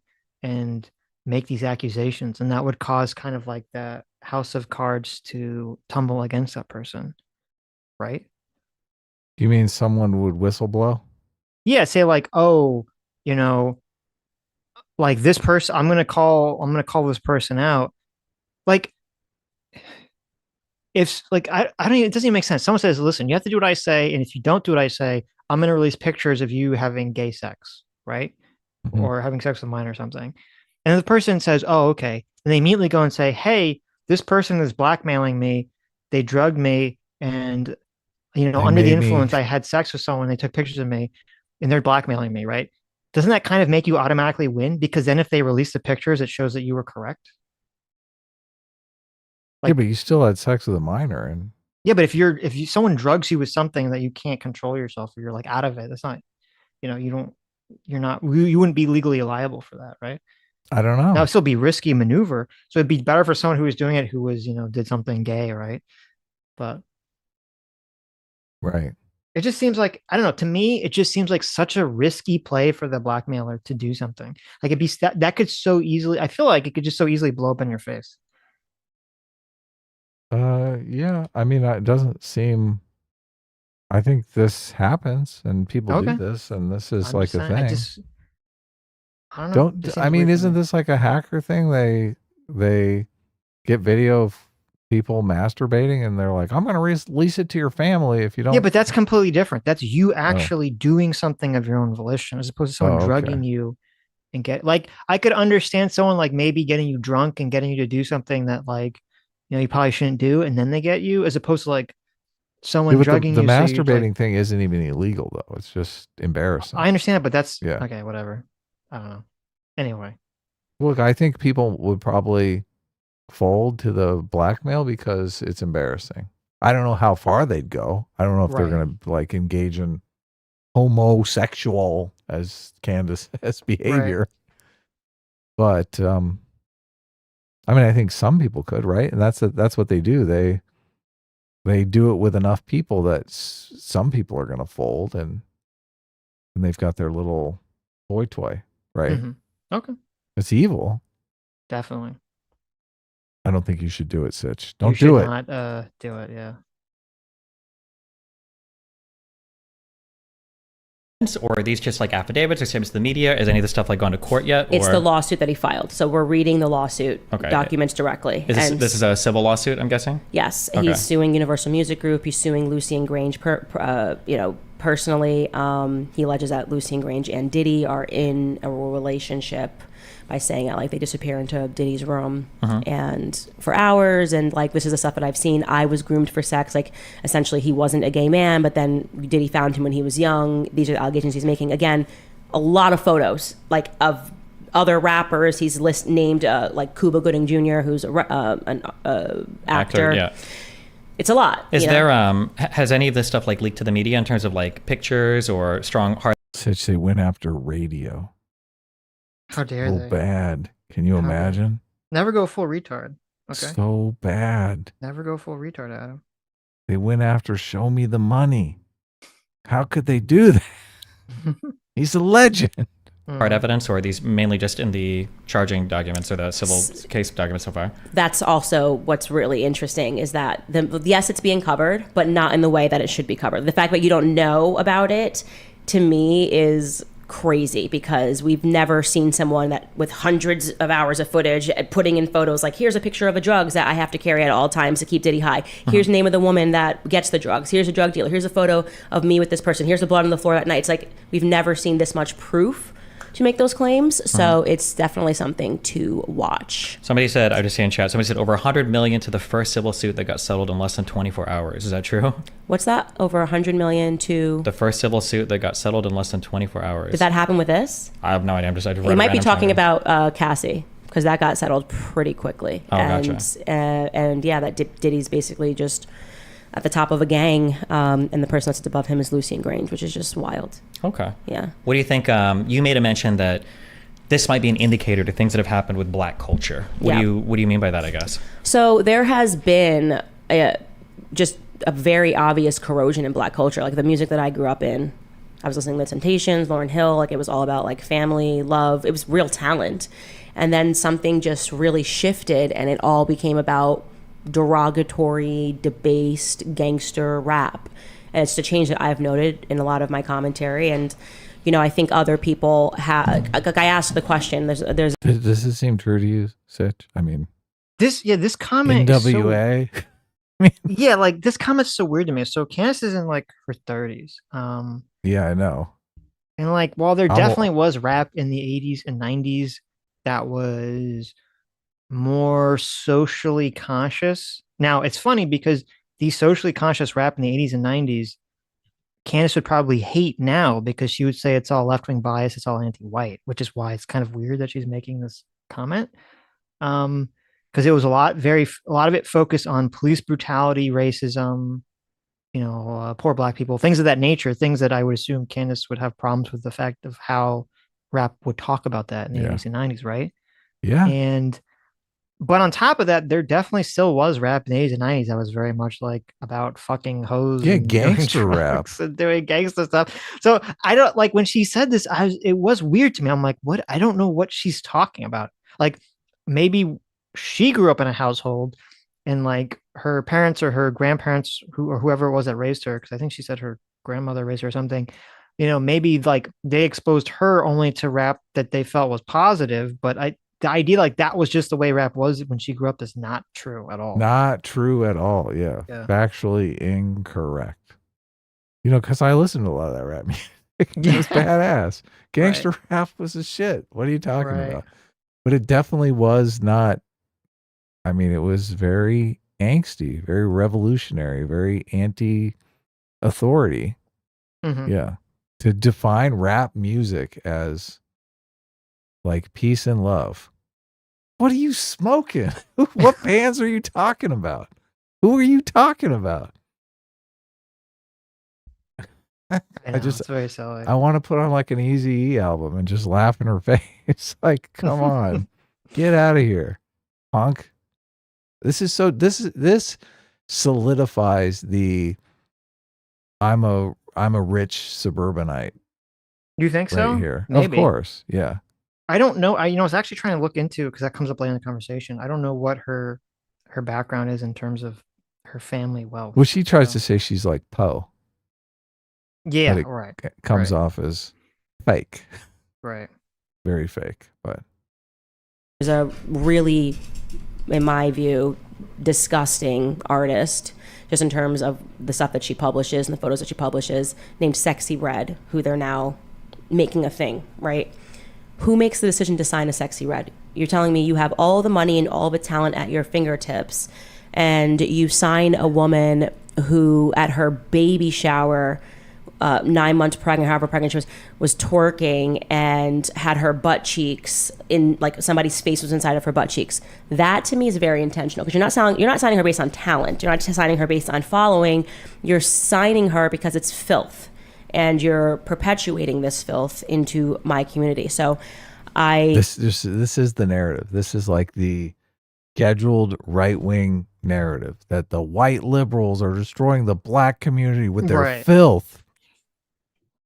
It's like, I mean, I agree. There's lots of like really awful rap music, but the idea that it's some kind of, I just don't buy this idea of some sort of like external white influence. It's weird because normally, if this was framed like white people, and we've heard this conspiracy, white people or white Jews are intentionally, promoting degenerate rap in the black community or in order to keep black people down. Candace would be the first person to say that's bullshit. That's you gotta pull yourself up by your bootstraps. Right. Pull yourself up by your bootstraps. That's just an anti-white conspiracy, blah, blah, blah. But then if you just change it from like white people to the left is doing that, suddenly she's like all on board with the conspiracy. Right? You're right. Yeah. You're right. That's such a great point. Yeah. Just 1 degree to the left, and all of a sudden she's like all in. Yes, I buy this conspiracy. Yeah, it's just something that I've noticed, something that I talk about often, that we're intentionally being sold crack, it feels like, So I'm trying to think of which direction I want to go. Any direction you want. I'm an open book. Yeah, you're fine. There are okay, so they're like Did she just do an eye roll? Felt like she did. Yeah, you're fine. She's like, oh, supposed to love me, Destiny. What are you doing? I'm Candace Owens. I'm gracing your set. Mm-hmm. Two kind of different ways of viewing this. And I feel like you fall more to one side, and then I'll go my side, and then we can kind of see if we can iron out or figure where we are at, I guess, in the middle here. I feel like when you look at the evolution of, when we say like degenerate black culture or degenerate black music, I think we're generally talking about like the beginning of hip hop and rap, and then kind of the evolution of that going forward, coming away from like the R&B singers and everybody like in the 50s, 60s, 70s, whatever, right? Yeah. But hip hop isn't always filth. But yeah, I get your point. But that seems like we're the general. generalizing. Yeah. It feels like when I look at music, or if I look at music that people create, oftentimes the music is a reflection of their circumstances. And you can see, especially as America and the black communities became more conscientious maybe of the ghettos that they'd been kind of pushed into, or the policing situations that they'd had to be a part of, or drugs destroying their communities, et cetera, et cetera. And then those people turning to crime, that you also see the music and the art kind of reflect those conditions. And then those pieces of art that get created, especially the music, end up being like worldwide popular. Like the most popular genre of music in the world is like hip hop and rap. So when I look at people pushing certain stuff today, I'm like, okay, well, we got two really big, in my opinion, I went to school for music, I don't know if you talk about the saxophone or whatever, so we got two really big contributions to the world of music from America. One was jazz, that came basically from the black community, and then the second was like rap and hip hop. These forms of music become popular. People see that it's popular. They want to get involved. Obviously, the money men, the people on top, they want to kind of continue to push this because it's popular, and everybody around the world consumes it.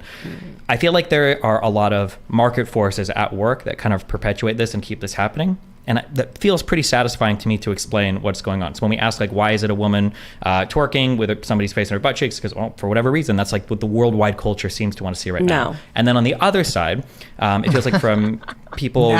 I don't want to just say conservatives, but I would say broadly speaking, I guess I'll say on your side in general, it feels like there's this idea that there's this much more intentional or like malevolent force working behind the scenes. Yes, there is. And so I'm going to push back on what you're suggesting here. You're suggesting that this reflects the community, and they're sharing their stories in a way that makes sense.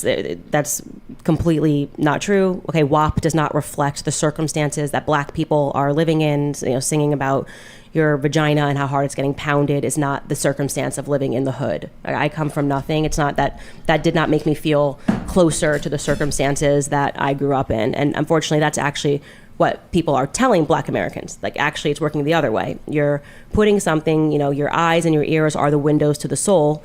And you're basically, when you celebrate someone, and I'm using Cardi B here as an example because I think people are probably more familiar with her than they are with sex. Well, okay, hold on. Okay. I don't think... That's so good. It's a weird framing because, like, so I wouldn't say that WAP as this song is like indicative of the black experience. Okay. But Candace is basically laying out a conspiracy, an idea that the popularity of something like WAP is being pushed on people in some kind of like fake way. And so that its success is not true. When in reality, when that song came out, I fucking heard every dumb fucking person sing that fucking song. I heard every woman alive, was singing that stupid fucking song. It wasn't like just black women. It was like all the white girls love that fucking song. The people liking that song seem to be completely natural. Like Right. like I heard so many women singing that WAP song, so many people liking that WAP song. Like it didn't seem like it was forced at all. Like I mean, do you agree? It just seemed like people like this like song because part of it was the music video was so ridiculous. It's kind of like remember like when Anaconda came out, the music video was just so ridiculous, and people just like that ridiculous aesthetic, and people, especially young people, they just like very dirty sexual songs that adults tell them, no, no, no, you shouldn't like this stuff. Well, Sitch, obviously this is a psyop by the Chinese Communist Party, okay? Okay. Okay. This song was heavily promoted on the Chinese spyware TikTok. I mean, it probably was. I mean, I don't, that probably definitely happened. And China wouldn't have a problem promoting like, filthy songs, obviously. Look, it's shocking, yeah, and Yeah. shock art sells, obviously. So it's yeah. When you Like, take several steps over the line, it's not. People are amused by it. yeah, it's if you want to say something like WAP is degenerate, I'm not going to disagree with that. Yeah, of course. Yeah. It is. But the thing that's weird is like to act like it's a conspiracy or that something like that needs a conspiracy. It, to me, is like completely. And I don't know if Candace actually believe this or is this like just something she's saying? Because I want I want everyone listening to imagine a situation. Okay, you have a young person, someone in middle school or high school. You have a young whapper. Right. You have a young whapper. That's right. Thank you. And you say, okay, I have two music videos, okay, that you can enjoy. Here's one of them where it's a thick black lady with big tits and a big booty talking about riding a dick until she orgasms for like 5 minutes. Something that's gonna freak your parents out. That's gonna and make them want to disown you. And it's a super horny song that you're gonna feel because you're super horny because you're in middle school and high school, right? Or you can listen to this very socially conscious song about personal responsibility and finding, a good job and fighting the power in a responsible way and, getting an education and getting a job and getting married. All right. Get the fuck out of here. It's not even close. Now, which song are the kids going to gravitate towards? Okay. Which one? Which one? It's not a mystery, Sitch. It's the wet ass pussy song. Yeah, this is like, I don't know. Like, to me, it's just, this is the most obvious thing on the planet why that song was popular. It doesn't require some sort of like weird conspiracy, for people like, we got to excel the kids on the degeneracy. It's like, have you ever met a kid? Kids are pretty into degeneracy. Okay. Of course. It's kind of like their whole jam. So, yeah. Okay. Yeah. I don't know. It's pretty obvious what's going on here. It's just a weird thing. Okay. See, look, you make it so obvious. So you don't think Candace is taking this position as like a contrarian just because it's like... I mean, know. It seems so obvious that this is what's happening here. She's like, no, I'm going to argue the other side of it. I don't know if it's contrary. What's the problem with my problem with Candace is that obviously, number one, her history is that she sued her school for racism and then started Social Autopsy, which was a doxing website. Doxing website for we have to dox all the bullies that are racist and sexist. Okay. Major SJW vibes. Right. Yeah. Super SJW. And then she only turned because like Zoe Quinn and Harper Lee and other SJW woke people to time, basically attacked her. And then that sent her down the pathway of basically flipping teams. So she has that going for her, number one. And then number two, from a rhetorical perspective, whenever I've seen her, she's very effective at taking like whatever information she receives in raw form and then perfectly structuring it in a way that her, conservative audience will enjoy. Like, but so perfectly. Like she'll shave off all the right details. She'll frame everything so perfectly that to me, it's like, okay, even if you're a true believer in what you're saying, like the way you're forming the propaganda to me seems to be dishonest. That seems to be grifty. And because of that, it makes it difficult for me when I hear her say things to know, well, does she actually believe this? Or is this part of her forming an argument in such a perfect way for her audience to digest? The last part. Okay, because I mean, I do think she's a true believer to an extent. Like, I don't think she's 100% just a grifter. I do think she believes in the core ideology that she's saying. I don't. But I do think there's some level of grift going in here. I don't think there's any. I don't think she believes in any of it. But really, look, she's never said anything that persuasive that made me believe she was a true believer in any sort of conservatism or anything. No. Okay. Yeah. Look, and I it's weird because it's kind of, you remember how Dave Chappelle kind of had that moment when he's like, he felt like he was being used. Like, I do look, there's a certain aspect of Candace Owens' audience that wants to hear a black woman talk about how degenerate blacks are, how sexually degenerate blacks are. That's just gross. That's so fucking gross. Well, but to be fair, I don't know if, at least this is what she's saying here. I don't watch her show enough to comment. I don't know if she's framing it that way or she's framing it like the Democrat left wing is making black people degenerate. I guess that's yeah. Okay. So that's a better framing, so that the conservative audience that wants to believe that the black community is sexually degenerate believes, it's the liberals that made them sexually degenerate. Right. It's kind of like, it's in like a weird way. It's like, but I can still believe that they're sexually degenerate, right? That's part of the equation. But you're making it worse.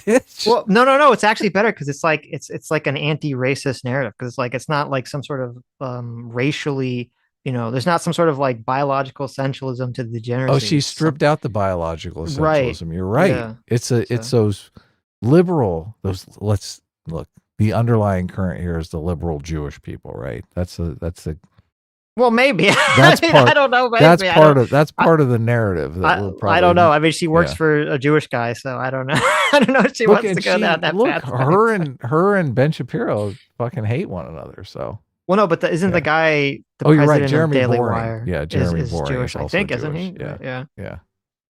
Yes. I don't know. This strikes me as extremely gross.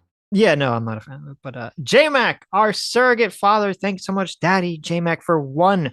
Mm-hmm. Thank you so much. Says Candace has solidified her persona as a, quote, fighter. It's how she operates and garners support. She's always been like this, and her righteous anger supersedes the facts at times. She comes off as uninformed when talking to JR, also came out the door swinging with Blair White. Right. That's true. I mean, definitely, obviously, with the very classic Blair White guys, Dave Rubin conversation. So, right. That really, yeah. Go. Well, I want to go ahead. You go. I was going to say that conversation with Blair White from so many years ago really cemented, she just should have, Blair White was trying to take her to task for social autopsy. And she didn't just want to be like, listen, it was a mistake. I mean, she said this later, but I don't think she said in the conversation. Like, this was a mistake. I take responsibility for it. I understand now why I was wrong to do this, and I was caught up in blah, blah, blah, blah. I don't know. She just didn't seem to want to take responsibility in that conversation, which is weird because I think she's kind of said all that later down the road. So I just want to make clear on the argument that I was making about, there's a certain contingent, a certain racist contingent that wants to spread this stereotype that black people are sexually degenerate. I by no means mean all conservatives. Like, obviously there are progressives that want to use that as a stereotype of conservatives. They want to say all conservatives believe these horrible racist stereotypes about black people. That's obviously not true. So sure. But I do think there is a contingent out there that does believe that and does like the stereotype, and Candace obviously caters to that contingent, whether she knowingly or not. Right. Yeah, that's true. Spencer Harmon for $20 says, Candace, thank you. Says, Candace views have changed over time. She's not a rigid party line girl either. Just a bit more charity, please, Adam. There you go. I don't know what it is about Candace, but she just strikes me as a used car salesman, like just a bullshitter, a total bullshitter. Mm-hmm. Like, I don't buy into anything that she really says. I think she's like a click chaser. Yeah. Right. I don't think she's delving into these topics because she's actually interested in these topics. I think she's just wants to sell us something. So. It's very interesting. Certain people, they have a vibe around them that can be very difficult to shake off for certain people. And I agree with you. She definitely, and I read it too, she definitely has, to me, the grifter vibe. And I don't know if it's what I said about the way that I can see that she perfectly frames things in the most perfect way, when in reality stories are never so perfect for political narrative. There's always shades of gray. I don't know if it's because of her past. I don't know if it's something else, maybe just some kind of unconscious thing that I'm reading, some body language, some tone of voice, but she does have that vibe, and a lot of people do pick up on it and accuse her of being a grifter. So there's something going on. There's some vibe thing going on there that is very interesting to me. Look, but if she's making compelling arguments for positions that you hold, and I can understand you being a fan of Candace Owens because she's making an argument that you agree with and seems to be persuasive and effective. So I get it. And no one wants to believe that the person that's persuasively arguing in favor of something they support is like a used car salesman grifter. Right. It just doesn't have a good vibe to it. But yeah, I feel like I would love to see some example where I thought, oh, Candace really cares about this topic. I don't see it. And I don't feel like she's ever stepped out of the Republican authorized talking points. Maybe I'm wrong. I don't consume her content religiously or anything. So, right. But this first argument we've got here, right? Just this, we've decided that this is just bullshit, right? This first one. Well, yeah. The two aspects of it. Number one, that like rap was somehow clean for social conscious children in the 90s or 80s is it's laughable. That's laughable. And then also that there's been some sort of top-down conspiracy to make rap more degenerate also seems incredibly laughable. But yes. Okay, let's move on. Oh, hold on. Let me read two more. Paboxy for 20 euros. Thank you so much. Says, remember, Wu-Tang is for the children. Right, yeah. Wu-Tang Clan. Yeah, there you go. Another popular 90s rap. J-Mac, our sugar father for $20 says, my wife dropped it at 8 months pregnant. She got real low too, was hot as hell. Pretty sure Lil Jon was playing. There you go. Wow. Perfect. Wow. And of course, this was at a PTA meeting, right? Right. Obviously, your wife was indoctrinated by the evil white Democrats who are trying to degenerate her. So, read, when you put someone like that on the Grammys stage, which is again a decision being made. When I was growing up, the best, most talented people were on the Grammy stage. It was something you could watch with your family, and you still had poor people. You still had, you still had poor people. You still had people that were living in the hood. Okay, we didn't need somebody talking about their vagina in order to feel seen. So what you're doing is you're setting the stage for younger girls who aspire to celebrities to say, okay, well, if I mimic that behavior, I too can become famous. What you're actually doing is you're setting the idols that people are going to look up to, and people are going to think this is what I should aspire to. So it's actually working in the exact opposite way. Can I ask a question? In that like evolution of things, so if we look at like WAP in particular, hasn't it generally been the case that music is always kind of pushing these sexual boundaries? So it might have been Elvis grabbing his crotch and dancing. It might have been Michael Jackson's dancing is incredibly suggestive, if you've seen that. It might have been in Woodstock, all the loser hippies talking about love, sex, and rock and roll and drugs.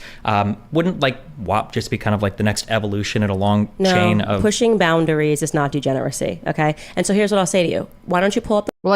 So remember Madonna, very popular singer. She had the big cone boobs, right? She made like a book like with a bunch of nudes. She was in Playboy and all kinds of right. She had that song very famous in the 80s, like a virgin. Oh yeah. Literally about losing your virginity. Like it's weird because it feels like to me there's always been songs about sex and like very quote degenerate songs that have always been part of music. Music always seems to be going in that direction of becoming more and more like, because basically what happens is that Destiny kind of brought up like the Elvis thing. It's like, when Elvis comes in the scene, him grabbing his crotch and kind of like swinging his hips around is like, oh my God.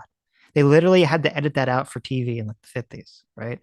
When when Elvis was on Johnny Carson or whatever, the camera like would only show the top half of his body, right? Because they thought it was too sexually suggestive to show him like bucking his hips or whatever. And it seems like just the trend is that, as we were talking about, kids want to be rebellious, kids want to move further away from the parents, kids are horny. And it seems like there's just this trend of songs get hornier and hornier and hornier because they have to outdo the previous generation's like horny level, right? Right. And so we've got to like WAP, right? We're getting to basically like there's nowhere left to go besides just having like pornographic songs. But then doesn't it become rebellious like not to have sex in the video? Like it could go all the way back around to the other side of the screen, maybe. And it's like everyone's covered up.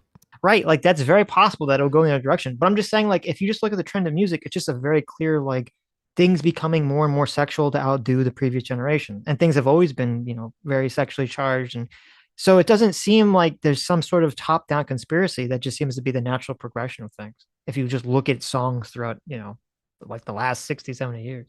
Yeah, it's a bottom-up process. Artists want to get attention. The way to get attention is to do something different and shocking. So they continue to move the needle with different and shocking.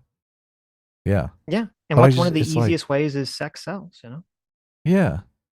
I think of like Marilyn Manson, right. It's like, this is nothing new. Yes. Yeah. Yeah. It just seems square to think it is. The lyrics to WAP and read them right now. Well, I don't. Why would? And it's even more square to frame it as some sort of conspiracy to like, right, to taint the youth, right, the black community, to tear down the black family. Mm-hmm. Isn't that all of Candace Owens' whole brand is about? Like, liberals want to tear down the black family. I'm here to tell you, liberals want to destroy the black family. Yes. Blacksit. Yes. Black conservatives. Mm-hmm. This isn't like, I got a Toyota Camry with low mileage over here. It doesn't scream that to you, Sitch? It does a little bit, yeah. Okay, good. I'm glad I'm winning this debate. Right. Why would I need to do that? It's just Woodstock. We're just pushing the boundaries a little bit. You probably have never even read the lyrics to WAP. Because, I think I did, because I think Ben Shapiro had a huge thing about it. He couldn't have said, you may have seen him reading the sanitized version of WAP, not the one that is not sanitized. Like the sanitized one, which is still bad, that she can perform at the Grammys, is what he read. You should read the lyrics to WAP before you make commentary that it's a reflection of what Black Americans are living through, or it's just somebody that's pushing a boundary. It's not that. How do you explain the fact that like WAP was like a #1 like worldwide hit then? Because what I said to you is that they are artificially creating artists at this point. There's no question. And by the way, the Diddy docs, which I found to be a very compelling point, was that Diddy said to the guy, allegedly, who was the producer, that if he was willing to engage in homosexual behavior with him, that he would get him Producer of the Year Grammy. Okay, so what does that tell you? It means that the entire system is artificial. And by the way, this is something that Kanye said 10 years ago or however long ago. Okay, this bothers me so much. Me too. We hear this from the America Bad leftists and the America Bad righties a lot. Okay, it's like there's a claim, such and such is a conspiracy. And you're like, okay, well, how is this WAP thing a conspiracy? Well, I don't have evidence for that, but I have evidence that someone else did in a different situation, said another thing. So therefore, if they did it there, then it must be true here. And this one incident makes the whole thing just fake. This one tiny incident.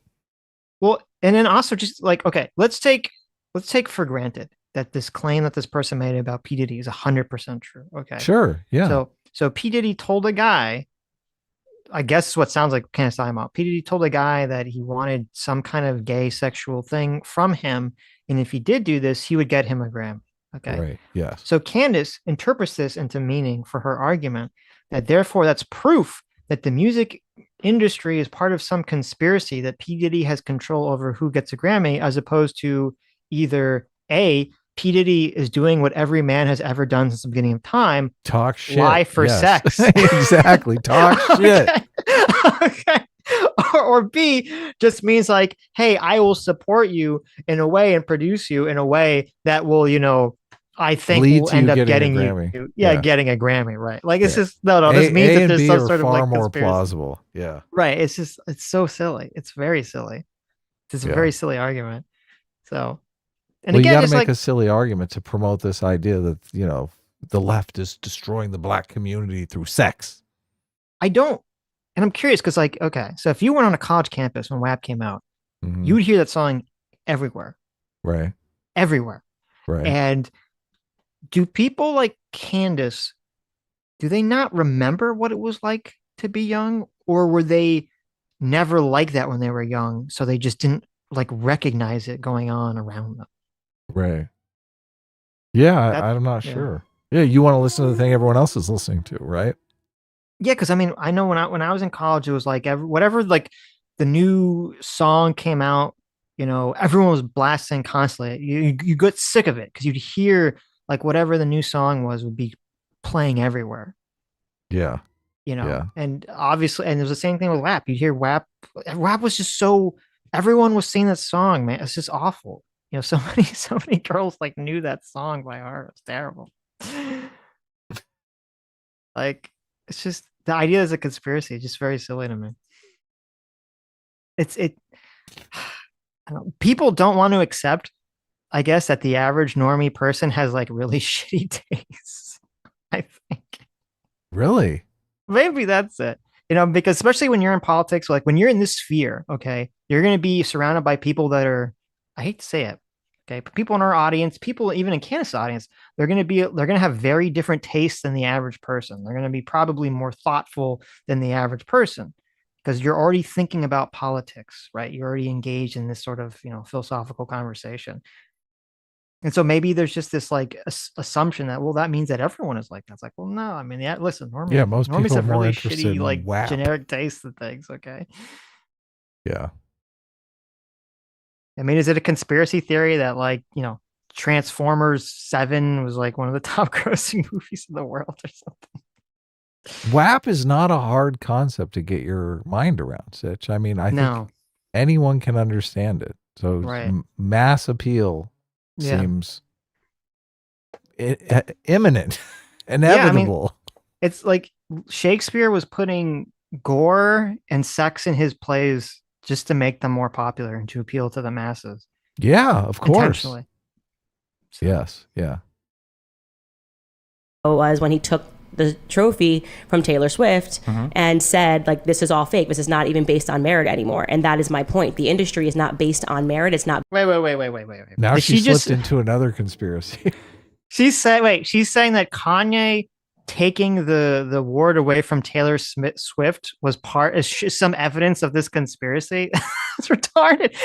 Taylor Swift, yeah, I guess. I mean, listen, I don't like Taylor Swift, but she's not known. That kind of destroys her argument. Taylor Swift is not exactly known for making like super degenerate music, right? I don't know. Is she? She's not. No, I mean, she's known for making a lot of like super pop, teeny bop, teen romance, falling in love music. Yeah, not exactly the version most of pop music. Yeah, not exactly degeneracy, right? Right. That's hilarious. Oh my God. This is like stream of consciousness argumentation from Candace Owens. It really is. Well, it's like she has in her mind the corkboard. Yeah, exactly. Okay. And there's all these little pieces of things, right? There's, WAP, there's degeneracy, there's black community not doing well, there's defending Kanye, and she takes the red string and she ties them all together, even though it doesn't really make sense to tie them all together in any way. Based on capitalism, it is based on selling ideas. So Sure. It is, who do we want to artificially make the person that every black girl will look up to or who they will aspire to? And so I can definitely understand that, like, maybe award shows can be rigged, or people can think different things about, who's being awarded based on merits for the Grammys or something like that. But like, WAP was genuinely, do you think it wasn't genuinely a popular song, or do you think that music execs have the ability to manufacture that desire publicly? the latter. So if you start playing something tons of times on the airways and the latter, you can definitely make something popular. There are songs that there is some back and forth. I understand the argument that she's making. And if you think of it in terms of like casting someone for a movie, like the audience is ultimately going to decide if the movie fails, and the actor's performance is going to be a big part of that. It's either going to, resonate with the audience or it's not going to resonate with the audience. But there are probably maybe 5 or 6 or 10 or maybe even 1,000 people who could have that performance that resonates with the audience. And the producer is narrowing that down to one person, kind of picking from those 1,000 people the one that's going to be successful. So there's merit to kind of both sides of the argument, but it's not only one factor. It's kind of both those factors put together. I don't even like, that I've heard so much that I know every single lyric to. And I'm like, I don't even know how I know every single lyric to the song, but it's received this many plays. You put it everywhere. You award the person, you invite them to bizarre circumstance. Like, there's absolutely no reason that Cardi B is invited to sit down and ask questions to Joe Biden. So in no scenario, unless you are really making an effort to legitimize this person and to make this person aspirational. Again, this is not an insult to Cardi. I actually think that personality-wise, she's got a ton of talent and she's interesting, and I've said great things about her on Love and Hip Hop, and there are elements of her that make her a star. But what I am saying is that a lot of that is manufactured, and I just don't see how anybody, when looking, don't you think it's entirely possible? You know what's funny too? So I just looked it up. So it wasn't the Grammys; it was the VMA Awards that Kanye did the whole "I'm gonna let you finish" thing. Right. The irony here, which I guess I never realized at the time. So this was in 2009. This is kind of funny. So this was for Best Female Video. It was the options were Taylor Swift, "You Belong with Me," which I hate that song. It was Beyonce, "Single Ladies." You remember that song? I remember none. Look, all the single ladies put their hands up. You should, if you want it, you should put a ring on it. You don't remember this song? It's like awful. Like good. Look, this is very, very feminine music. Okay. Like, yeah. I mean, I do like chick singers, but this is. We had Kelly Clarkson's "My Life Would Suck Without You," which I don't remember. We had Lady Gaga's "Poker Face," which was a pretty decent song. Wasn't she like on American Idol or something like that? Yes, she was at some point. We had Katy Perry's "Hot and Cold," which I hated. And then we had Pink's "So What," which I don't remember. I can't stand Pink. But so out of that list, I would give it to Lady Gaga for "Poker Face." But so Taylor Swift won for "You Belong with Me" for Best Female Video. Okay? Wow. And that's it's not "You Belong in My Pussy." It's what I don't get. What's happening here? It sounds so. "You Belong with Me." It sounds so weird.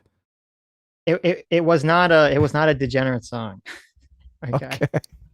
It was exactly what I said. Teeny bop, Right, yeah. How boring. Jeez. Right, yeah. But the irony here is that so Kanye, when they're announcing this for Best Female Video, and Taylor Swift wins for "You Belong with Me" over Beyonce, and Kanye interrupts this to say that Beyonce the best video of all time. The irony is that Beyonce won for the same song in the overall video of the year category. Mm-hmm. So Kanye was like, obviously, if you're voting, you'd be like, okay, well, you're not going to give the same person the same, like, 2 different awards for the same song, right? You'd be like, okay, well, I'm going to give Taylor Swift Best Female, and I'll get Beyonce Best, like, overall video. So Beyonce won, like, the bigger award, and Kanye's just a stupid fucking idiot for doing this because Beyonce literally won. And that completely destroys Candace's argument that this is this is somehow indicative of the music industry being bought out, when the very music video that Kanye wanted to win actually won the biggest award from that same award show. Yeah, it does kind of destroy the argument, doesn't it? Yeah, it's so because it was a winner. Yes. All this manufacturing. This is another thing. She's basically parroting the leftist line, manufacturing consent. Right. Yeah. So I was just imagining that. What if Kanye got up there on stage and pulled the award out of Taylor Swift's hand and told everyone how much he loved Hitler? Wouldn't that be hilarious? Could have the Kanye arc like 9 years sooner. Mm-hmm.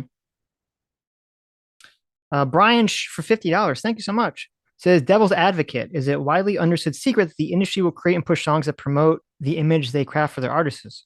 Would you buy that form of Candace Owens' argument? Not a fan of Candace, but what do you think? So if what you're saying is, and I'm not trying to Kathy Newman, I'm trying to understand what the argument. You're saying that like some producer here, this is what my understanding of how like a lot of music works.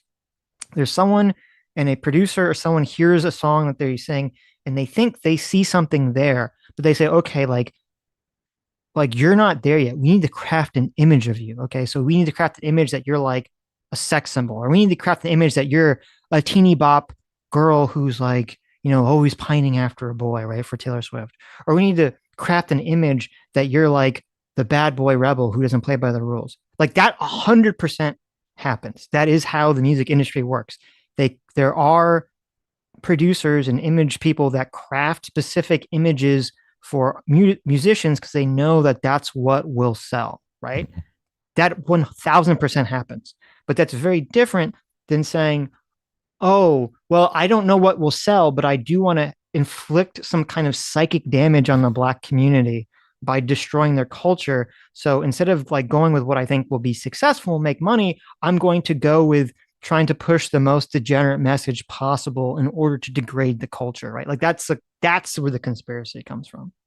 We need to brand you as a deadbeat dad. That's really what we need to do. Right. This is how we win the kids over. Right. Yeah.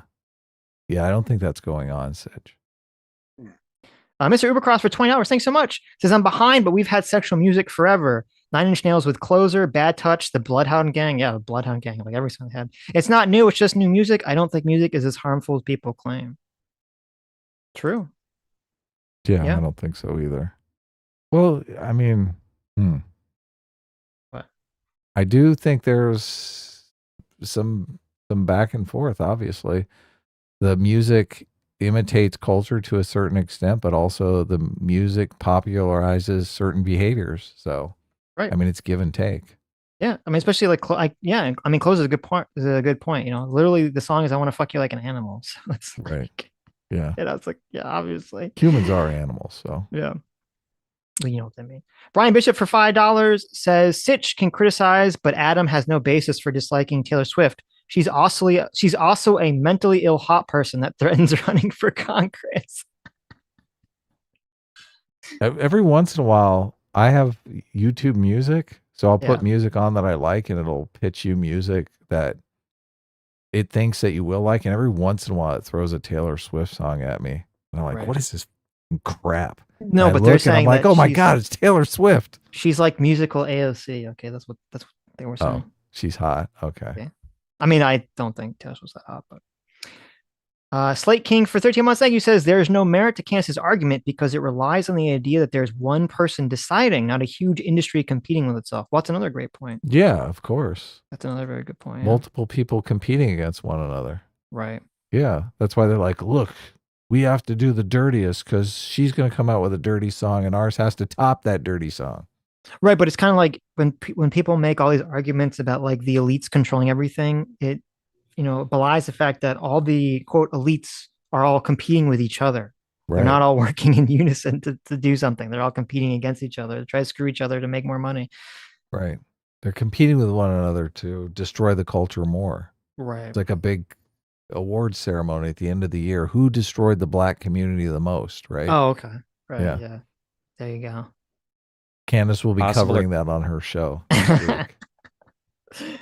Easily possible. So like I feel like there's like so many things wrong with this. So one is, why wouldn't competing record labels start pushing talent that's actually popular that people want to hear? I think that would be a big question. A second thing would be, how can we explain the top-down domination of this type of media popularity through all of our reality TV shows, all of our TikTok stuff, all of our YouTube videos, and the music industry? And then how can you explain that all happening worldwide? Sure. Like it feels like that to try to explain this through through people that are exercising control on these platforms would require more control than anybody has ever been able to exercise on any platform ever. And they're doing it like on a multi-country, multi-stage level. It's very... Also, this would mean that capitalism doesn't work. This would be Candace coming out as an anti-capitalist, right? Yeah.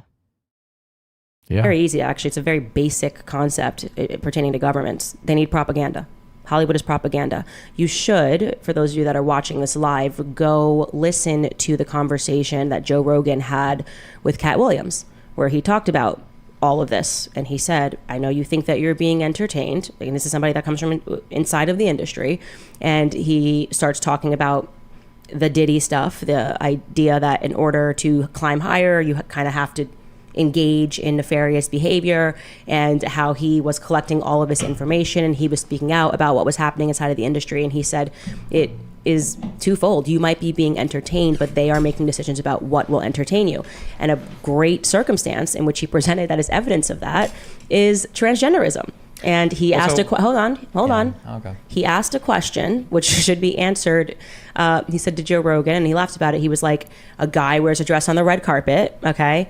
And then the media tells you how great he wore the dress. And he's like, he said, tell me one situation where he didn't wear the dress wonderfully, when he didn't wear the dress in a way that was amazing. It's because they have all agreed that this is the narrative. And then he talked about the fact that the record execs also own the publications that are saying that something is amazing or something is not amazing. And that is just plain old-fashioned propaganda. So you don't necessarily need to detach what we're talking about from your concept of what governments are interested in.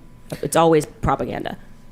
So the question that was asked was basically what you're saying is that all media consumption in the entire world has to be one massive global conspiracy to all be pushing this one singular message of degeneracy. What is the evidence of that? And Candace's evidence for that is Cat Williams said so on Joe Rogan. It's funny. I like Cat Williams as much as the next guy. I didn't know that he was like in all the back room, smoke-filled rooms where he was, where the They Live style conspiracy was being plotted. So, yeah. Another one of these, one incident makes it, industry wide. Right. Was it part of the conspiracy to make K-pop so popular? I would like to talk to the people in charge of the conspiracy to tell them that like the K-pop decision was that was a mistake, right? Why K-pop, really? Well, K-pop is very fashionable, Sitch. Jeez. All the execs decided so. Was it part of the conspiracy that anime has become so incredibly popular? And anime is basically, like, I would say the part of the reason anime is so popular is because it is anti-woke. It is definitely pushing back. I mean, definitely just is focusing on good storytelling, good animation, and also seems to be sort of in line with more traditional storytelling and traditional morals that existed in the pre-woke era. Yeah, it's filling a market niche that the American market has abandoned for no logical reason. And I'm glad you said, because I think, and I was thinking about this the other day when I was talking to someone about this, I think that's why K-pop became so popular was, you had sort of the boy bands that all the girls would go crazy for. It kind of started with like the British, right? The British rock invasion. And then it kind of became a thing in America. You had all the American boy bands. And then for whatever reason, that kind of that kind of went out of favor with America. And so now you have the Koreans doing exactly. the boy band stuff. And that's why it's so popular. Yeah, the market niche didn't go away. Just people in America stopped filling it. Right. It's not it's not a top-down conspiracy. It's just, this is what people want, and people fill the void, essentially. I mean, that's more evidence that it is completely bottom up. The fact that there are these niches that are abandoned by the free market for cultural reasons every so often, yet some other entity comes in and fills the void, right? Yes. That makes it seem like it's totally bottom up. 100%. It's like there's a desire for dirty, steamy songs. And if American rappers don't fulfill that desire, someone else is going to come in and fulfill it, right? Yeah. The Icelandic bands are going to come in and start making dirty songs. Yeah, exactly. Exactly. I mean, if there was some, I don't know, it just seems weird. It seems like if there was some kind of like top-down conspiracy, it would be why would it be to make people would it be to make kids horny when all of like human history seems to be like adults trying to make kids less horny, right? Like, it's always parents and adults trying to make kids less horny. And now you're like, no, actually the conspiracy is like all the top down adults are trying to make the kids more horny. I mean, shouldn't Candace be in favor of this? Don't we have declining birth rates? Maybe it is a conspiracy. Maybe this is how the conservatives are trying to get people to increase the birth rates. We got to get the kids horny again, okay? That's the problem. Right. Get the kids hornier. These poor kids. I know. They're like 35 and they've never had sex. Terrible. It's so discouraging.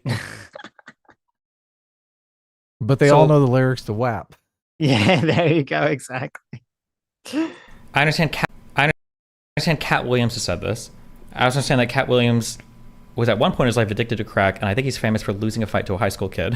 I think this like benched his career for a while. Okay, you can insult him, but it doesn't. I'm not insulting. I'm just saying that I don't know. 2 + 2 = 4. 2 + 2 = 4. I'm not insulting him. I'm just saying that to like lean into his testimony, who also we would both acknowledge has a lot to gain by giving like incredulous testimony like this, like saying like, oh my God, these crazy things are happening, right? I don't know if I would just say, well, right, he does. The fact that you're talking about him and you're citing him and you know it, right? If anybody else was saying a similar thing, we'd say, well, okay, they're saying this because they have something to gain for it, right? He knows that this is going to be a hot take, and he knows that it's going to go viral if he says it, and he knows he's going to get a lot of eyes on him for it. So I think it's good to call that into question. I think the issue that I have when it comes to the accusation that everything is some top-down level propaganda is I feel like the conversation. Well, before I get to that, it is funny because he's like, well, I'm not attacking. I'm like, you are. I mean, when you say someone's addicted to crack and got beat up by a high school kid, I mean, you are attacking the character, right? Like, of course, yeah. I mean, you're smoking crack, but in a good way. Right. I agree. Yeah, like, obviously it makes sense for Cat Williams to want to try to do things to get eyes on himself, and maybe he's crazy, but that's what you're doing. That's fine. You could just say it.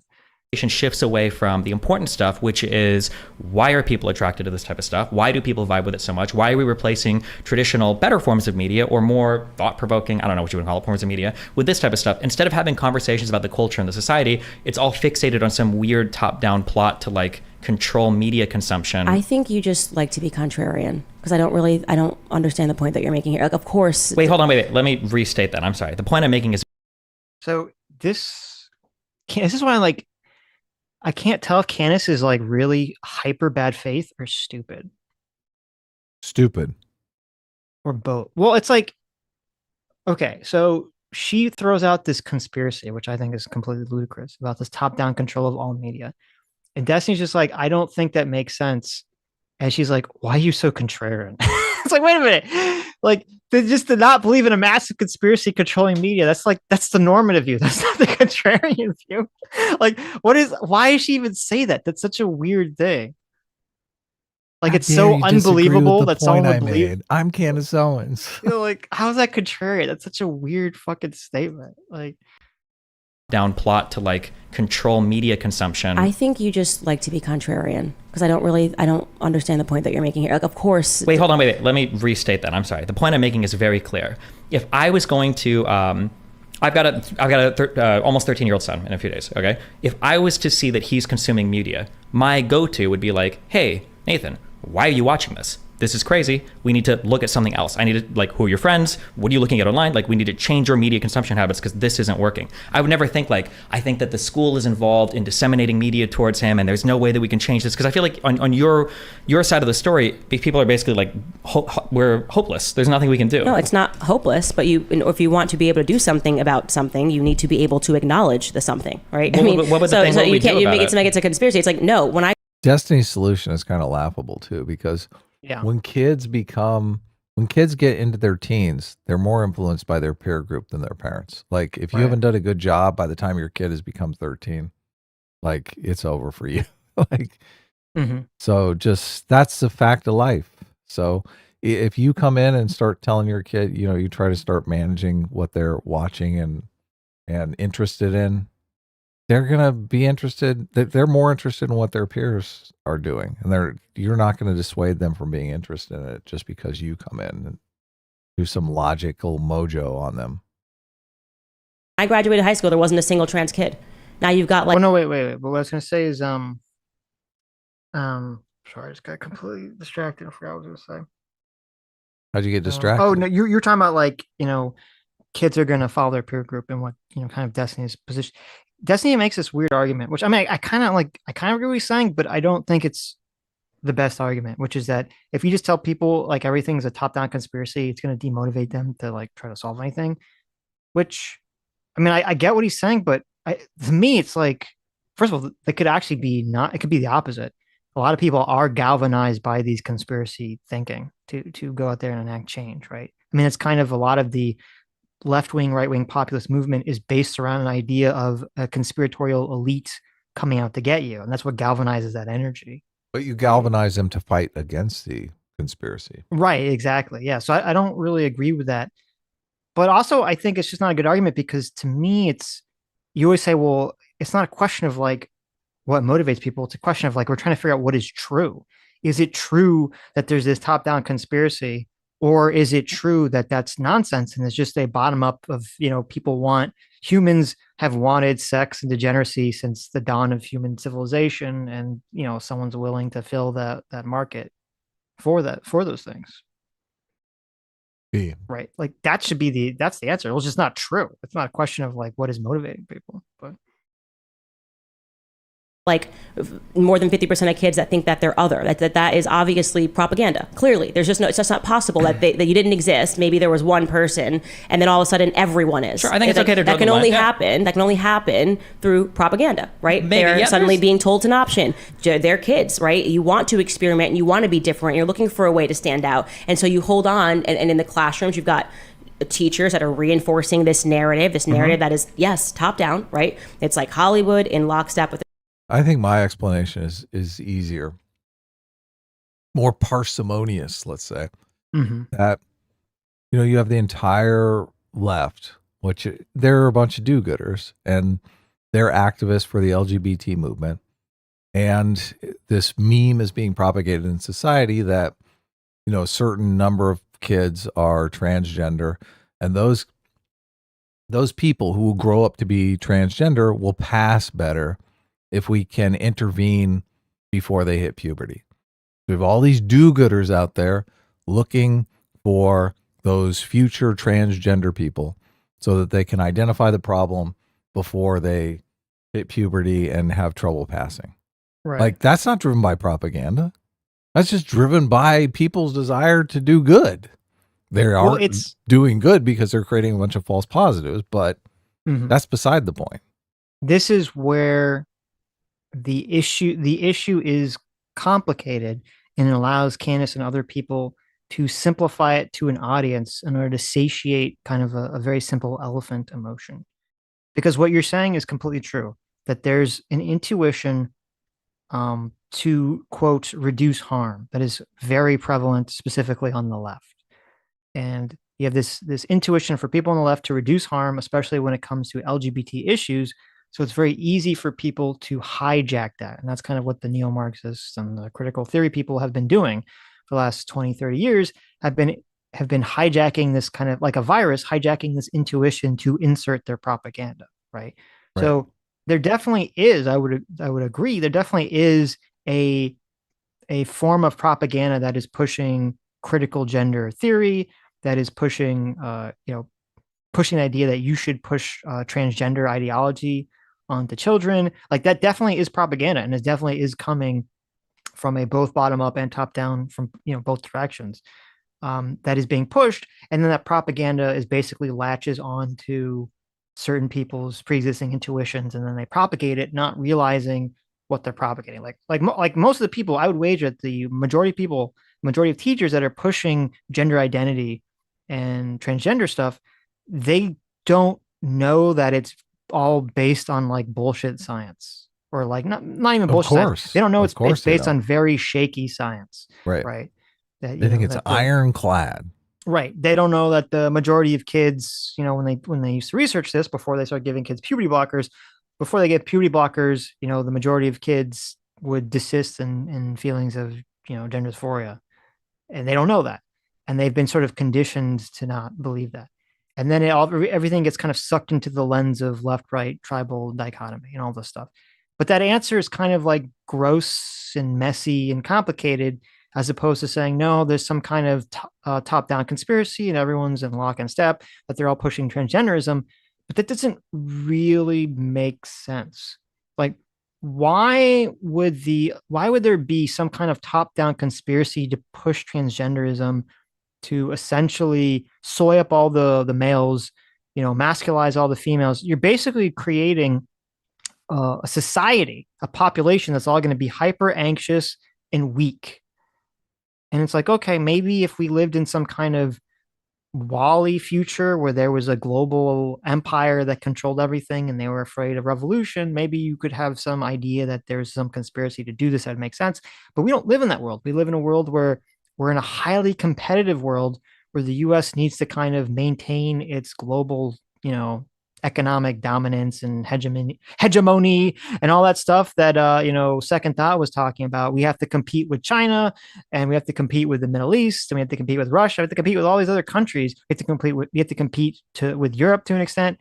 We have to do all this stuff. And it's like, okay, why would the elites of America want to basically weaken the population so that we can no longer compete and we would basically lose our global dominance? This makes no fucking sense. I could think of someone that would want that, though. Maybe not the American elites. Yeah, maybe the Chinese elites would want that. Sure. Of course. Right. Yeah. Right. But that's not what Candace is proposing. She's like, of course that, not. Like, it would make it, even if it's not true, there's at least a logic there. You'd say, okay, like, obviously China wants to weaken the American population, so they'd be pushing ideas that would weaken the American population. Okay, so I don't know if that's true, but you could say there's a logic there. Like, this concept that is coming from the American elites is completely illogical and makes no fucking sense whatsoever. Illogical, yeah. What is this all about? Right. Candace, are you just being contrarian? And maybe. The Department of Education that is making these options available. If it was natural, like when I graduated high school, there were gay kids. There were when I think of the Department of Education spreading this stuff, it's the do-gooder model. That's what I think. It's just like the do-gooders. We're doing good. Look, we're helping people. We got to save these kids. Well, it is annoying that everyone thinks it's like the classic. Everyone assumes everyone knows what they know and thinks what they think and sees the world the way they see the world. In reality, it's like, no, everyone sees the world so fucking differently, right? And that's what causes all the problems. Is like they're just interpreting everything different. Candace sees all the transgender stuff as total bullshit that everyone sees through. And the educators see it as something ironclad true that has been approved by the medical industry. Right, exactly. Yeah. Lesbian kids, there wasn't a ton of them. It wasn't an identity. That's another thing. The identity thing the identity is very new. An interesting thing. I agree for sure. And so it shows you who are they emulating? Who are they copying when they do this stuff? Like, because it's an option. It's just being presented to you. It's obviously not natural if it didn't exist naturally. And I agree, but culture is a very complicated thing. Culture is not a complicated thing. So complicated. I think governments pray that they have the amount of control over culture that you think they do. There's no shot that anybody would be able to top down control that much stuff. Like I said, it's really weird to me. Candace said culture is not a complicated thing.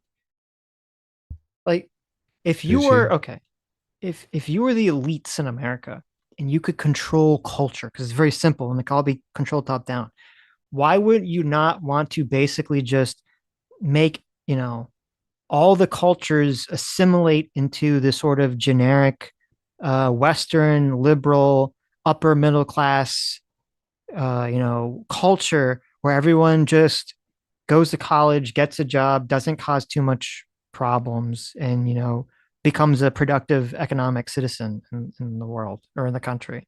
Because you would reduce people's revolutionary zeal, and we want to overthrow the system. Sitch, come on. No, but that's what I'm saying. Like, if you could control everything from this top-down perspective, that's what you would do. You would be reducing everyone's revolutionary zeal, and you'd be making everyone a productive citizen society, which would make the country more money. Why would you create very pockets of culture where you basically create revolutionaries, where you basically have poor cultures that are based around being poor, both either if they're white or black, that are basically become antisocial and self-destructive? Like, why would the government ever want those cultures to exist in the country? They only cause problems.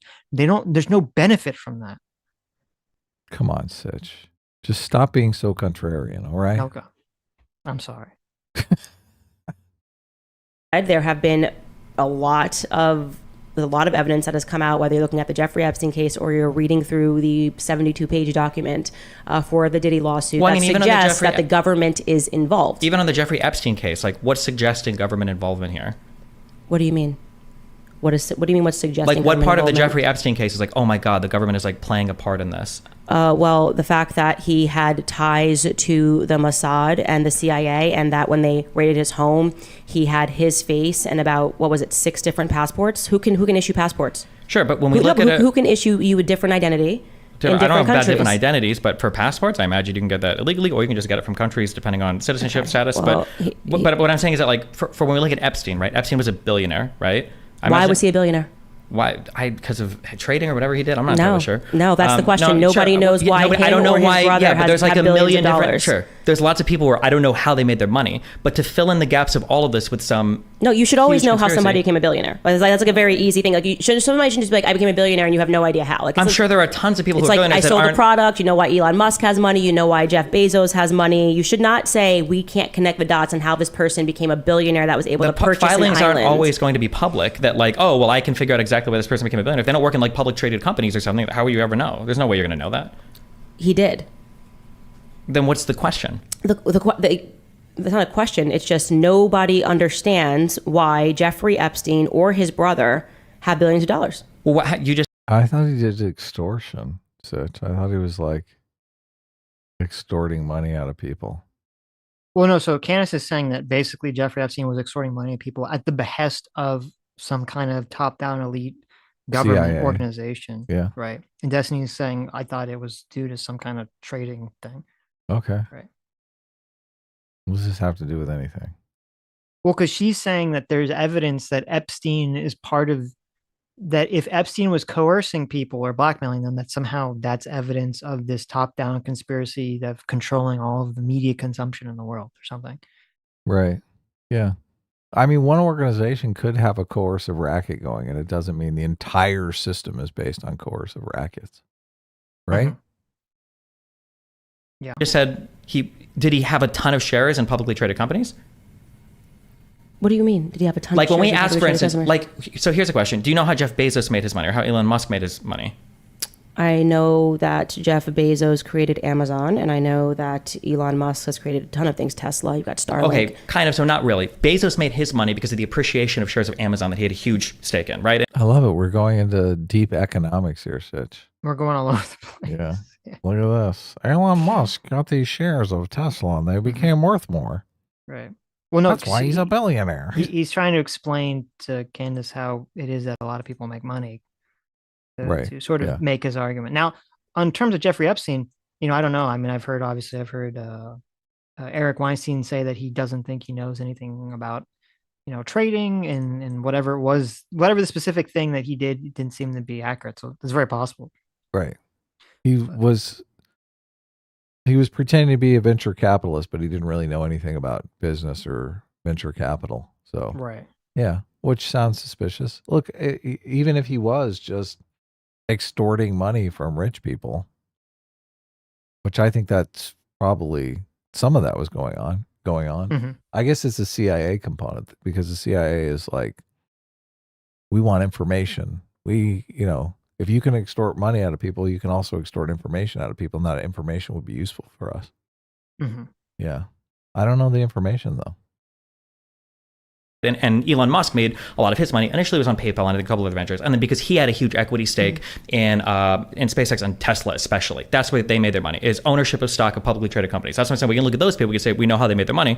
So I don't think Epstein had massive shares in publicly traded companies, did he? So he wouldn't have made Did you actually look into the Epstein case, or are you just, because I can't tell right now if your thing is just to be contrarian? Okay, hold on. No, I'm being serious. No, I'm asking you because it seems like you're just like, whatever your position is, I'm going to take the opposite and I'm going to say something really quickly and try to say, well, how do we know? And it's like, that's actually quite boring. Sure. You know what I mean? Like, it's like. This is hilarious, Sitch. See, this is, I think, proof positive that Candace Owens only has a surface level of understanding in any of the topics that she dives into. Right. Look, there are plenty of topics that we cover that I only have a surface level understanding of, but there are plenty of topics that I have a deep, deep knowledge of because I'm fascinated by the topic. I don't know that Candace Owens has any topic that she's fascinated in that she wants to deep dive on. What do you think? Am I wrong here? I agree in terms of that either A, she only has a surface level understanding, or she just, like, it's a tactic. So like Destiny's basically saying, I don't know if I believe, this idea about Epstein, not, where he made his money from. And Candace doesn't know that information, right? Instead of Candace saying like, oh, I don't know, or it's just a theory or whatever, because that looks, I guess, optically bad in the conversation, she instead pivots to attack on something unrelated, which is to say, in just disbelief, you're just being contrarian. Right. Like, which is basically saying you're just lying. Like, you obviously agree with me and think that Jeffrey Epstein is part of this conspiracy, but you just won't admit it because you're being contrarian for whatever reason. Right. It's just a tactic. It's an optical tactic, a rhetorical tactic. Yeah. Rather. I mean, and the thing is, it's like the most obvious dodge on the planet, right? Of course. It's the most obvious. Yeah. Like, if you had, first of all, like if you've, watched Destiny's always been pretty much like consistent on these sorts of positions anyway, regardless of whether you agree with him or not, that these are the positions he's generally always taken. And if you do think that Epstein has been doing all this stuff, then just bring evidence or make your argument for it. You don't just say, oh, you're just being contrarian, to just distract away from the position. Right. So according to this article, it says, and this would be the question, is how did he get these jobs? Jeffrey Epstein became a money manager for billionaires, including Les Wexner, founder of CEO of L Brands. And apparently that's supposedly where he made a lot of his money. Was for managing Les Wexner's money. Okay. So I don't know what any of that means. Make it say it's conspiracy. How did he get that job in the first place? I don't know. Money managers make bank. They do, because they make money. Win, lose, or draw, they make money. I mean, so yeah, I wouldn't be surprised if there was some combination of Epstein doing legitimate money managing things to make a bunch of money, and then supplementing that with basically blackmailing famous people, right? I wouldn't be surprised if those were both kind of true. Well, the thing that's abhorrent about Jeffrey Epstein is that, I mean, it's less for me that he's manipulating these wealthy elites. It's that he's using underage girls. Like, he's basically obviously coercing them into crazy shit. Sure. For those ends. So sure. Fuck that guy. Like, let's actually have a real conversation, because tons of stuff is happening right now. A lot of stuff is being exposed, right? Mm-hmm. Let's have a real conversation now about something that I know. Let's talk about the WAP lyrics again. We'll see. And I'm actually surprised, and I the Destiny didn't blow up on her, because I would blow up on her. I'd be like, okay, you made brought this claim, up, right? You just made a claim. I asked you for evidence of the claim, and now you're saying I'm contrarian and let's be real. Okay, I'm asking you to be real. Like, what the fuck are you talking about? Like, what the fuck? If I ask you for evidence, you don't get to say let's be real here. No, fuck you. Like, this is just insane. It's an insane thing to fire back with. Right. But Candace, at this point, it's like she's untouchable. I guess. Yeah. Yeah. Yep. People are, for the first time, able to grasp a theory that finally makes sense, right? It finally makes sense. It makes sense that there is a blackmail ring operating in DC, because we don't understand why we keep sending our politicians to DC, and then it's like they completely serve anybody other than the American people, right? So when that Jeffrey Epstein case got exposed, and if you were following it and reading the documents... I did follow it. I read the entire document, the 80-page report that came out from the government. They did a report on the prison where he supposedly got killed. And you're realizing how many artists have stood up and said this. This is an insane argument Candace is saying. She's saying because the conspiracy makes sense to people, you should believe it. Like, okay, like, who cares? It makes a lot of sense to a lot of leftists that there's a top-down conspiracy for white people to keep black people in check. That makes sense, right?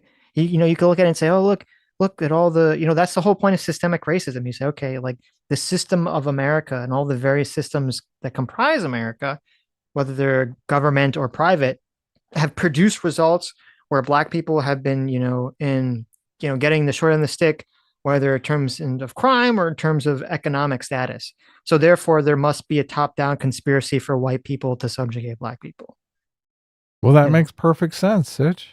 I guess people believe it, and it makes sense. But it makes sense. There you go. It's not true, but it makes sense. There's no evidence for it, but it makes sense. Right.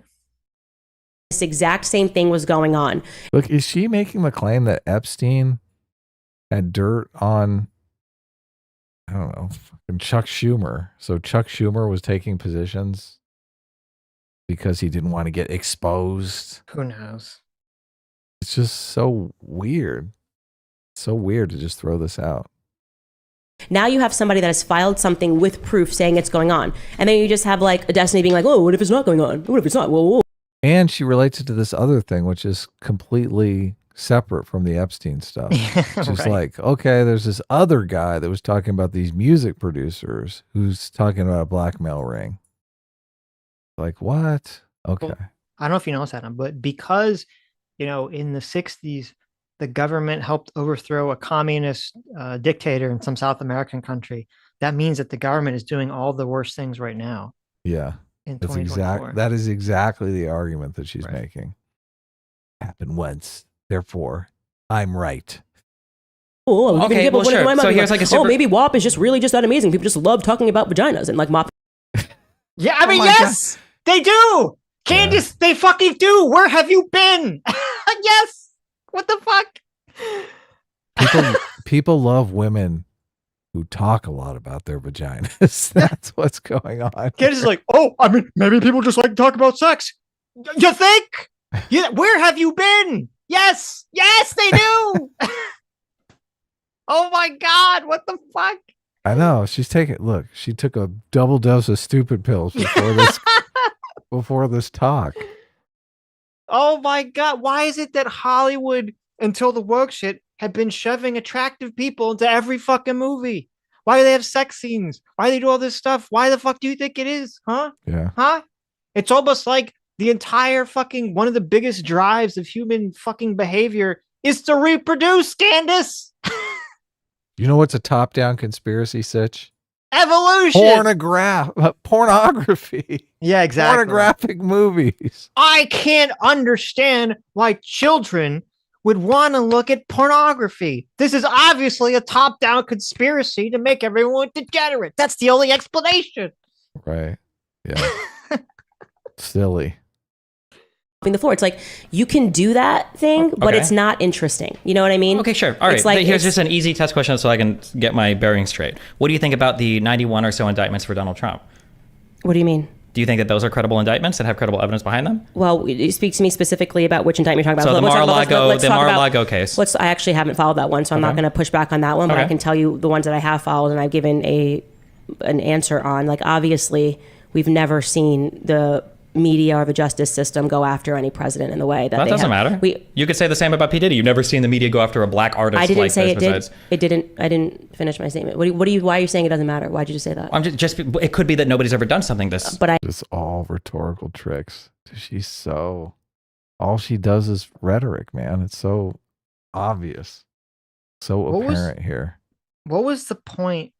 And I guess I missed it. What is the point of him bringing up the Donald Trump cases here? Well, I actually think it was a good move for Destiny to do that because he's like, okay, you're going to play topic bingo? Guess what, bitch? I'm going to play topic bingo.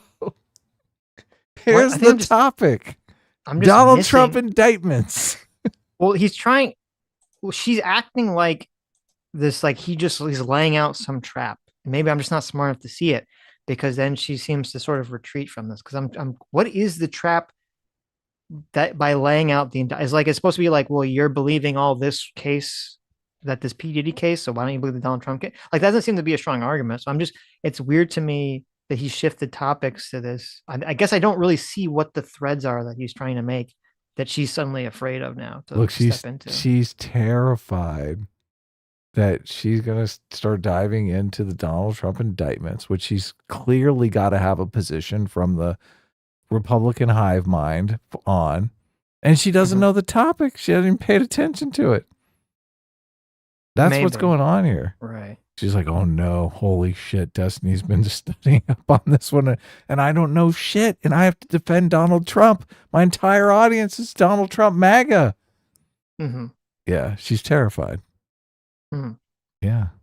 Sodos for $5 says, boys, you can't disagree with Candace. Hollywood is the psyop, the kiddos to depopulate the U.S. Unless, of course, you now want more evidence. Troll, Right. lol, there you go. Thank you. Right. Yeah. Evidence is incoming. Right. Just give me a couple months. Let me get back to you. Yeah, there you go. Val Van Gogh for $5 says there isn't a CRT-ish progressive strain taught university that celebrates black degeneracy as resisting whiteness. Yeah, there is. There is. I wouldn't be surprised at all. JMac for $20. Thank you so much. Says the trick to parenting is not to teach these things as moral evils that you must remove, but clowning your kids for being cringe. That's how I got my son to stop doing those stupid TikTok dances his friends were doing. I mean, nice. That's a good point. That is a good point. Yeah. You basically tell him, look, you're not going to have a date ever if you continue this nonsense. His Sitch is because she completely accepts the P. Diddy stuff, but doesn't believe any of the Donald Trump stuff. I guess that seemed to be sort of what it seemed to be. I think she could just say they're different cases, so I don't know why she's afraid to get into it. But Destiny brought up Trump indictments because Candace's initial conspiracy is a court case. His point is because something doesn't have a precedent doesn't mean that it can't happen. Maybe. It still seemed the trap that she instinctively understands the logic. Destiny's pointing out she knows nothing on the topic. Yeah, maybe. Yeah. Moondoggy for $10 says Candace reminds me of the people that act like they discovered Atlantis. Quote, oh my God, have you seen this thing called manga? Oh my God, this K-pop is pretty good. Wonder what the K stands for. Yeah, there you go. Yeah. Yeah. That's that's a used car salesman, right? It's weird now. Listen, I don't watch Candace that much, but it is weird. I mean, maybe it's happened. I would be shocked if there's not a video of her talking about how the documents Mar-a-Lago case is like BS, right? I mean, does Candace never talk about that? That seems. Of course. I'm sure she's talked about all these cases, but it goes in one ear and out the other. Right. Or she just doesn't want to talk about it because she knows she would lose in the debate, I guess, with Destiny about the topic. That'd be my guess. Right. But the ones that I have followed and I've given an answer on, like, obviously we've never seen the media or the justice system go after any president in the way that doesn't matter. You could say the same about P. Diddy. You've never seen the media go after a black artist. I didn't like say this it did. I didn't finish. I mean, didn't they go after Nixon pretty hard? I feel like they did. Conspiracy. What's that? Conspiracy. Oh, okay. Well, I mean, there was a whole deep throat thing, and they got him to resign. And I'm not a crook. You know that. Finish my statement. Why are you saying it doesn't matter? Why'd you just say that? I'm just. It could be that nobody's ever done something this. But I haven't. Before.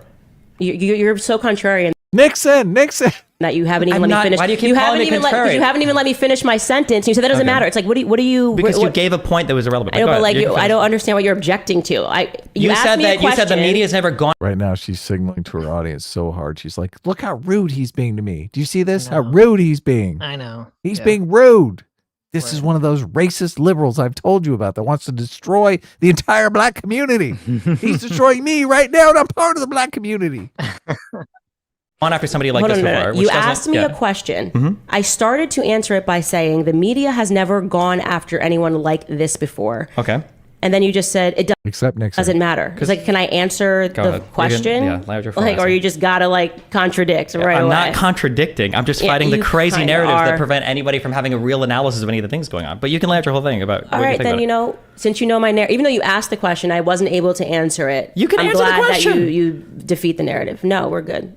We're good. I'm not going to have you ask. I'm not going to actually have you ask a question and then cut me off and say that I'm parroting a narrative when I haven't even told you what my opinion was. That's not you being interesting. That's you being obnoxious. I think that you're trying to avoid answering the question. I agree with Destiny. Yeah, it seems to be. I mean, I don't know. It's weird to me because I can't put my mind in the perception of like a big Candace Owens fan, but Destiny interrupted her, and you can call him out and say, "Listen, don't fucking interrupt me. Let me finish my point," and that's fine. But to say "Don't interrupt me," now I'm not going to actually make my argument. That just comes across as like massive, "Oh, I don't actually have an argument," and you've just given me an out to not actually have to defend the position. Yeah. Which is crazy because it's weird to me. You'd think, I would imagine, again, not a big Candace Owens fan, so maybe she doesn't talk about it, but I would imagine she has some big long spiel she could give about the Trump cases and why she thinks they're BS that she's talked about on her show multiple times because these Trump cases come up, a lot. And actually, I think she brings it up later, and I looked into it, and And there is a whole thing that I think is a pretty good argument against at least one of the cases against Trump. So that she could lean into. I don't know how much of her show is written out for her that she reads off of cue cards or a teleprompter or something like that. So Maybe. Yeah. It could just all be producers. She could just be the face of the Candace Owens show. Right. Yeah. How dare you question me?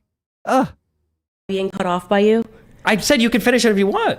You're trying to avoid answering the question. Quite literally, I was trying to answer the question and you cut me off. So we're good on that. We can move on. This is so good. Okay, we can just move on without me answering the question. Thank you. Bye-bye. Talk about something other than Trump and his 95 indictments. I think it's 91 or 92. Okay. Okay, well, what are we talking about that won't get you as triggered? Okay. I just honestly, like I said to you in the beginning of this, I said I am an open book.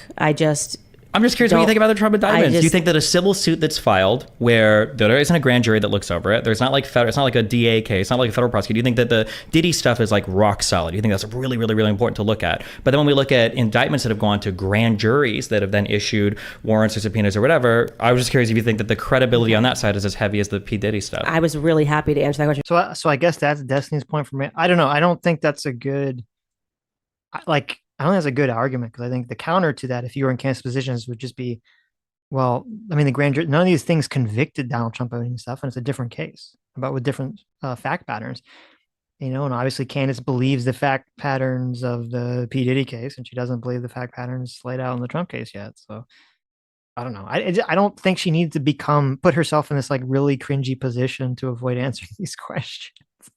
But whatever. Yeah. Well, she's gonna. Don't stop her, Sitch. Would you like me to answer it?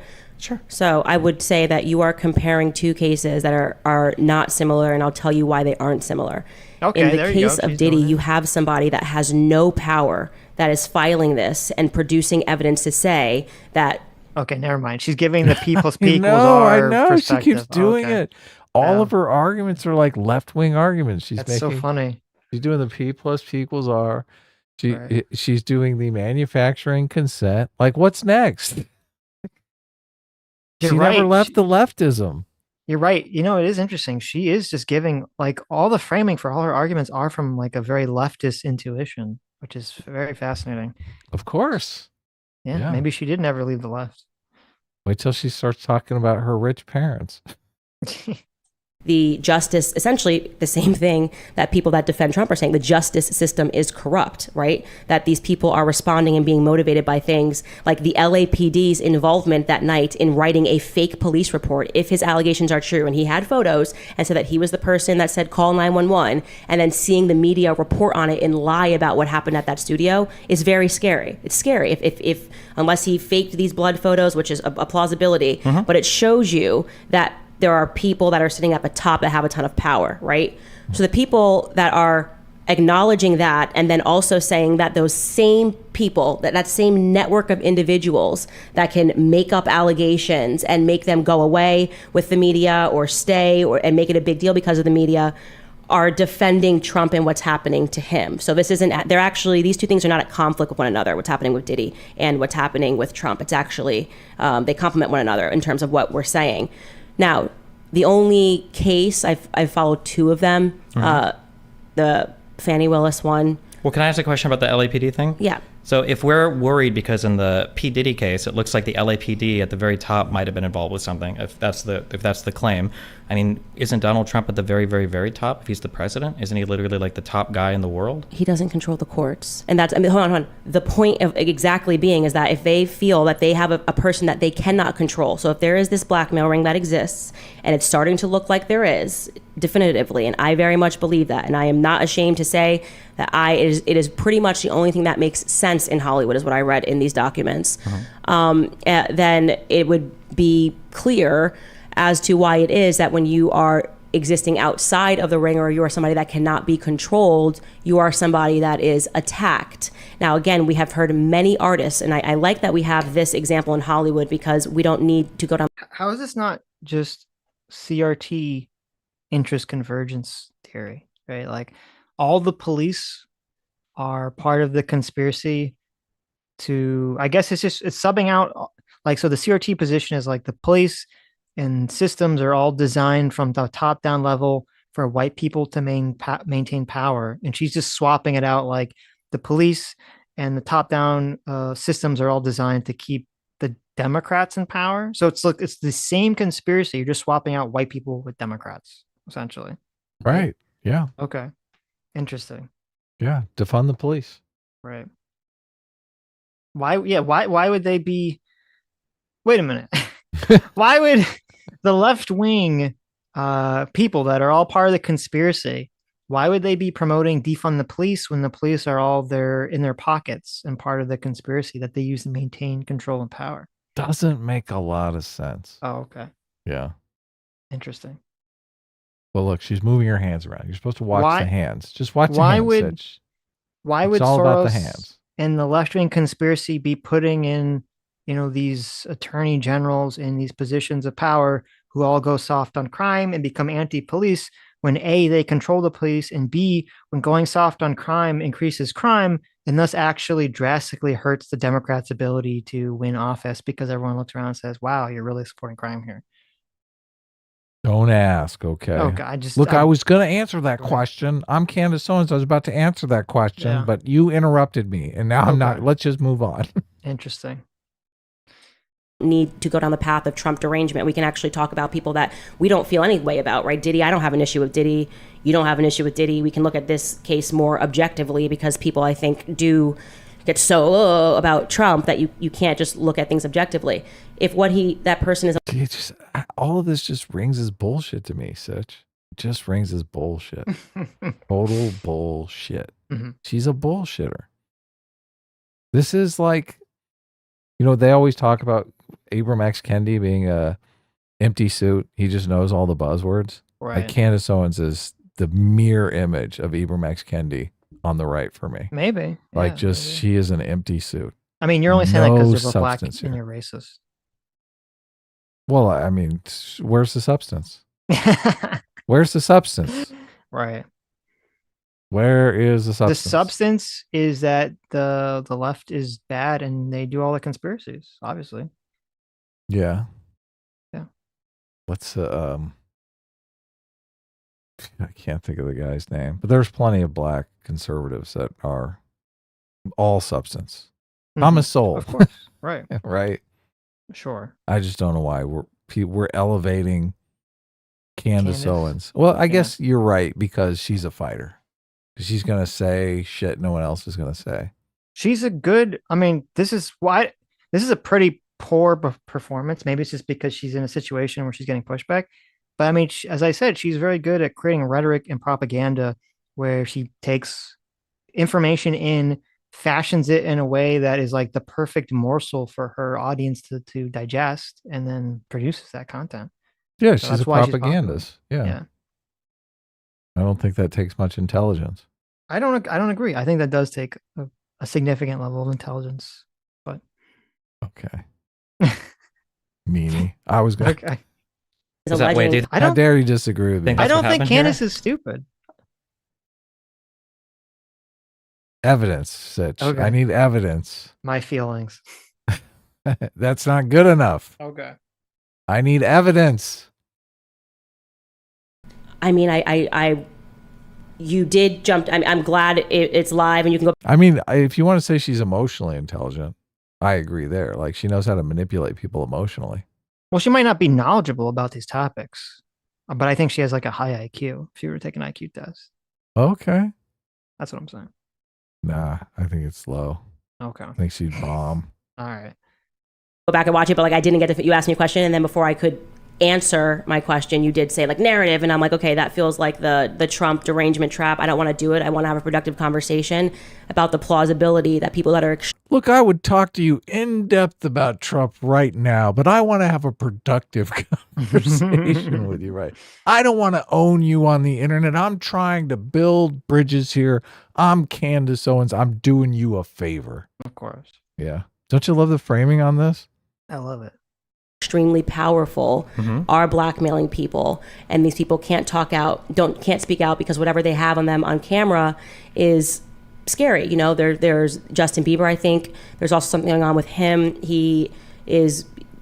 His pastor said, you know, pray for them. There are evil forces that in Hollywood, kind of at the same time as this. Cat Williams, I know he used to do crack, whatever, has spoken out about this. There's been a lot of artists that have spoken out about this. Kanye West has spoken out about this, about, you know, the control and the network that's happening within Hollywood. So I think instead of, I don't know, trying to dismiss these people as crazy or crackheads or whatever it is you want to dismiss them as, when enough people say something, including Michael Jackson, who's dead, maybe there's some truth to it. Like, can we examine whether or not this might be true, especially when somebody is such an underdog like a producer and does something like this? I think analyzing who's saying what, I think is important. But I think that when we say that somebody's an underdog, so we're going to believe them because they give a story that we might happen to like or plays into something else that we believe. I mean, I would just be critical of the underlying material. Like, if the sources are a few... That's literally CRT. You have to believe the lived experiences of people that are oppressed and don't have systemic power. Come on, Candace. People, like, everybody stands to gain something when it comes to viral stuff. Everybody knows that. When you have outrageous claims to make, and if he has evidence, I think that's interesting. Otherwise, I would have said, I don't know, it's frivolous. Like, there's, you can always sue a rich person. But I'm also saying that, like, a charge is a charge, or a claim is a claim, or a filed case is a filed case. It'll be interesting to see what ends up playing out in court, and then we actually see that. I'm keen to see that. That's what I want to see. I'm not condemning the person. I'm not a person that believes that you. I would hope, and I obviously have lost faith in the court system in some ways, but I would hope that it works the way it's supposed to work, and that it will take more evidence, and that he has to appear in front of people and show us more evidence and show us more video evidence. A woman who won a $30,000 judgment against her school has lost faith in the court system. What is happening here, Sitch? That would give me so much faith in the court system. Yeah. Of what's going on. But so when you say, what I will say is that it looks credible. Okay. When you say that you've lost faith in the court system, does that mean that if a guilty verdict is returned, you'll think it was a good case, but if a non-guilty verdict is returned, are you going to? Oh, okay. Well, why would you preface with, I've lost faith in the court system? Because I have seen some circumstances in which things that should not happen do happen, and a good example of that, if you want to talk about the craziest case that I followed in a long while, it was the defamation one, where the jury awarded, she was asking for what, 10 million, and they awarded her for 400 or 800 million just to, like, bankrupt Trump and her Oopsie. Someone got their facts wrong. Yeah, she's conflating the bank thing with the the Jean Carroll. Sorry, but you still think she studies these in depth? I never heard you make that mistake before, Sitch. That's not that bad. Okay. Okay. Mix up the numbers. Come on. Right. All right. Sure. I mean, she's talking in depth. Like, she thinks Jean Carroll got a $400 million judgment for rape. Allegations had expired, but they created a new law in New York so that she could bring them forth about something that she says happened in 1996. What is that whack lady's name? She was so... Wait, are you talking about when they extended the... Jean Carroll. Statute of limitations to allow people to sue people relating to And then rape. she got funded to reopen this. They changed the law, and then she got funded by the person who is basic... I don't want to call him a Democrat operative, but he obviously is very involved in the Democratic Party. The person that started LinkedIn is the one that funded her to do this lawsuit. I mean, the whole thing is the craziest thing I've ever seen. It's just like making new laws. I thought this law was changed in New York a while ago. No, I don't think it wasn't. It was specifically for Trump. No, it wasn't. Nope. It was specifically after she went on and was doing the rounds on, and those were wacky. When she was like, I don't even know. When he was like, what is rape? Anderson Cooper asked her, and she was like, I think most people think rape is sexy. It's not someone jumping on you and da da da da. You know, it'd be great for this if you could bring up clips like that, because it would be awesome for people to be able to watch it. But she was so clearly clinically insane. She was so insane that even Anderson Cooper had to go to commercial, MSNBC had to go to commercial. So this is not a woman, that was making what any person who can listen to somebody interview about their rape would say are credible allegations. But there was just such hatred for Trump that they just made it happen. And in no circumstance, I can't imagine what circumstances somebody asks for like 10 million and the judge is like, no, you're going to give you 400 million. Other than we hate Trump so much and we hope to bankrupt him. Was this a jury trial? There were multiple parts of this lawsuit, but it was... Because if it went to trial and if it was a jury, then yeah, it was jury trial. Yes. Does anybody have a link to that rape clip? I'm curious if anybody has of her conversation. It's rape. We just got to look at it. It's so nutty and so crazy, and they just kept going with it everywhere she went, left and right. People could not hold a conversation with her. She was so unstable, and she couldn't even define what rape was. She was just saying, "I think rape is just like, you know, when someone thinks you're sexy." So it's like, so did Trump just think you were sexy? She had no witness. I mean, I've just never seen anybody able to get for or however many millions of dollars she got with absolutely not a shred of proof in a case that shouldn't have even have been brought forward according to your own statute of limitations. Also, people are saying that the 400 million is that's for the business fraud case. Maybe the sorry, yeah, I'm mixing numbers. What was how much was she awarded for you guys that are like checking? She was awarded. They gave her more than she even asked for. Yeah, they literally extended the law. The whole thing was so rotten to its core. That makes you lose faith, right? That makes you lose faith in the justice system. That's not saying that there aren't cases. There are different judges. Okay. So I looked into this is Jean Carroll case. Yeah. So it's unfortunate here for Candace because there's a good point here that I'll get into that does look pretty sketchy, but then she ruins it by adding a bunch of stupid shit. So she says, like, she's bringing up this Anderson Cooper thing about she said rape was sexy or whatever. She's like kind of like muddling it because obviously, you know, and that's fair. I don't remember a lot of things in detail. So, but she's kind of like muddling all the facts together. Where basically in an interview, E. Jean Carroll, this is a woman who she was a advice columnist for New York, and she claimed that in the 90s, she met Trump at some kind of high, you know, expensive boutique clothing store or something, and that, you know, he recognized her as being this kind of like famous local figure, and they kind of like were talking for a bit, and then she claims that basically she went into a dressing room with him and that he basically forced himself upon her, and then she like ran out essentially. And that's the claim that she's making for the rape claim, the sexual assault claim. And in the interview, she says that she doesn't like to call it rape because she said that it only lasted 3 minutes and she fought back. And, you know, basically it sounds like what she's saying is that like to her, she doesn't view herself as like, quote, a victim. And so she doesn't like to use the term that she was raped. Right. That's the argument that she's basically making in the Anderson Cooper thing, which, you know, regardless of whether you think her story is true or not, that's not such an untypical thing to say. You know, to not want to be someone who's claiming to be the victim of some kind of assault to say that they're not actually a victim, right? That's a pretty classic, you know, response to the situation. And to say that like she comes off as like not, you know, as crazy or as unhinged. I watched the entire Anderson Cooper thing. She didn't really come off as unhinged to me at all. Really? Now, yeah, I didn't think she came off as unhinged. Now, she did say the rape was sexy thing though. Right, but what that being a viral clip. Right, but what she was saying is that like she was alluding to the idea, which is true, that women have like these sort of like fantasies about rape. Right. Which is, I mean, you know, Jordan Peterson has talked about this at length, right? Why? You know? Jordan, knock it off. No, I mean, so it's definitely a thing. So I think that clip is sort of taken out of context completely to make her seem crazy. I don't think that she came across as crazy.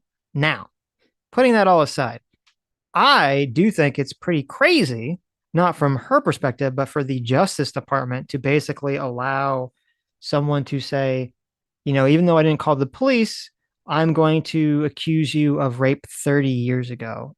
Right. Right. When, I mean, to me, the human memory is so faulty. It's like to try to find someone guilty of sexual assault or rape based entirely on just no physical evidence, entirely on like people's like making he said, she said claims is insane. Like to me, insane. Yeah. Like to me, when you talk about the insanity, like it's silly to me to attack her credibility because it's just a story she's telling. As Sitch testimony, claim that someone sexually assaulted someone 30 fucking years ago, that's an insane thing. Yeah, no, it is insane, obviously. So, but here's where I think Candace would have a much better argument, where she would actually, instead of attacking, you know, the Carol thing, here's where it is kind of crazy. So basically, Jean Carroll, she accuses Donald Trump of rape / sexual assault in 2019. Okay. Gotcha. So like right before the election.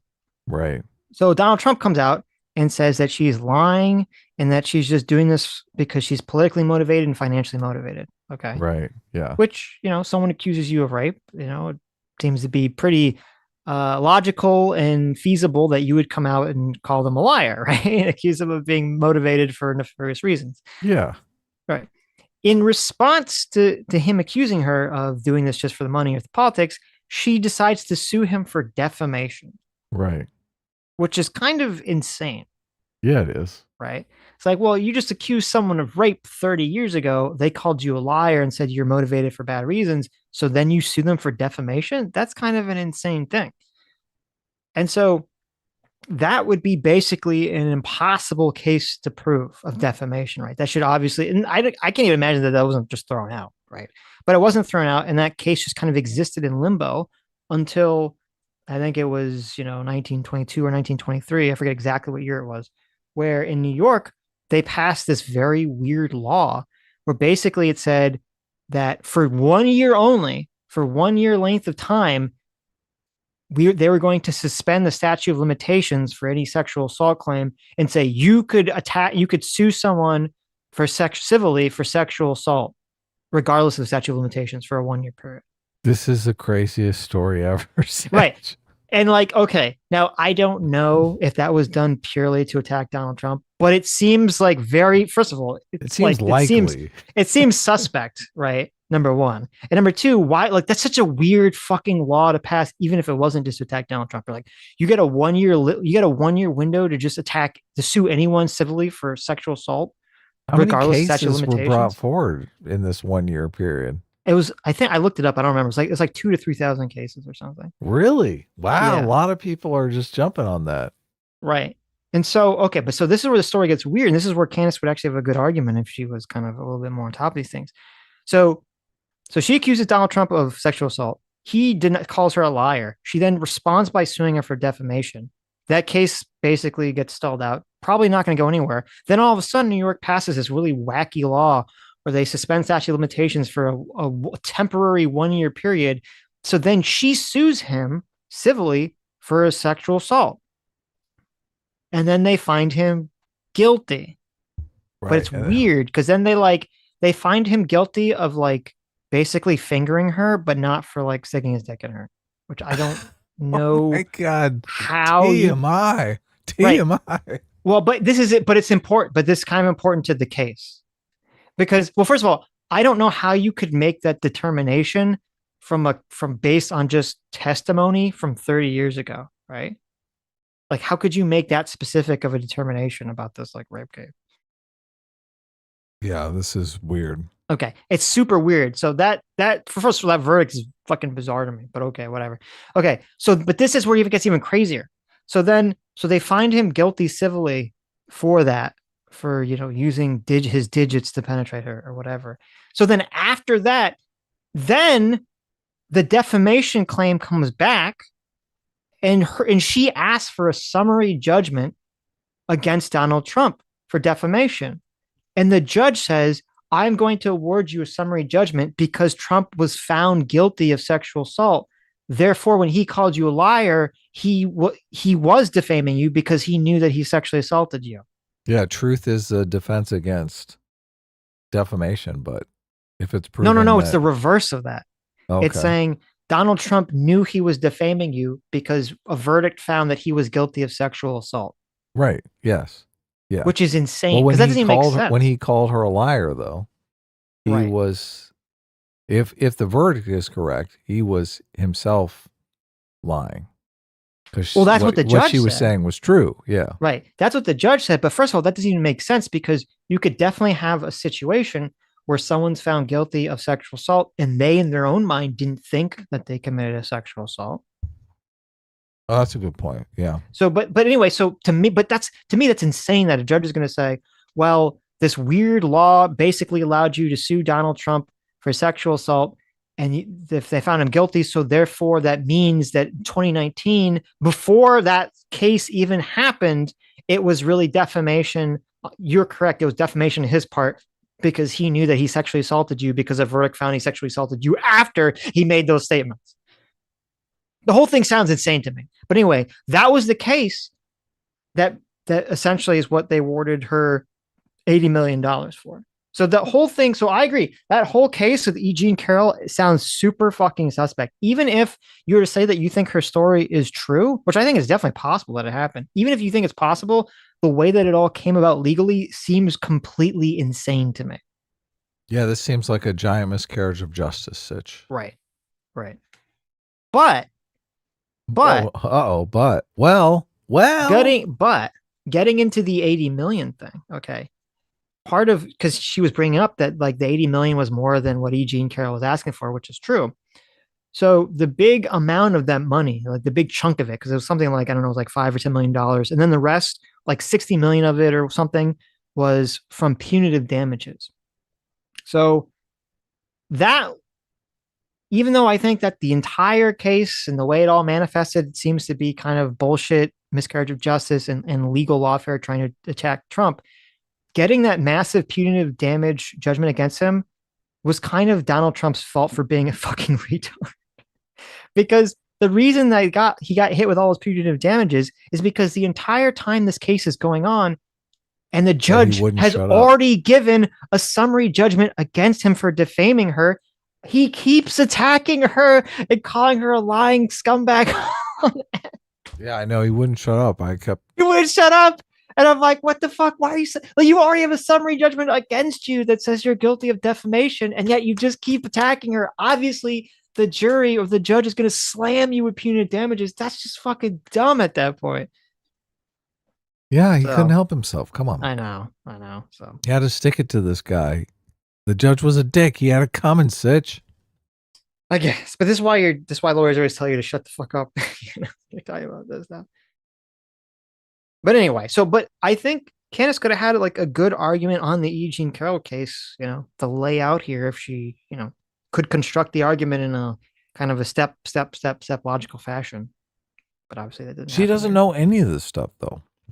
Well, she probably knew it at some point or knew some pieces of it at some point and then forgot it.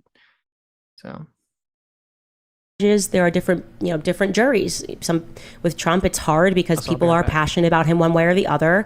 So it's going to be hard not to find a jury that is corrupt, especially when you're in New York. But I don't see how any person can objectively look at what happened there. Wait, what does that mean? A corrupt jury?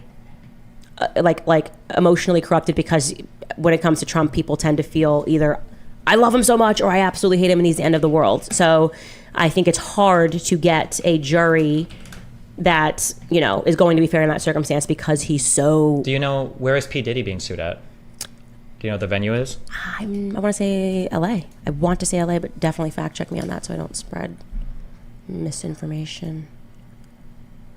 I'm only asking because I see a couple people. Oh, so for this it says Rodney, Lil Rod Jones. Oh, New York. Producer. That's right. It is in New York. Wait, that is correct. Does that mean that the opening up of the statute of limitations for the Trump suit is the same thing that's allowing this court case to go through then? No, you got to look at what he's suing them for.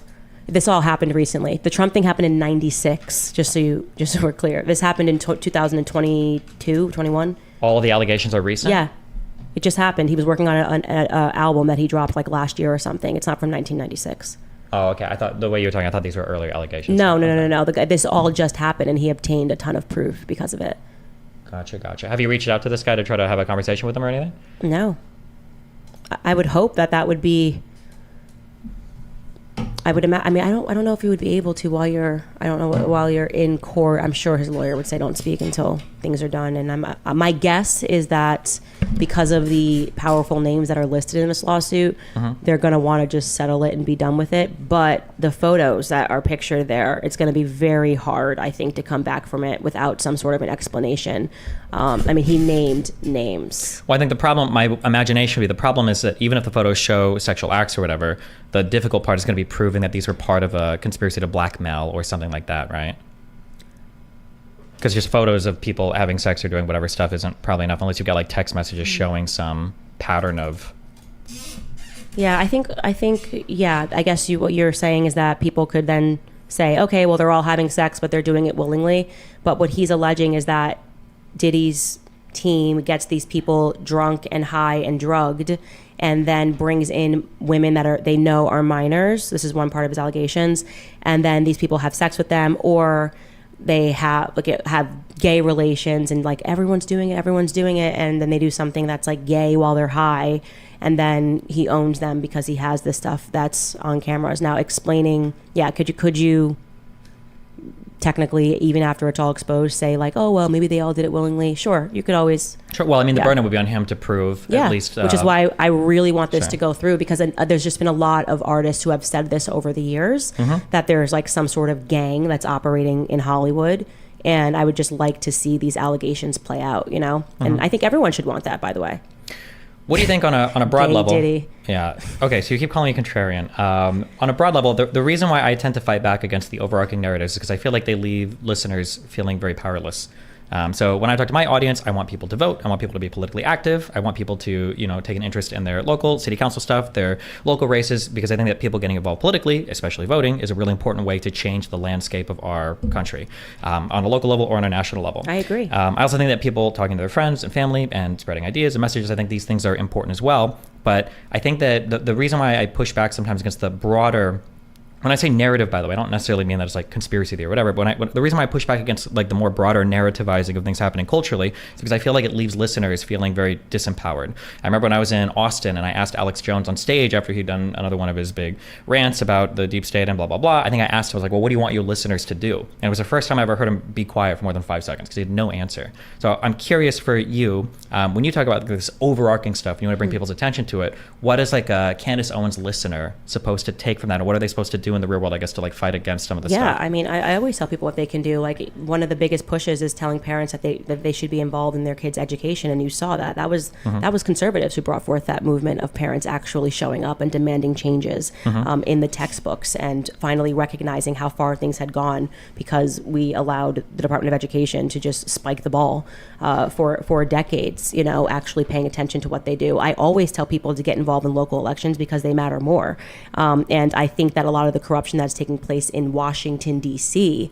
is what we're speaking about, because it seems like no matter who we elect, when we send them to Washington, D.C., it's almost like their allegiance is to the lobbies. And by the way, I believe that lobbying should be illegal. I believe that we need term limits. These are the things that would, I think, affect change overnight. And so I hope that in speaking to those things, when people say, what would be the first things that you would do if you were in office? I always say, elect people that are saying those exact same things. Don't elect people that are then going to go to DC and make it their own business, and want to grow the government because it's making them money and they're accepting money from lobbyists. That's why I always point to my favorite congressman, Thomas Massey, because I think he does a really good job of actually representing Americans and American interests. So, I'm not a person, I haven't taken the black pill as how it's termed, taking the black pill, and I'm like, there's nothing you can do. But we have to understand what it is that we're fighting, and we can't be scared to recognize a conspiracy. A lot of times we're just talking, there's questions that we have, and we just say, why is this person doing this? Like I said, the Diddy lawsuit didn't make me feel hopeless. It actually made me go, oh, okay, if this is what's actually happening in Hollywood, then it makes sense.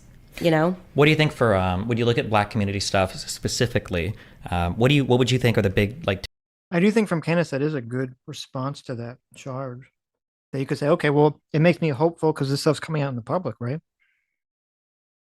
What stuff? The whole conspiracy stuff. Oh, she's hopeful because people will unmask the conspiracy, right, through the court case. That's why I think Destiny's argument here is just a bad argument. Yeah. She wants her audience to be vigilant for unschooling. I guess that is kind of a conservative thing. I mean, I just know Candace mostly from Blexit, where she was like, I want my audience to vote Republican. Right. I think that's what she wants her audience to do. So yeah. But anyway, be vigilant about school. That's great. Love it. Good job. 2 or 3 things that the black community in the United States needs to do to kind of save itself from the whole of fatherless children and welfare consumption and abortion and everything else that they're kind of stuck in right now? Well, the first thing I think is to educate yourself about where it's all coming from. I think Black Americans need to be educated on Black history, not in the Democrat textbook way, but in the real way of understanding where all these initiatives came from, because a lot of times Black Americans are asking the government to solve what the government created, which welfare programs obviously destroyed the Black family, and it was the intention of Lyndon Baines Johnson to do that because he was an avowed racist and spent decades in the Senate voting against every measure to give Black Americans any measure of freedom until he was basically forced with a figurative bullet to his head to sign the Civil Rights Act to restore some calm nationally. So I think, first of all, everything begins with education, and I think that... Okay, this is fucking retarded, and I'm kind of shocked Destiny doesn't push back here at all.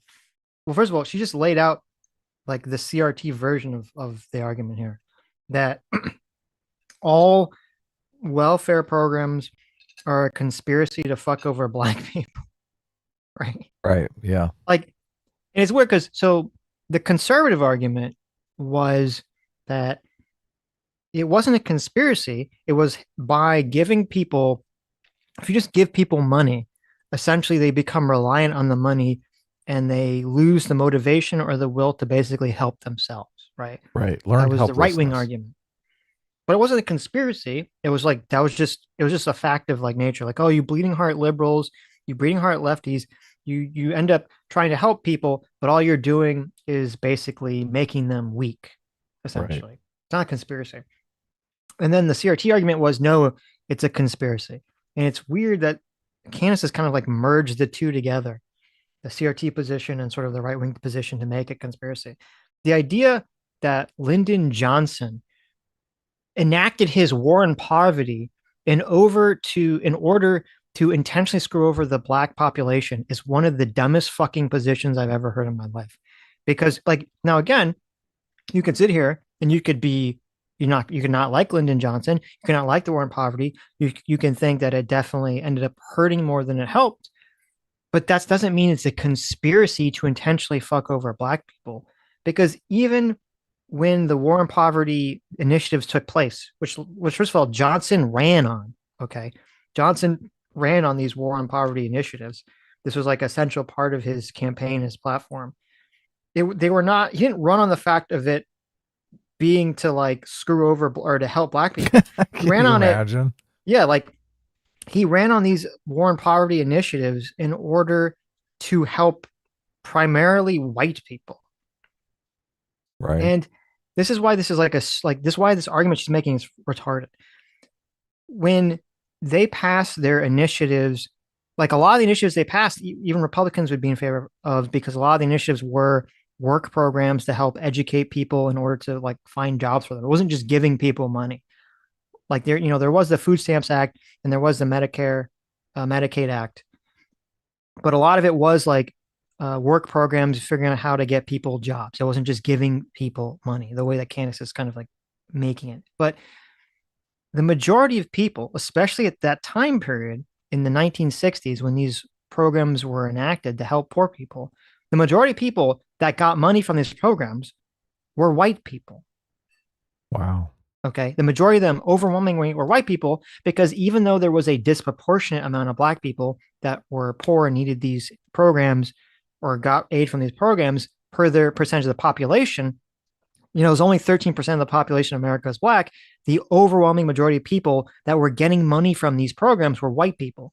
So Candace's position would have to be that Lyndon Johnson intentionally screwed over white people by initiating these programs that would hurt white people by giving them money and aid and job training.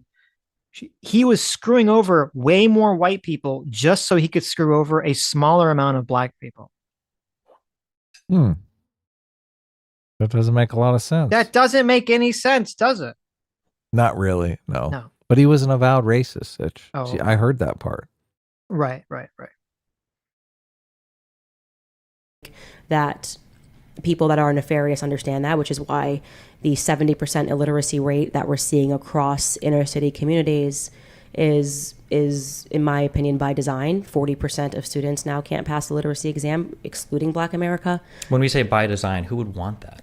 People that want to control you. There's a reason why when we had slave codes, slaves weren't allowed to learn how to read. When you're not educated, anything I tell you becomes your reality. If I can understand that, but slaves like worked and did stuff, right? Yeah, I feel like, so do Americans. Every day we go to work and our money gets sent overseas. But they have to like be literate to go to work, right? I feel like illiterate black people that are doing gang violence probably aren't serving any system very well now. You are, because you keep voting in the people that are taking more power from you, right? Do you think those people are voting much, the black gangbangers and stuff? I think, yes, black people do vote, and it's not hold on. To be very clear, I didn't say black people, because I don't think that all black people are like this. I'm saying that like specifically the ones that are illiterate, involved in gang violence, and are unemployed. Do you think that they're like out there voting in a meaningful way that's changing the political landscape of the United States? Are they having like a meaningful impact on the electoral system? Yeah, so even if people are fully illiterate, they will vote if they have an emotional reason to vote, which is what the Democrats very much understand. I want to correct my language there and say, because I think it's uniparty at this point. So I don't know, I looked this up. I don't know what number she's talking about. So the literacy rate for white Americans in this country is 90%, which is still pretty shocking that's that low. And the literacy rate for black Americans is 87%. Okay. I mean, there's a lot of stuff about that in a lot of schools, especially black schools, that they're reading at a far less level.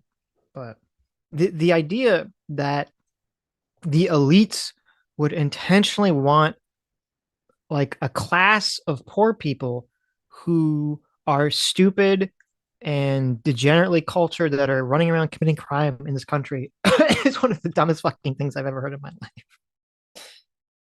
Well, and they're voting. I mean, that ballot has a lot of words to read on it.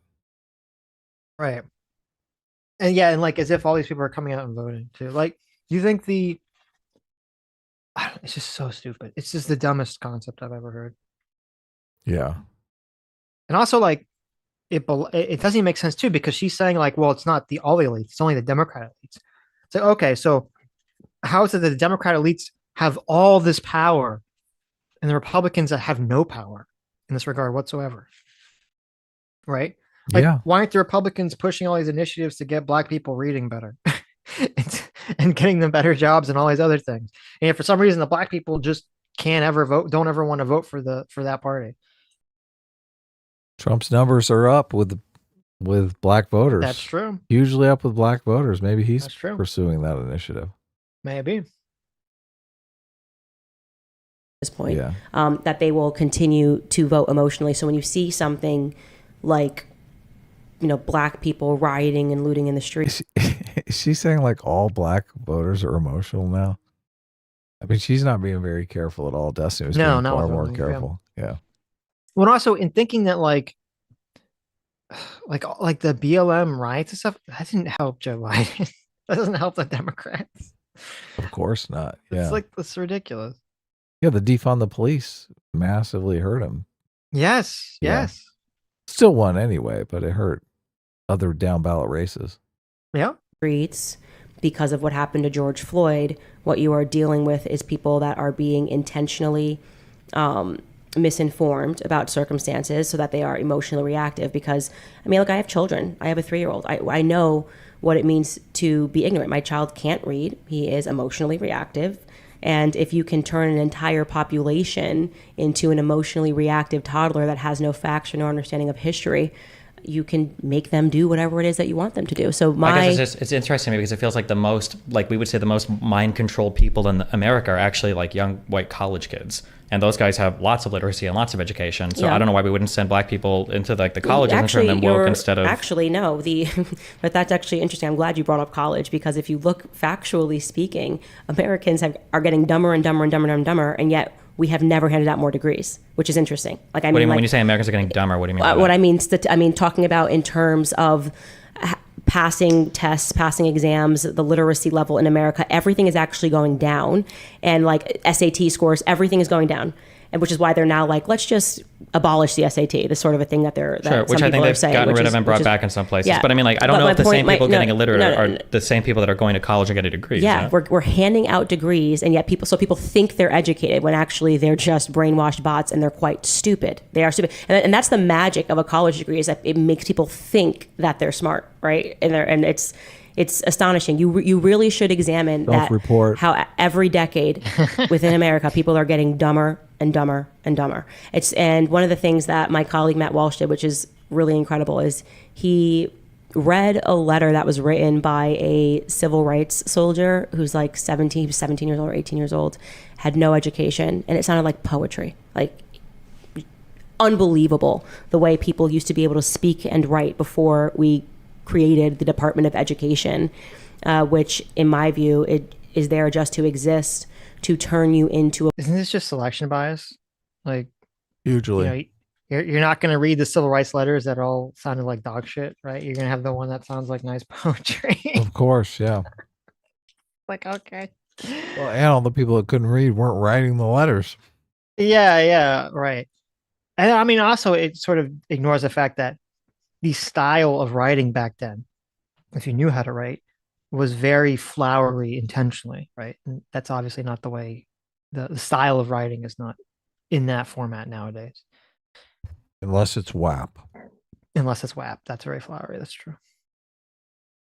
A mindless bot that will serve the government's interests. I mean, we can say that, but the reality is aside from the cultural thing, on the economics... How come the Democrats are so good at controlling everything, and the Republicans are like the most inept, incompetent party ever? Like, if that's the case, doesn't that mean that the Democrat version of reality and framing and understanding of the world is just so much more correct? If the Democrats have all this massive control and understanding of how to manipulate everyone's psychology, but the Republicans, and also in organizing the government to do exactly what they want, but the Republicans can't do anything for the last 100 years. I mean, I think the Republicans actually do a better job with human psychology. So I agree. I completely disagree. But the worldview that Candace is laying out here is like, all these conspiracies exist. They're all coming from the government, but it's ignoring the fact that the Republicans are in charge of the government half the fucking time. Yeah. They know what to play to. Like when Ronald Reagan swept into the, power, into, like one of the most like massively, victorious campaigns in 2 years, 2 election cycles in a row. It was like 49 states. Yeah. Yeah. This massive the Democrats landslide. done that? Right. But is that part, how is that way into the conspiracy, right? It's just, this is such a, like, I hope I'm talking you into Candace just being a empty suit grifter. Yeah. I don't know if she's a grifter, but you said she had a high IQ. Where is it? What's going on here? I want to see the SAT scores. Okay, you know what? Listen, you could be right. I take maybe it back. She's like a math wizard or something. I don't know. These arguments are really piss poor, so And they're all just completely surface level. Like she only operates on the level of like the memes. Right. That's true. That's a good point. Everything is very just basic. Just look. This thing that happened over here, and my colleague Matt Walsh, and he read this letter. It was interesting. I wonder if she's become lazy, because I feel like when I see her older content, she was like quicker and better at these sorts of things. She's a mom now. Look. Maybe 3-year-old. Maybe she's just distracted with kids. Maybe she's just distracted with doing more insular content. So her arguments and her thinking has become lazy. But these are like the C game arguments here that she's bringing. Or maybe she's just nervous talking to Destiny, so it's like knocking her off her game. I don't know, but this is like a really bad performance from her. I would not be surprised if she's got nannies producing her show, and she just reads it. She just reads it. That's it. Look, make me sound smart. Be well informed. Right. Give me interesting things to say. Yeah, but as soon as she's off script, it's like, there's nothing here. There's nothing there. There's no there. Look. On the economic side, America. I love that she look, and even she threw in we're sending our money to China. It's all just memes. It's just memes, Sitch. Right. One meme after another. Oh, the debt, the deficit. Yes. The liberals destroying the black community. Yes. The abortion. Look, she's just meme. Wouldn't the liberals want to have the black community become more and more, like, still vote for them, but become more and more powerful economically, so they have like a stronger economic voting base that would be able to enact more power No, they want them suckling off the government teat. Oh, okay. Sitch, don't you understand? Right. They want them right, because that's the only reason they'll vote for them. Yeah, exactly. Right, of course. Yeah, Well, when they vote, they have to be afraid that their welfare benefits are going to be canceled. Of course. You don't know the memes, Sitch. Jeez. Yeah, how silly of me. Yeah. You got to go to republicantalkingpoints.com in the morning and brush up. Yeah. Sure. Spot that will serve the I government. just want to say, like, the argument that the Democrats are intentionally keeping black people and poor and other people poor just because they can get government money just so they'll vote for them is like the same tier as saying, like, well, the Republicans, they're just giving money to rich people because they want rich people to vote for them. Like, these things are all more complicated. They're all based on people have completely different intuitions about how they view the world and what they view is important. And, we've talked about a million times, the left has like this massive, like, care harm intuition about how they look at the poor people and they go, oh, it hurts me so much. It's so bad and blah, blah, blah. And that's what's motivating them. And, the conservatives have more of an intuition that's more on the lines of like, okay, well, we need productive people to do productive things. And we feel like the government getting in the way of that is actually like the government getting in between that actually causes more harm for society than benefit. And so therefore we want to, like, cut the red tape, right? Winning elections is about cobbling voter coalitions together. I totally agree with you there. But I do think there is a constituency that is, I'm on government assistance. I have been my entire life. All my friends are on government assistance. And we keep voting Democrat because those goddamn Republicans want to take away our government assistance. I do think that's a voting block. No, I think there is a voting block of, I like tax cuts, and those Republicans keep cutting my taxes, and those goddamn Democrats want to raise my fucking taxes again. No, I'm voting Republican. So there is a bit of a quid pro quo going on here that creates these voter constituencies. No. For people. I agree with that completely. Yeah. What I'm saying is that the reason for those, though, I agree with everything you're saying.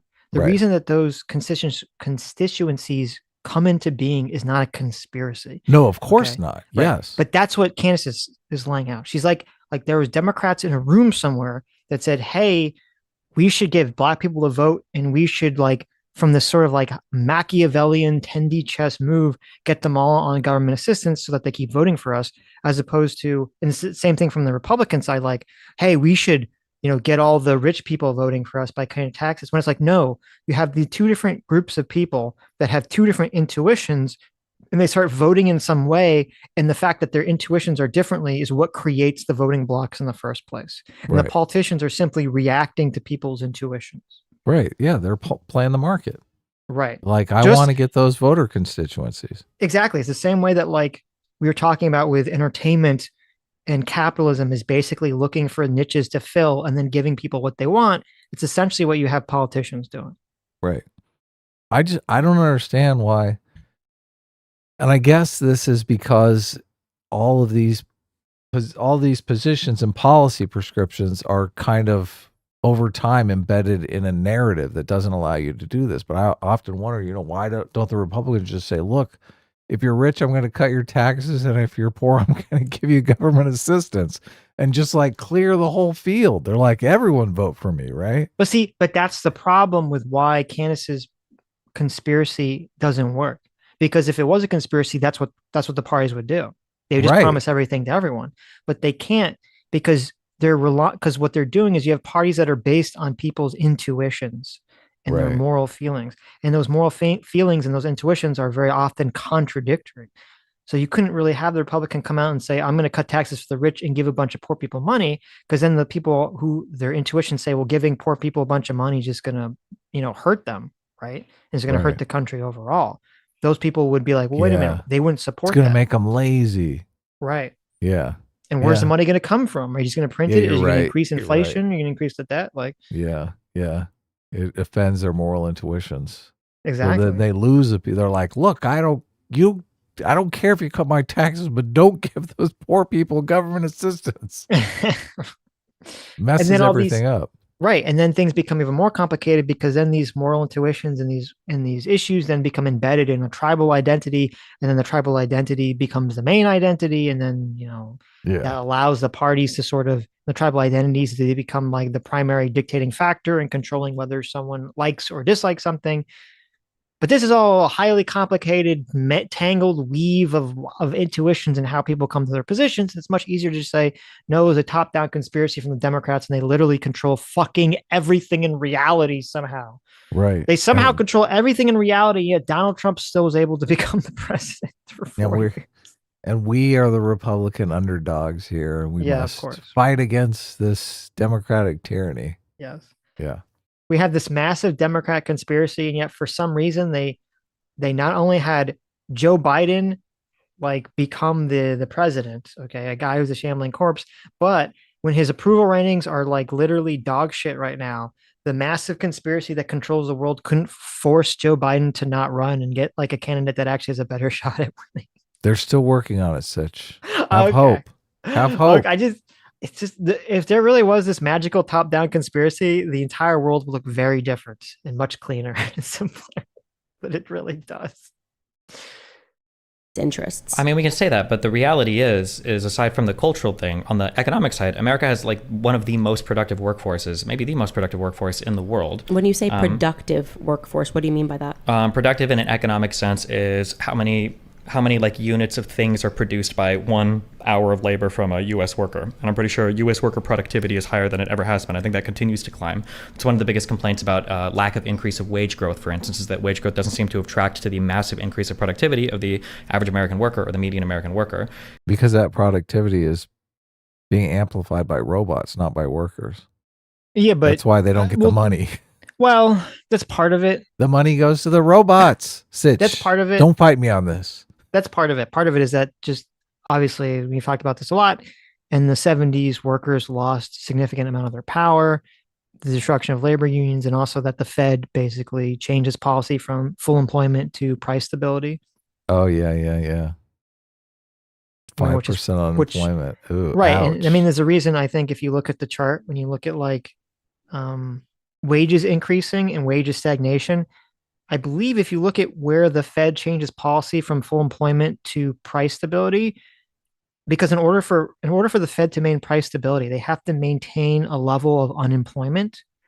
And if you maintain a level of unemployment, it basically like when the Fed policy was full employment and the government policy was full employment, it would end up creating a series of policies that would give labor a lot of power and make labor have like worthwhile essentially, so they could keep demanding pay raises. But when they keep demanding pay raises, this causes inflation to increase.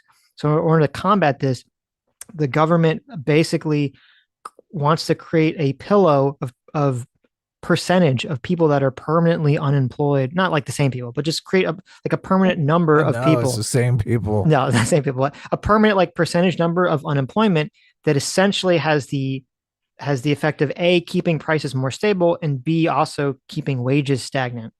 This is called the NAIRU, the non-accelerating inflation rate of unemployment.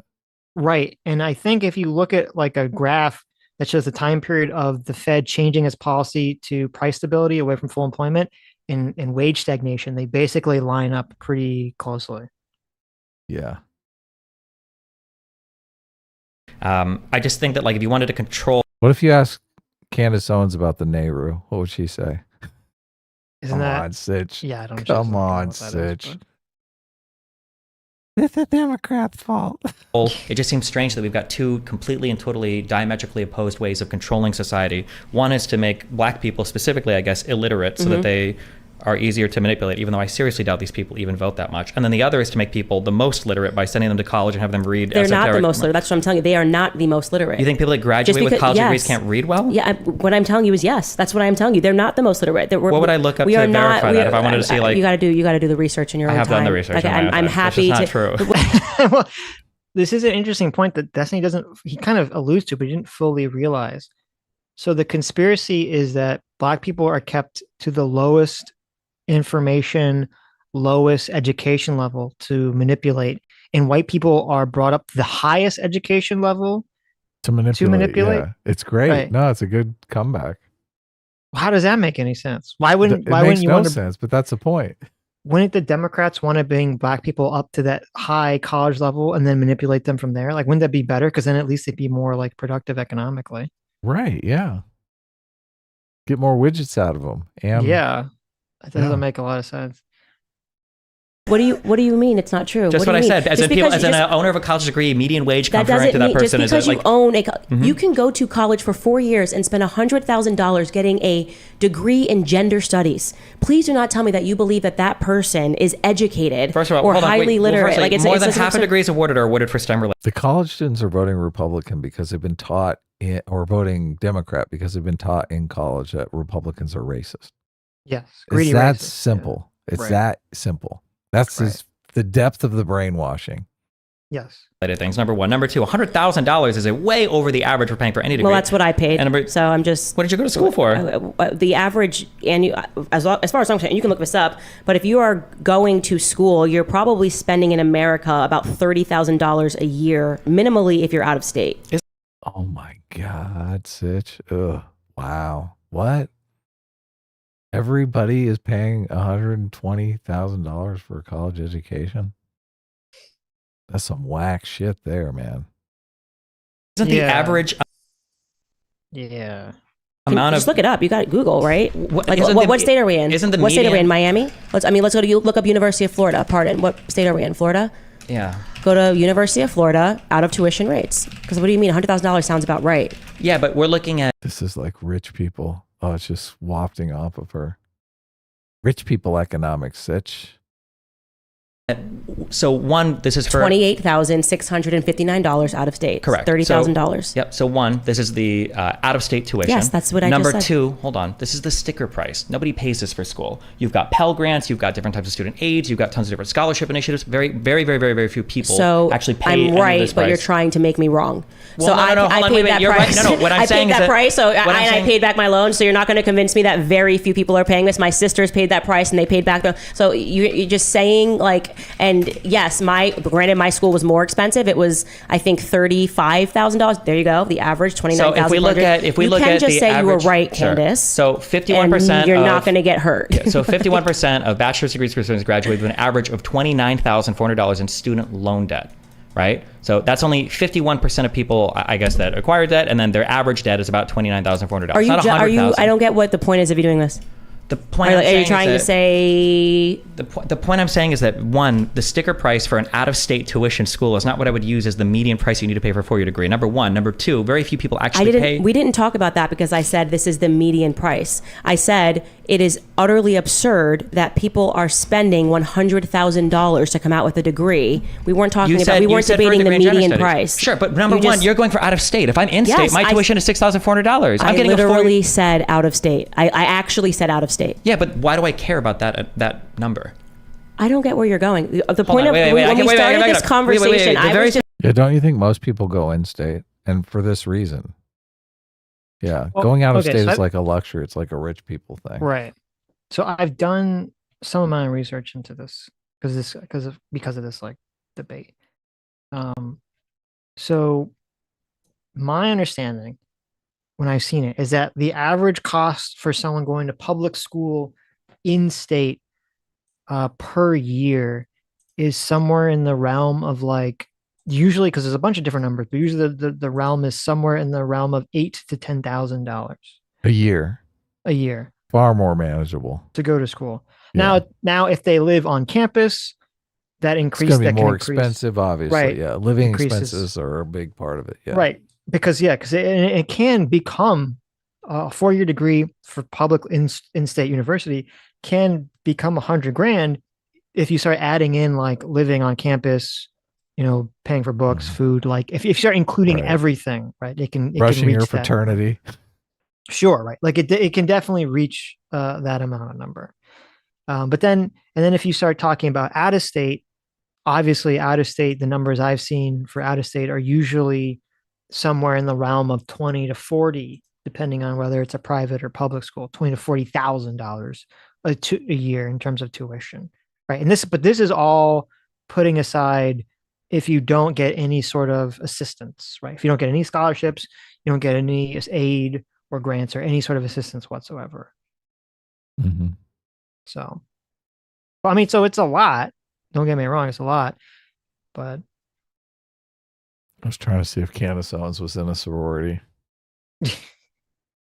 Just saying that there are individuals that are going to school that are spending $100,000, right? I don't know what that has to do with anything. In gender studies. Yeah, but we're talking about, I'm sure, and I could probably find people with $1 million student loan debt that got an even dumber degree than gender studies and basketball or whatever. But in general, that's not the cost of a college degree. And in general, college degrees confer huge wage premiums onto the people that earn them. These are no, they don't, and that is the reason why you have so many young women that are. And this is why, I think that what you actually do here is harmful, and I'm gonna tell you. Okay, Let me explain. I'm sorry, because I've done a lot of research on college degrees, and a lot of research on education, and every single. Who's the harmful one here, Sitch? Candace Owens or Destiny? Yeah. Well, I think they can both be harmful in different ways, but in this instance, I mean, generally, I don't agree that not everyone should go to college, but generally, still statistically, if you look at the information, if you go to college and you get a certain set of subset of degrees that are not worthless, like gender studies, you're going to have a significantly better financial outcome than other people. Like, even if you just stay home and go get a college degree for $8,000 a year, right? Like, you're going to have far better outcomes in employment if you can put college graduate on your application. Yes. Yeah. Candace is like wrong by a country mile, or more harmful by a country mile. No, but I agree that it depends on what. So I think the way that I think that the Republicans were correct in terms of having the government subsidize a lot of loans and a lot of government aid for colleges. I do think contributed heavily to college tuition prices becoming inflated and growing out of control. Of course, yeah. Government subsidies do. Like, you have a bunch of financially illiterate people willing to spend whatever on a college degree. Right. But it's like, you look at, when my parents went to college, it was like they went to college, they had classes, there was a cafeteria, sports stadium for the team, and there was some kind of like level of facilities, right? And you go to college now and it's like they're just like the amount of shit they cram in these colleges to basically justify the tuition. Yeah, is right. It becomes almost like a country club, right? It's true. And and the reason that they have all these amenities is because now they all become in competition with each other, and they have to justify the massive price basically that they're charging, and the massive price that they're charging can only exist because of the various amount of subsidies they get from the government and from the students are able to get from government aid and assistance and things of that nature. Right. Yeah. So I do think the Republicans are completely correct on that idea. And I think the left is and the Democrats completely dropped the fucking ball in dealing with that issue. Right. But in this specific conversation, there are degrees you can get that are probably a huge waste of money. Now, Candace says that she got a degree in journalism, which I don't know enough about it, but that's probably a waste of money, right? Unless you're getting a degree in journalism and that degree basically is more like a network opportunity for you to network with the correct people to get a bunch of jobs lined up for, working at some big publication, then the degree itself is probably worthless. I don't know what exactly you would learn in a journalism class that would be super significant or that you couldn't learn in a cheaper place somewhere else, right? Yeah. Or just learn on training. But that being said, there are lots of college degrees that are highly useful, highly important, do make sense, a lot of STEM degrees, and a lot of other degrees that you could get, which are going to be required for your job, for high-paying jobs, and make sense that they'd be required for high-paying jobs. And you will have a significantly better financial outcome in your life if you get a college degree. Yeah. Thing that you're saying sounds really good on like a culture war perspective, but when you look at an actual economic perspective, when you look at actual firms that hire people, and when you look at the actual median wages given to people that even have some college education, all of it is me going to school. All of it, that's great for you, but for the average American, that's just not true. None of these numbers are found on average. You will never find data that supports the idea that high school earners on average are out-earning college degree earners, or that 90% of people are going to school for basket weaving. Do not listen Why to would him. you go to trade school? Learn a real craft. And she's basing all this on her own personal experience. It's right. like, College was a big regret for me. Therefore, no one should ever go to college. Yeah. Tell that to your doctor. Yep. Why would you go to trade school? Please go to trade school. Please do not end up. And I talked about this on stage the whole time. And I'm on the universities. I did 2 universities this year. Please, if you do not know what you want to do not go spend a ton of money putting yourself in debt to go into society already having debts that you need to pay off to make $25,000 a year in a career path that you didn't even know that you wanted to take. Why would a 4-year degree because you're make listening $25,000 to a destiny. year? Like, and by the way, I am. Thank you for saying she's right, Destiny. I am so right. Please go to trade school and don't listen to this and listen to me, because I bought into this rhetoric because I was in high school and it's gonna be great. You're gonna go and you're gonna take a blah, blah, blah. And then when you get out in the real world, it's gonna be great. You're gonna have better positions and you're gonna make more money. It is a lie. What did you go to school for? That I don't care what website he is looking on, like to tell you that is a lie. The overwhelming majority of people, and I'm so glad people in the chat are saying that I am right, because the overwhelming amount of people are shocked when the real world then smacks them in the face, and that lie, that dream that was sold to you by your guidance counselors in high school, that's going to be so great and you're going to be able to make more money, and you just start to realize that it is absolutely crap. And I really would like to say, do not disrespect people that go to trade school, because I just thought that was disrespecting anybody that goes to trade school. What are you talking about? It's just like wait, why are we virtue signaling on this? You shouldn't go to trade school because if you go to college, you make more money. That's not true. It's just not true. What do you mean it's not true? That's not true. You can quite literally, you can be the person that goes to trade school and you will make so much money doing jobs that actually bring value to society. Computer programmers don't bring value to the society. Mechanical. See Candace Owens' husband walking around in the background there. Oh, is that who that is? I was wondering who that was. Is that who that is? I don't know. I thought it was just someone at Destiny's house or something. I didn't think about it. That's funny if it is her husband. I just know she's married to a white guy, so and it's a white guy walking around in the background. So, and I just figured, like, if your wife is like on a stream, like yelling at Destiny, and you're like sitting there in the background. Engineers don't bring value to society. I'm not, if you want now, I will say so. I know so far. And maybe here's the argument I guess Candace could make, probably should make if she was trying to make a more intelligent argument. If you look at the data right now, all the data everywhere shows you that your lifetime earnings and your median earnings, if like the more higher degree you have, the more your median income is going to be statistically. Every single study that exists shows the same exact trend, with no deviation whatsoever. The more of a higher degree you have, high school is making less than some college with no degrees, making less than an associate's degree, is making less than a bachelor's degree, which is making less than a master's degree, which is making less than a doctorate degree, which is making less than a professional degree. Okay. They all show the exact same trend specifically.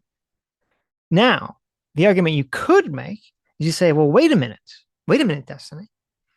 All of this stuff about median lifetime earnings, this all must be based on information of people who went to college and have accumulated a lifetime of thing for 20, 30, 40 years, right? Oh, of course. That would be the best information to have. Right. Now, you can make an argument that, well, we don't know if this current generation, which is now spending the highest it's ever had, that an American has ever had to spend to go to college, and is now entering a job market that's very, very different than their parents or even their older siblings went into the job market. That number, that data, those charts of information could look very different 20 years down the road, right? Oh, of course. Yeah. The whole environment could change. Right. So while I think it's fair to say, if you look at all the data, yes, getting a college degree historically has completely been definitely the thing that shows you the winning combination here. Now, it doesn't necessarily mean that that trend is going to continue, right? Yeah, look, I wouldn't gamble on out-of-state tuition. Sure. But that's what I would say. If you're asking me, well, what is your advice? I'd say, okay, unless you can get a good scholarship somewhere, probably, or unless you can afford it, right? Like if your family can afford it, it doesn't matter. But if you can't afford it and you don't have a scholarship, you should definitely be going in-state, and you should definitely be aiming for a degree that you know is going to make you money. Yep. Yeah. Yeah. Sometimes you can do like the major minor thing, major in something that you know is going to make you some money, and or even minor in something. Yeah. Or minor in something that you know is going to make you money, and major in something that you right. use your dream, acting the theater, right? Well, yeah, which is. But I minored in plumbing. Right. Which is what a lot of people do that. Yeah. I did that, where you get I got a double major. Yes. And one of it was film, which is kind of pointless, even though I actually ended up using that a lot for making videos. Yeah, exactly. So actually ended up to be useful. But then the other was psychology, because it's like, okay, well, that's the fallback, right? Yeah, exactly. Become a clinical psychologist, and you just or psychological. Listen to people cry all day long. Or a researcher, or you can go back and get a degree in psychiatry. There's a lot you can do with that. So it's just like, right. So like there are strategies and ways to deal with this that aren't just like retarded, essentially. As difficult as that may be to grasp. To be a mechanical engineer, yes, but if you know what you want to do and you want to be a chemical engineer, I'm not saying nobody should go to college. I'm saying too many people are going to college. They are putting themselves in debt for things that they don't even know what they want to do, and they get out into the world and they can't make any money, and it is a struggle, and they are suffering. I'm watching these girls. I know that people on the right like to mock these girls who are crying on TikTok, who are saying like, I got to college and here's how no money that I can make. I didn't know this. I actually feel bad for those girls, because we have to just stop lying to people about what college is. It's been inflated. You look at black community stuff. She goes to another meme in her Twitter feed. I don't know if you saw the meme of the girl who was like, I have a college degree and I'm making shit wages and I can't survive and this is fucked. The system's against us. Mm-hmm. I saw that meme. It was a good one. I liked it. Mm-hmm. I might even liked it and maybe even retweeted it. Still, it's just one person. So I guess what would be interesting to do to see about kind of like the situation I was saying, I don't know the answer to this question, but see, is there data for like what is the data for recent college graduates in terms of how much money they make versus like people that are the same age in the job market that don't have college degrees? That'd be the way to answer that question, at least going forward. Right. Now, I would still guess that the people that have college degrees are still making more money than the people that don't have college degrees. That'd just be my intuition here. Yeah. I think the college degree, they have certain ways of paying people that just, college degree ticks a mark that immediately puts you in a different category for wages. That's just automatic, basically. So, yeah. And if you're doing that job, like, sure, if you've got the job experience to do it, they'd be happy to have you do the job for less money. So. Well, the problem could be is that, and I think this would also be a better argument for Candace to kind of talk about, is that getting a college degree could be very necessary for opening the doors to getting this level of employment. The problem is that it's just too expensive for a lot of really stupid fucking reasons. Yeah, look, we need to get the cost of college down. Right.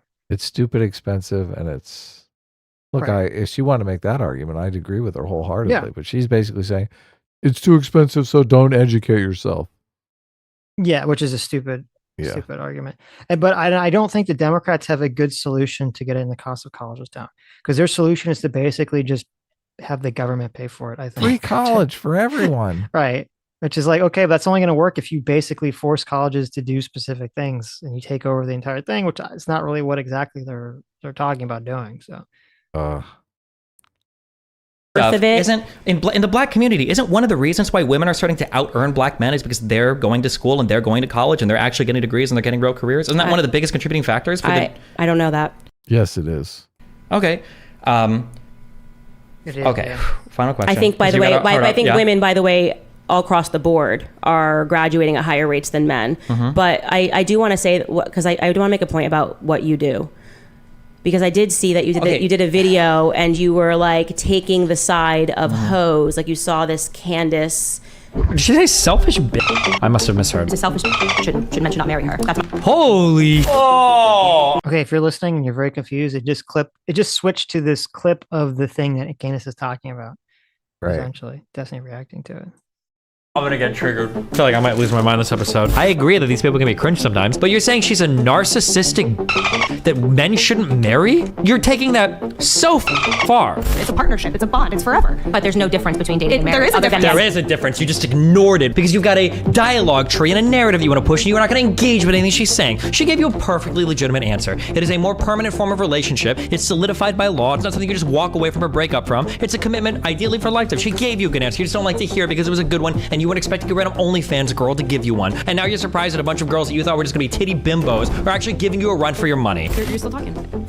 Okay. Some insecurity coming out of it. The women today are very low value. I'm not bashing. Hold on. I'm not bashing. The women are low value, that they're going to have worse relationships and lives, and they're going to be unhappy. But I'm not bashing them. Absolutely fascinating to see how someone's mind can be so warped. You know, in the same way that I think it's fascinating. It's fat, bro. I've been respectful in listening to, you know, your lifestyle. No, you're not respectful. I'm actually sitting down with hoes. Oh my God. I actually, okay, so like, yeah, I do too. So like usually, you know, when, you know, Destiny's editor, some editor like puts something in for context, there's supposed to be like a context you understand. I watched this and I don't get any of the context or understanding of what the fuck Candace is even talking about, right? Or even what Destiny's talking about. It didn't seem to have anything to do with the topic that we're talking about, college, and whether or not you should go to college. Well, it doesn't, but I don't even understand what the disagreement was. Like when they even get into it, I just think the editor did a very poor job of showing like, what is it that Destiny said that got Candace upset? You know, because he basically just played the introduction highlight reel of Destiny's video reacting to Candace on the whatever podcast. Which doesn't really explain what the fuck anything's like going on in the video, right? Right, yeah. On the whatever podcast, and you were being so rude to that lady that made the TikTok. Oh my God.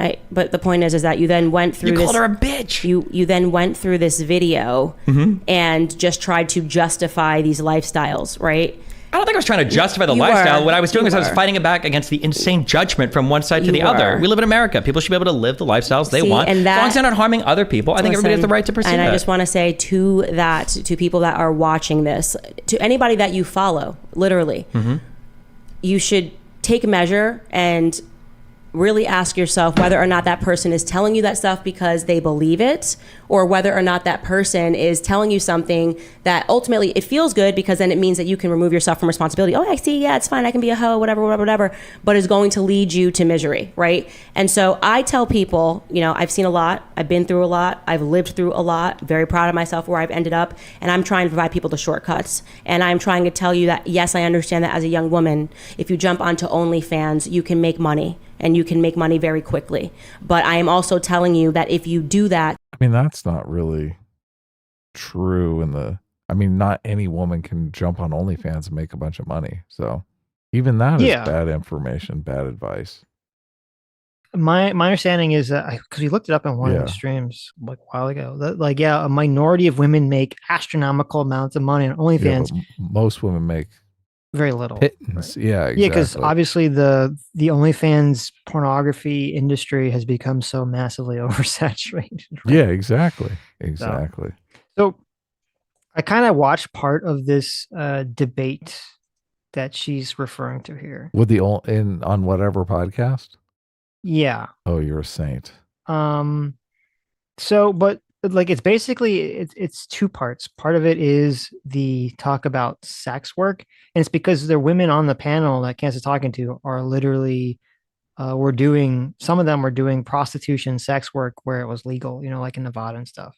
Right.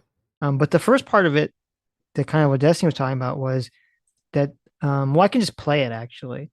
It's kind of Candace reacting to this TikTok. So let's see, we're at 55 minutes. So here, let me bring this up real quick. I am Candace. Okay, let me go to the 50. It's at like the 50-minute mark. Okay. It's responding to this TikTok. And then we'll get the panel's reaction. Xanax wine nights. It's 10:45 a.m. on a Saturday. I'm 29 and single, and I don't have kids yet. Here's what your Saturday morning looks like when you're single at 29 and you don't have a kid running around the house. I didn't rise from my bed until 10:15. Every time I thought, I should probably get up and do something. I thought, why? Nobody's making me. I'm not missing out on anything. I went to Beyonce last night, and I didn't get home until 1 a.m. And I danced and drank my little heart out, and I didn't pay a babysitter to watch my kids as I did that. And I woke up a tad hungover this morning, which is probably why I was in bed for so long. And I was just scrolling on my phone, and I saw a picture of shakshuka, and I thought, you know what sounds really good? Maybe I'm going to learn how to make shakshuka today because I have no plans and I don't have kids and I don't have a husband and I don't have errands to run. I can go to the grocery store and learn how to make shakshuka. So that's on my agenda today. Also on my agenda, probably a rewatch of some Real Housewives of New York. I'm also doing a rewatch of Normal People on Hulu, which is really spicy and I highly recommend. Weirdly, I'm into this documentary on Netflix about blue zone countries. So I've got a pretty stacked day. Anyway, I say all this to say, whenever I'm hard on myself about why I'm not married and I don't have kids, and I should be further along at 29, almost 30, I wouldn't want to do anything else this Saturday. And I know that you can do all these things when you have kids and you're married, and I understand, but the effortlessness and ease of my life, just kind of focusing on myself and the shakshuka I want to make or the Beyonce concert I want to go to really pays off when I'm hard on myself for not being where society tells me I should be in life. Okay. Okay. That's kind of, you can just hit back on your browser. Back? Yeah. They are not done. Okay. So it takes too long to like listen to Candace's reaction to that and Destiny's reaction to that. I feel like both the reactions to it, that clip is kind of stupid. Okay. So Candace's reaction to that clip is to just call the woman selfish and narcissistic. Right. Yeah. Which to me is dumb because that's not really what's going on there. Like, because Candace is trying to push the position that you should be trying to get married and have kids, right? That's kind of her starting point. And so she looks at this woman who's talking about not doing any of that, and she's calling her selfish and narcissistic. To me, not only is it not true, but from a persuasive standpoint, isn't it like retarded to tell people, hey, you should get married and have kids, not because you'll enjoy it, but because you're not being selfish? Like, doesn't that make it sound like having kids and getting married is some kind of like chore, like something you don't want to do? Yeah, some kind of like work thing you don't want to do that's not going to bring you fulfillment or joy in life. Yeah, exactly. Like a job or something. Right. It's just, it was so bizarre listening to Candace again and again attack this woman as selfish and narcissistic.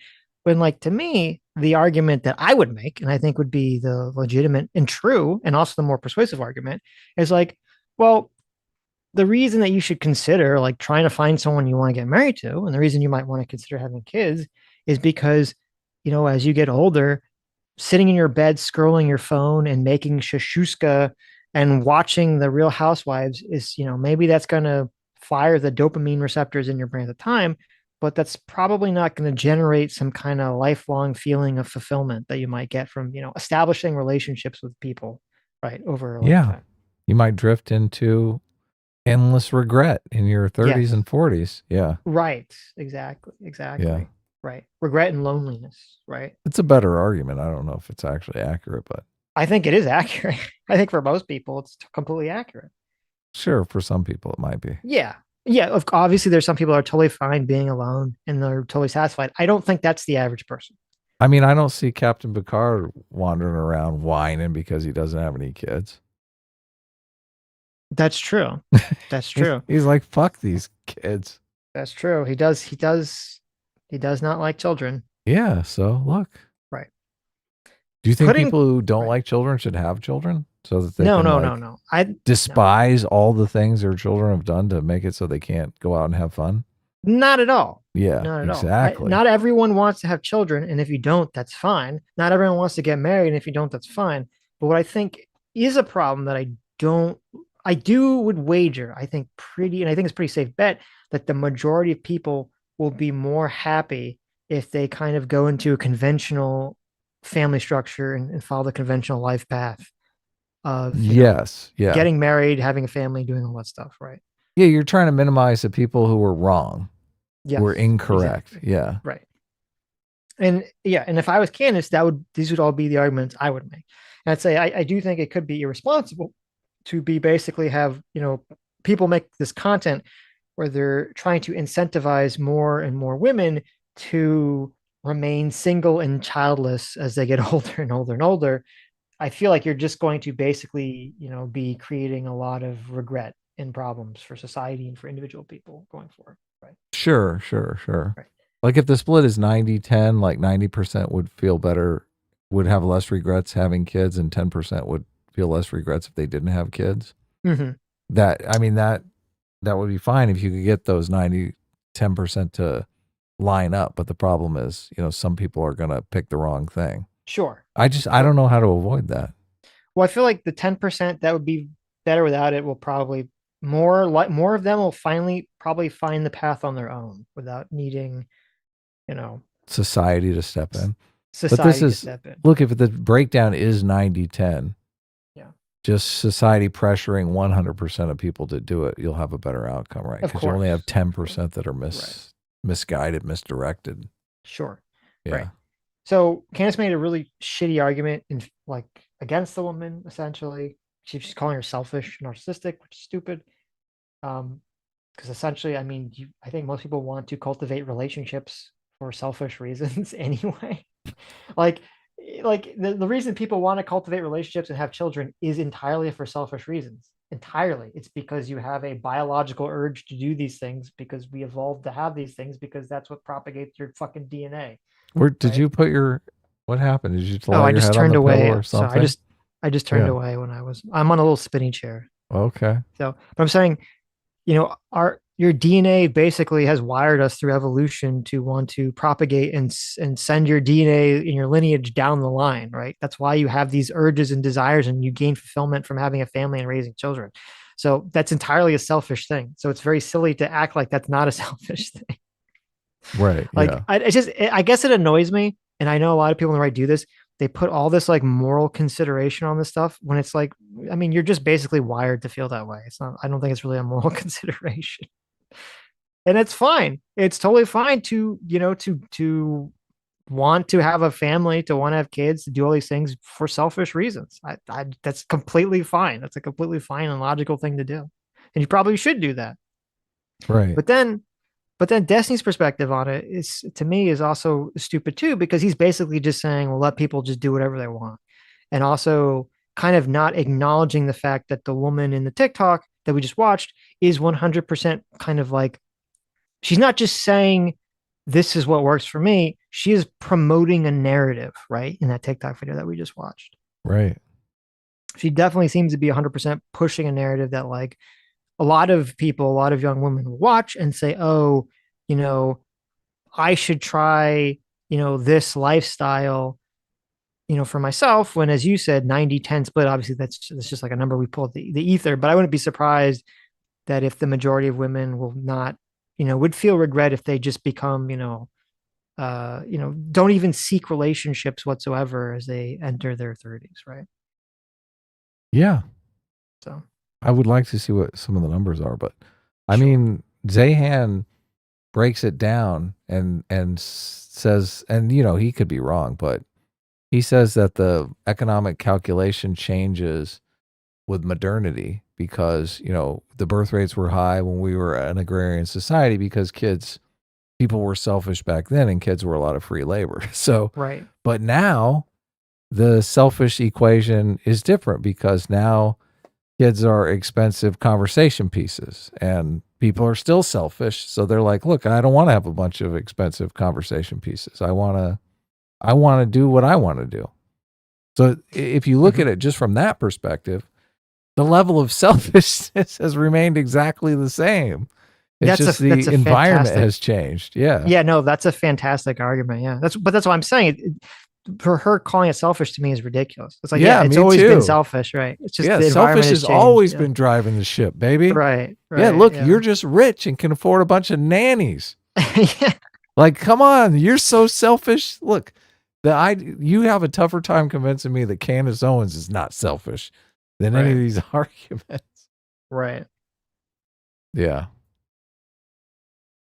Also telling you that if you do that, you will the overwhelming majority of people, can you find an exception? Sure, will regret that sort of a lifestyle. And, I think I'd probably agree with you. And to these young people Yep. that are listening to you doing the like, YOLO, if it makes you happy, don't. I am telling you, like, throw this out. It is trash. Like, I agree. You shouldn't do OnlyFans as a young person. You should not be aspiring to You shouldn't do OnlyFans as a young open person. relationships. You should go to college and get a degree instead. Somebody that's just holding up a mirror to tell you that you're great and you're doing amazing. Like, you don't need that. Mm-hmm.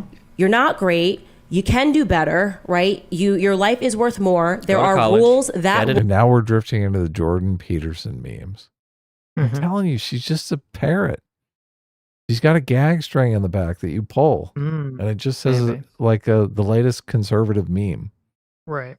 Work. College is every stuff. single person that I went to school with is not using the degrees that they paid for. What did you go to college for? Journalism. Isn't that what you're doing right now? What do you mean? Like journalism stuff? You probably don't know my backstory. So because my family was poor, I had to take out loans to go to school. My mom didn't even graduate high school. So Wait, why? If your family's poor, why would you have to take out loans to go to school? What? I just told you. If your family's poor, why? Yeah, this is where she totally lost me. Because this is it's pretty common knowledge that if you're poor, you can get a lot of scholarships and stuff like that. Well, I agree with that. I think Destiny's being too definitive in how he's framing this. But we can watch the rest of the clip before I look. weigh in. It's common knowledge. If you're poor, you can get a lot of scholarships. But if your parents make too much money, those scholarships go away, and you're stuck with student loans. So it makes it seem like Candace Owens' parents made too much money for her to get scholarships. Therefore, she went the student loan route. Most kids know this, though, obviously, because they apply for these and they realize, oh, my parents make too much money. So yes. She either didn't apply for these because she knew her parents made too much money, or she did apply and found out her parents made too much money. Yeah, usually the kind of people that get fucked over are people that have really shitty grades, or the people that are in the middle class range kind of get the most fucked over, actually. Of course, yeah. Right. Because their parents barely make too much money, but college is still a stretch for them. Like their parents aren't making enough money to actually help them. Yeah. Yeah. Exactly. So they're the ones that take out the student loans. Yeah. Right. Loans to go to school. Why would I have to take out loans to go to? What do you mean? I have to take out loans my family can't afford to pay to put me through school. Hold on. Was your family actually poor, or did you just lie? What are you talking about? If you go to school and your family has a low gross income, you fill out the FAFSA. And the FAFSA is going to award you a ton of federal aid, assuming that you don't actually have the gross income from your parents to actually go to school. So if your parents are super poor, I don't know why you had to pay full out-of-state tuition to go to a university. I did. Do you think? What do you mean? Did I lie? I don't know how, if your parents are poor, if they have a low gross income, how do you not qualify for the FAFSA? Okay, well, all I can say to you is that I had to pay $35 almost. My school cost more, and by the end of it, and I'm also including because then I defaulted on my student loans and I had to pay it back. So now I had to pay back the bank for not being able to pay them on time. So something doesn't match up here. Okay, well, I'm telling you the truth, so I don't know what to say. Did you fill out a FAFSA? Yeah, well, I also didn't have parents that could help me fill it out. I was a first-generation college student. My dad...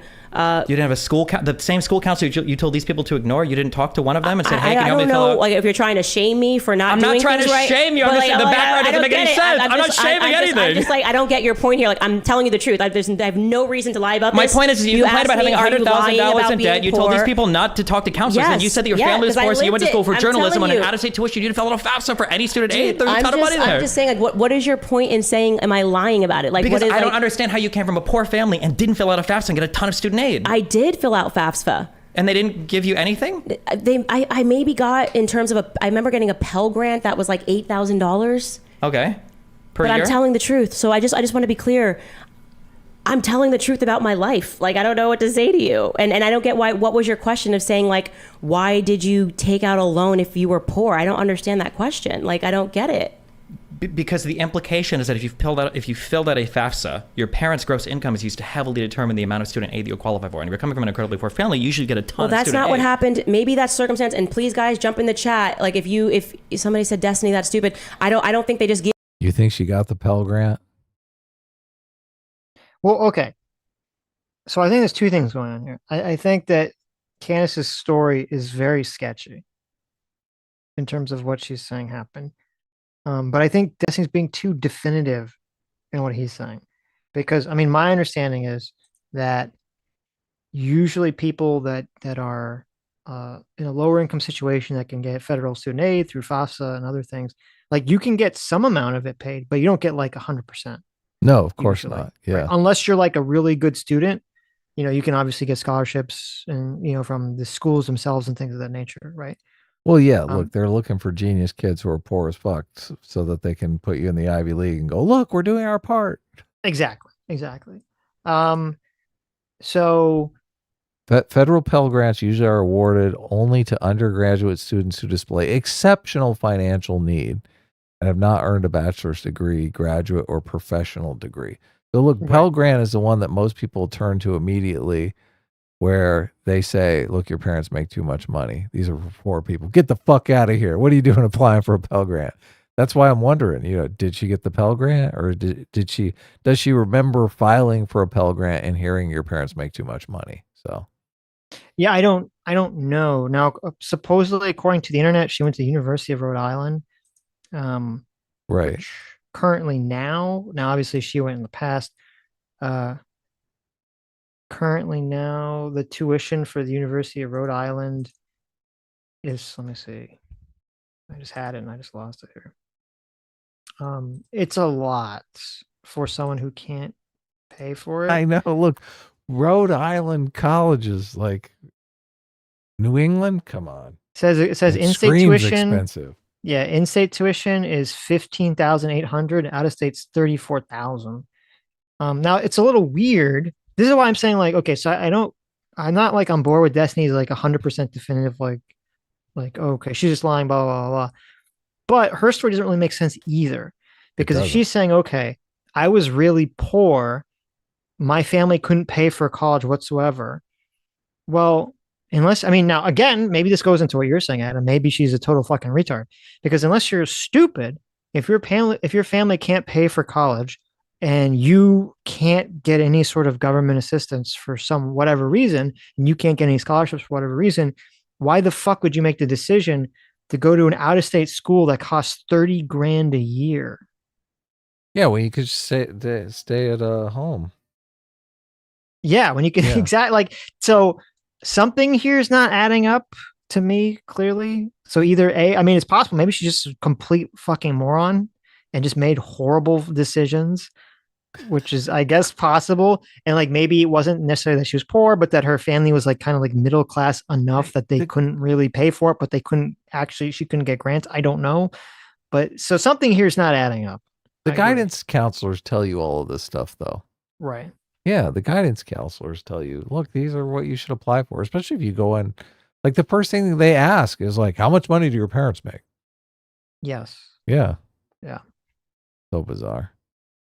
I'm going to run to the bathroom. I'll be right back. Okay. Give you free college if you're poor. That's not my experience. Did you go to university? Did you get free money? I did, and I got some free money, but I had to get married for it because my parents had a high gross income but a lot of debt, so I didn't qualify for the FAFSA. So I had to get married at 19. I paid back my student loans all by myself, so I could tell you that I spent over 6 figures paying back my student loans to attend the University of Rhode Island, and that is the truth. I mean, and no, I am not lying. My family does not have any money. Okay. My parents don't own anything. We don't even have a house. Like, we don't even own, obviously, I don't mean like we're homeless. I meant like as in like my family didn't even own property. So it's like, no, I'm not lying about that. So I don't know what rabbit we were chasing there. Isn't the issue here then, why would you go? Also, I understand if you have to leave at any time, because he said you had a hard out at 3 and we're at 3:06. So yeah. I don't understand why you would go to an out-of-state school for a journalism degree and then turn around and blame colleges for being bad when it feels like... I'm not blaming colleges for being bad. I am telling people the truth so that they can avoid making some of the mistakes. Which is, don't go to an out-of-state school for a degree that might not confer a high amount of money? I probably should have. Yes, I'm sorry that I was 17 years old and I didn't have parents that were able to provide the economic advising. Of course, that would have been smarter. And my sister, 2 of my sisters went in state, but they still had really heavy loans. So I don't know about this FAFSA magic thing that you think happens. Then my sister paid about $20,000 a year when she went in state. So I just don't know what you're talking about at all with that, because all of my sisters, we all had to pay loans. My older sister just finished off paying her loan. So I don't know. I just don't know what you're talking about, the FAFSA magic button. Maybe if I missed the FAFSA magic button and they were going to pay for everything, then maybe I am just really stupid and I had no idea that they would just pay for everything. I'll be honest, maybe it's like a different. I mean, I would believe that she's just really stupid. Look, she said it. She said it. She said it herself. There is something that's not adding up here at all. This does seem very strange that, like, you know, if you're really poor, you know, you can get pretty heavy financial assistance, you know, for college. So this is, I don't know. It's very strange. Something's not adding up here. I don't know what it is exactly. I'm not going to say she's 100% lying, but there's something weird going on. You're just not that poor, man. Okay. I don't know. I don't know what her parents did, so. I have no clue. I don't know enough about her background except the fact that she sued her school and then did social autopsy. So right. Areas or people that we talked to, maybe because the high school I went to was like very oriented and trying to get you to college. But when I was going to college, like I think FAFSA stuff was like the most important thing, like student aid. But I did fill it out. I don't know if it's because my family had multiple children and we were all going to. I don't know what the circumstance is, but I'm just telling you that the truth is that I paid for my college, and I do try to tell people that if you don't know what you want to do, spending tens of thousands of dollars trying to figure that out is probably not the right move. Like you can always go to college, you can go later. You know, try to figure out what you're good at. Get an internship. I hire people that are right out of high school because I don't just believe this. Like, you know, there was a young woman that now works for me who was like, I don't really know what I'm doing here. I kind of just want to be a mom. I was like, do not spend. And her out of tuition rate was $50,000 for a Tennessee school. Okay. And so I hired her. I mean, I'm not telling people. Does she pay those people as if they had a college degree? Unlikely.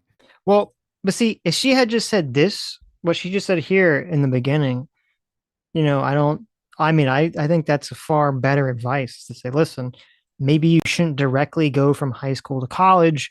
Maybe you should actually go out there, get job experience, try to figure out what it is you want to do. Because to me, that's far more intelligent, cogent advice, right?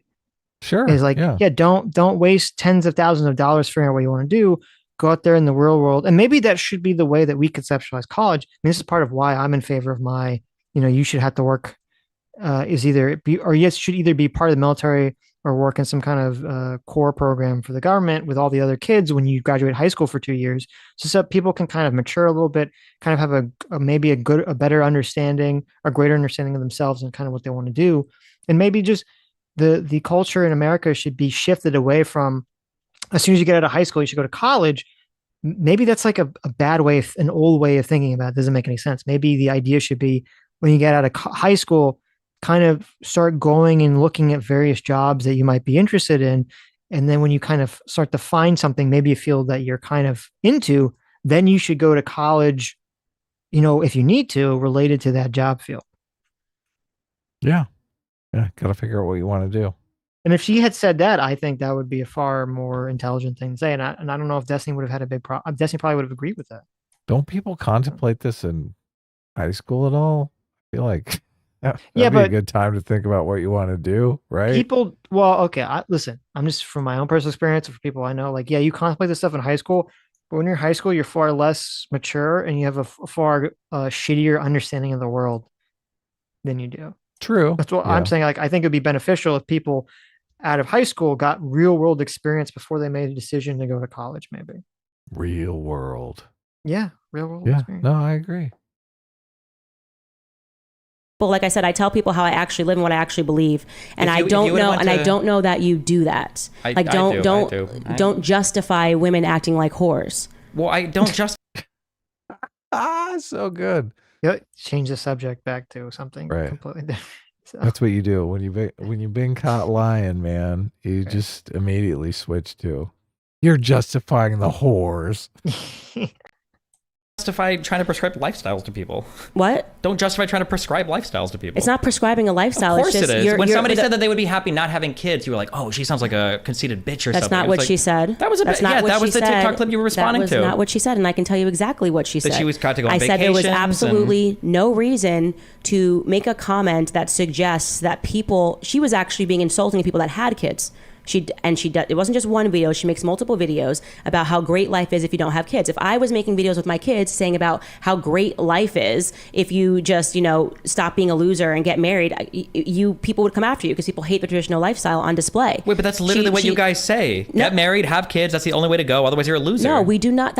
You're just making up words that have never come out of my mouth. So wait, so if somebody said, if there was a young woman and she was like, I'm 20, I think I want to go to a career and be a whatever. I don't think I want to have a family. I don't think life's for me. You would say, okay, well, that's fine. You should make that choice. No, I would say that's completely normal at 20 years old. That's so then they should change their opinion later on. What if she was 25 or 30 and she's like, no, I don't think I want to have kids. Would you be, okay, that's fine. If she was a 20-year-old person and she was saying that I don't think that I want to have kids, then what I would say is that's pretty typical because you're 20 years old and you haven't yet had the biology thing happen to you, which like when they say that your biological clock starts ticking, it's very real. When you get into your mid-20s, you have a totally different feeling. So if a woman is 25 or 30 and says, I don't think I want to have kids, I think I like my career, I'm going to stick with it, you'd say, okay, that's fine. It's your choice. Yeah, as long as that person isn't trying to, and by the way, I think that person would probably be, it would be unusual. Like it wouldn't be, the majority of women I think do want to have families and want to aspire to family, and that's fine. But when you try to create a brand of it and you say things like, oh, well, if you have kids, then you can't just smoke pot and stay in bed and be naked all day. This is actually something that like Seth Rogen just said. Okay. What you're doing Sounds there is awesome. you're actually trying to,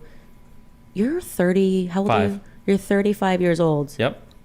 Okay, so what is that? What do I do? Like if you were 20 and you were saying this stuff, I travel the world. I get to research and talk about whatever I want. I get to talk to cool people like you and other people. I live in Miami in a high rise for $5,000 a month. I mean, I think my life is pretty okay. I mean, what do you? But I'm saying like, what are you doing when you're trying to sell to people that being a host? So this is like, again, I just feel like they're both being like really stupid here. So, because what Candace was talking about was not, she was saying like, oh, you shouldn't have a lifestyle where you just want to smoke pot and lay in bed all day. And then Destiny, who's in debate mode, I guess, or maybe he's like, actually hell yeah, is like, hell yeah. When I know, because I've heard him say this, in other times that's not a lifestyle that he would ever advocate for or support people do. And also he said other times, which I've heard directly, where he said that his trajectory for career success is highly unusual and that people shouldn't be emulating that lifestyle and that trajectory, even though they're going to try. They're going to, people are going to try, but that you shouldn't try to do it because the pathway to success, the chances of success for that lifestyle are very small. Correct. Yeah. And so he said that. So, but now I guess because he's sort of in this kind of debate mode with Candace, he's not really acknowledging that. So. Hoe is cool, smoking pot, saying I don't necessarily think that being a hoe is cool. Are you going to age out of that? Because you're a 35-year-old man, right? And you're kind of doing the like, I'm a college dorm kid and I'm trying to make everything sound cool. But I just want to point out the fact that you're a 35-year-old man and your words should matter and they should have weight. Like I said, if you were 20, I'd be like, what a buzzkill, man! This woman is really. I mean, this is pretty bad, Sitch. Well, I mean, I wouldn't classify Destiny as trying to do like a dorm room vibe. I never really got that impression from him. Right. Yeah. So she's going for it. Yeah. She's basically saying, grow up, bitch. Yeah. Jeez. He's going to go start looking at his movie collection any second now. It's funny because like there was, who was it that was like, conservatism is the new punk rock or whatever. Yeah, this is very not punk rock. Yeah, we're kind of like back to like the the classic conservative shaming you lifestyle. Yeah, exactly. Put on your suit and tie and go to work. Yes. How dare you invite me over to make money on the internet? Right. Stop listening to your music so loud. Ugh. Gross.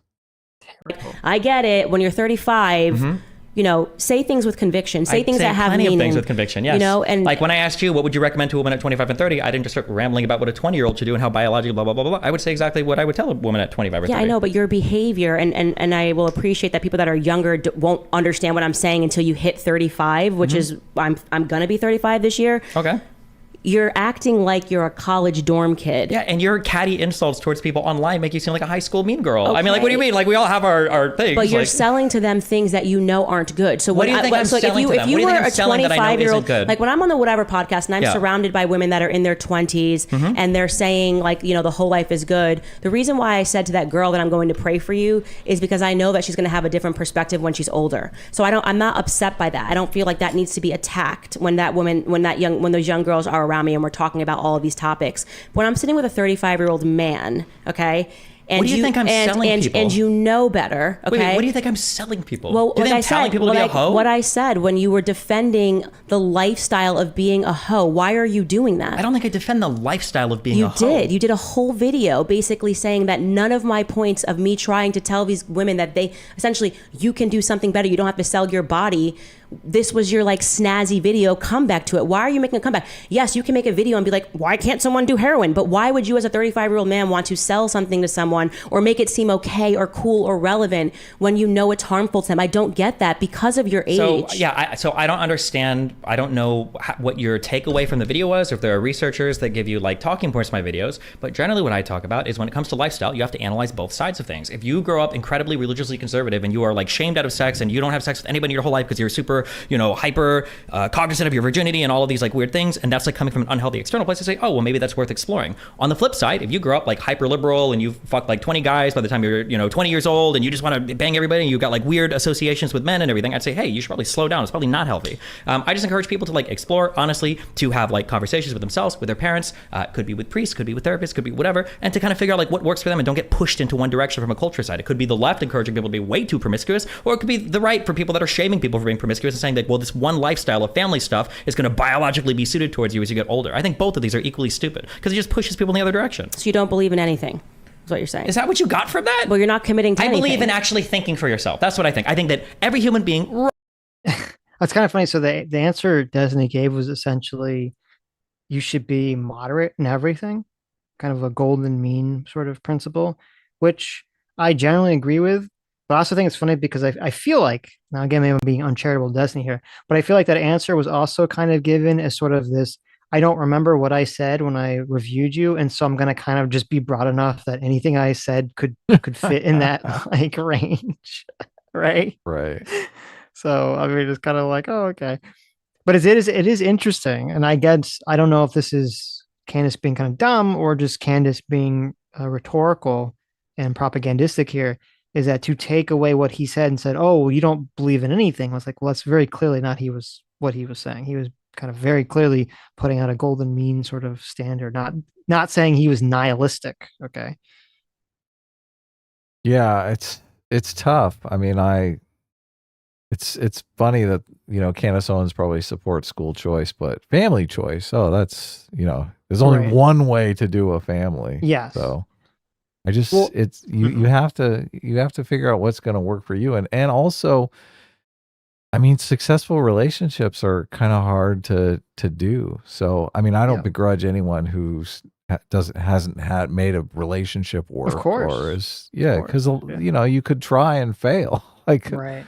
So it can be very painful, of course. Yeah, exactly. So this whole tact of like just shaming people into coupling up and getting married and having kids is very regressive in my view. So yeah.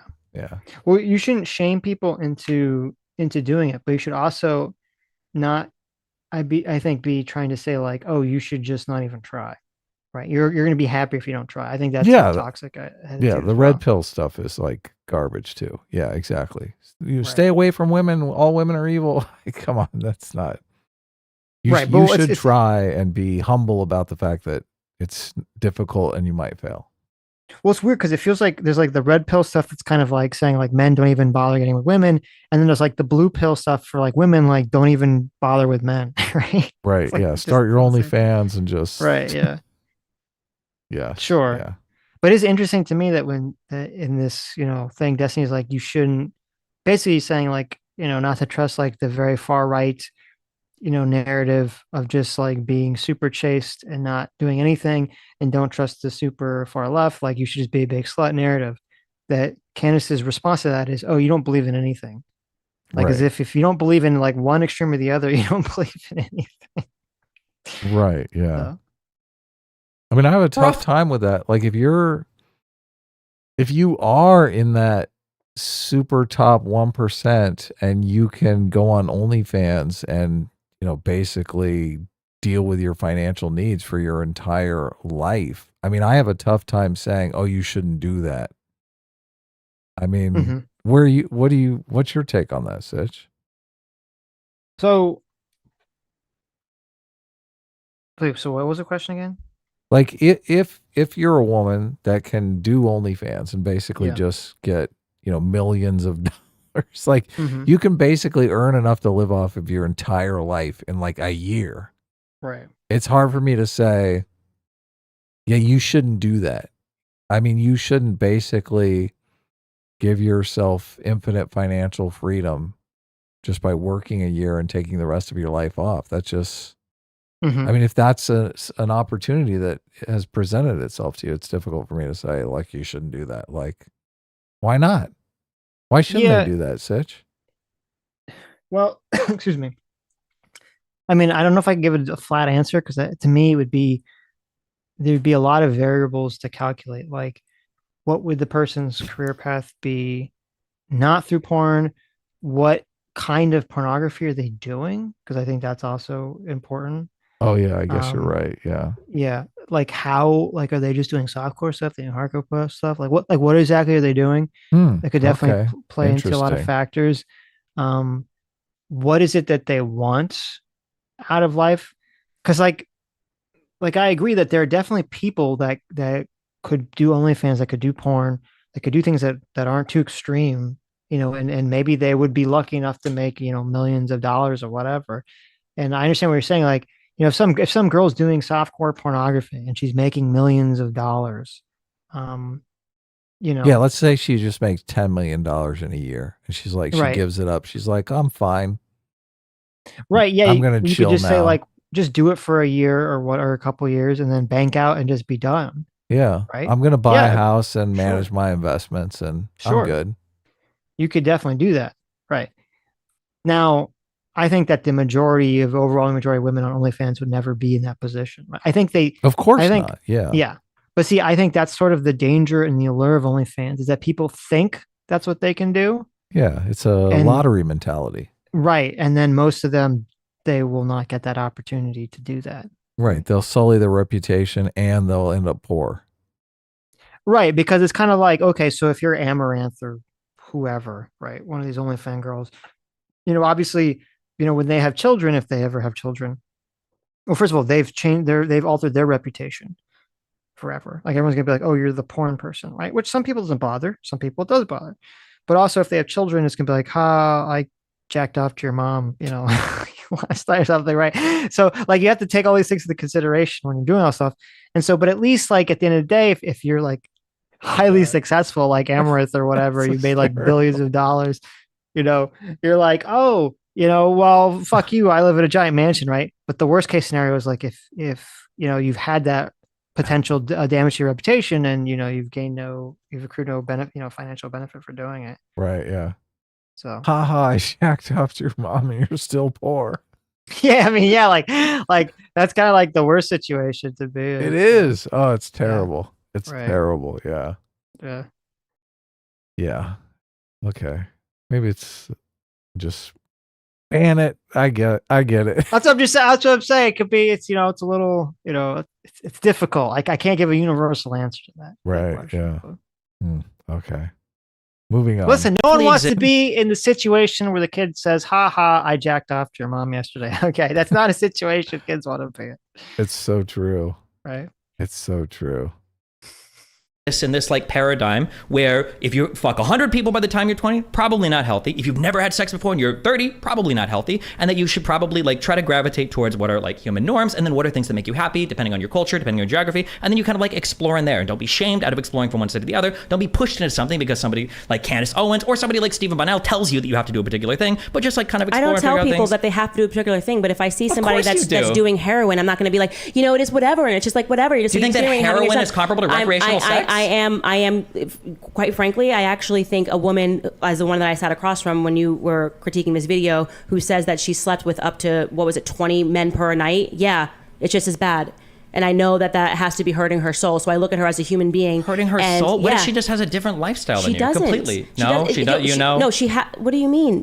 She's telling you, she was very honest, actually. And that's why I appreciate her, because she was very honest that for her, it is just about money. Okay. But when I see that individual, when a young woman is saying that she'll sleep and see up to 10 to 20 clients per night, that's a broken individual. And it's just as when you see somebody who says that, they're doing heroin or doing this, they don't need the cool guy at the party to be like, yeah, man, it's whatever. Like, it's like, no, you actually structure. You need somebody to say to you, you don't have to do this.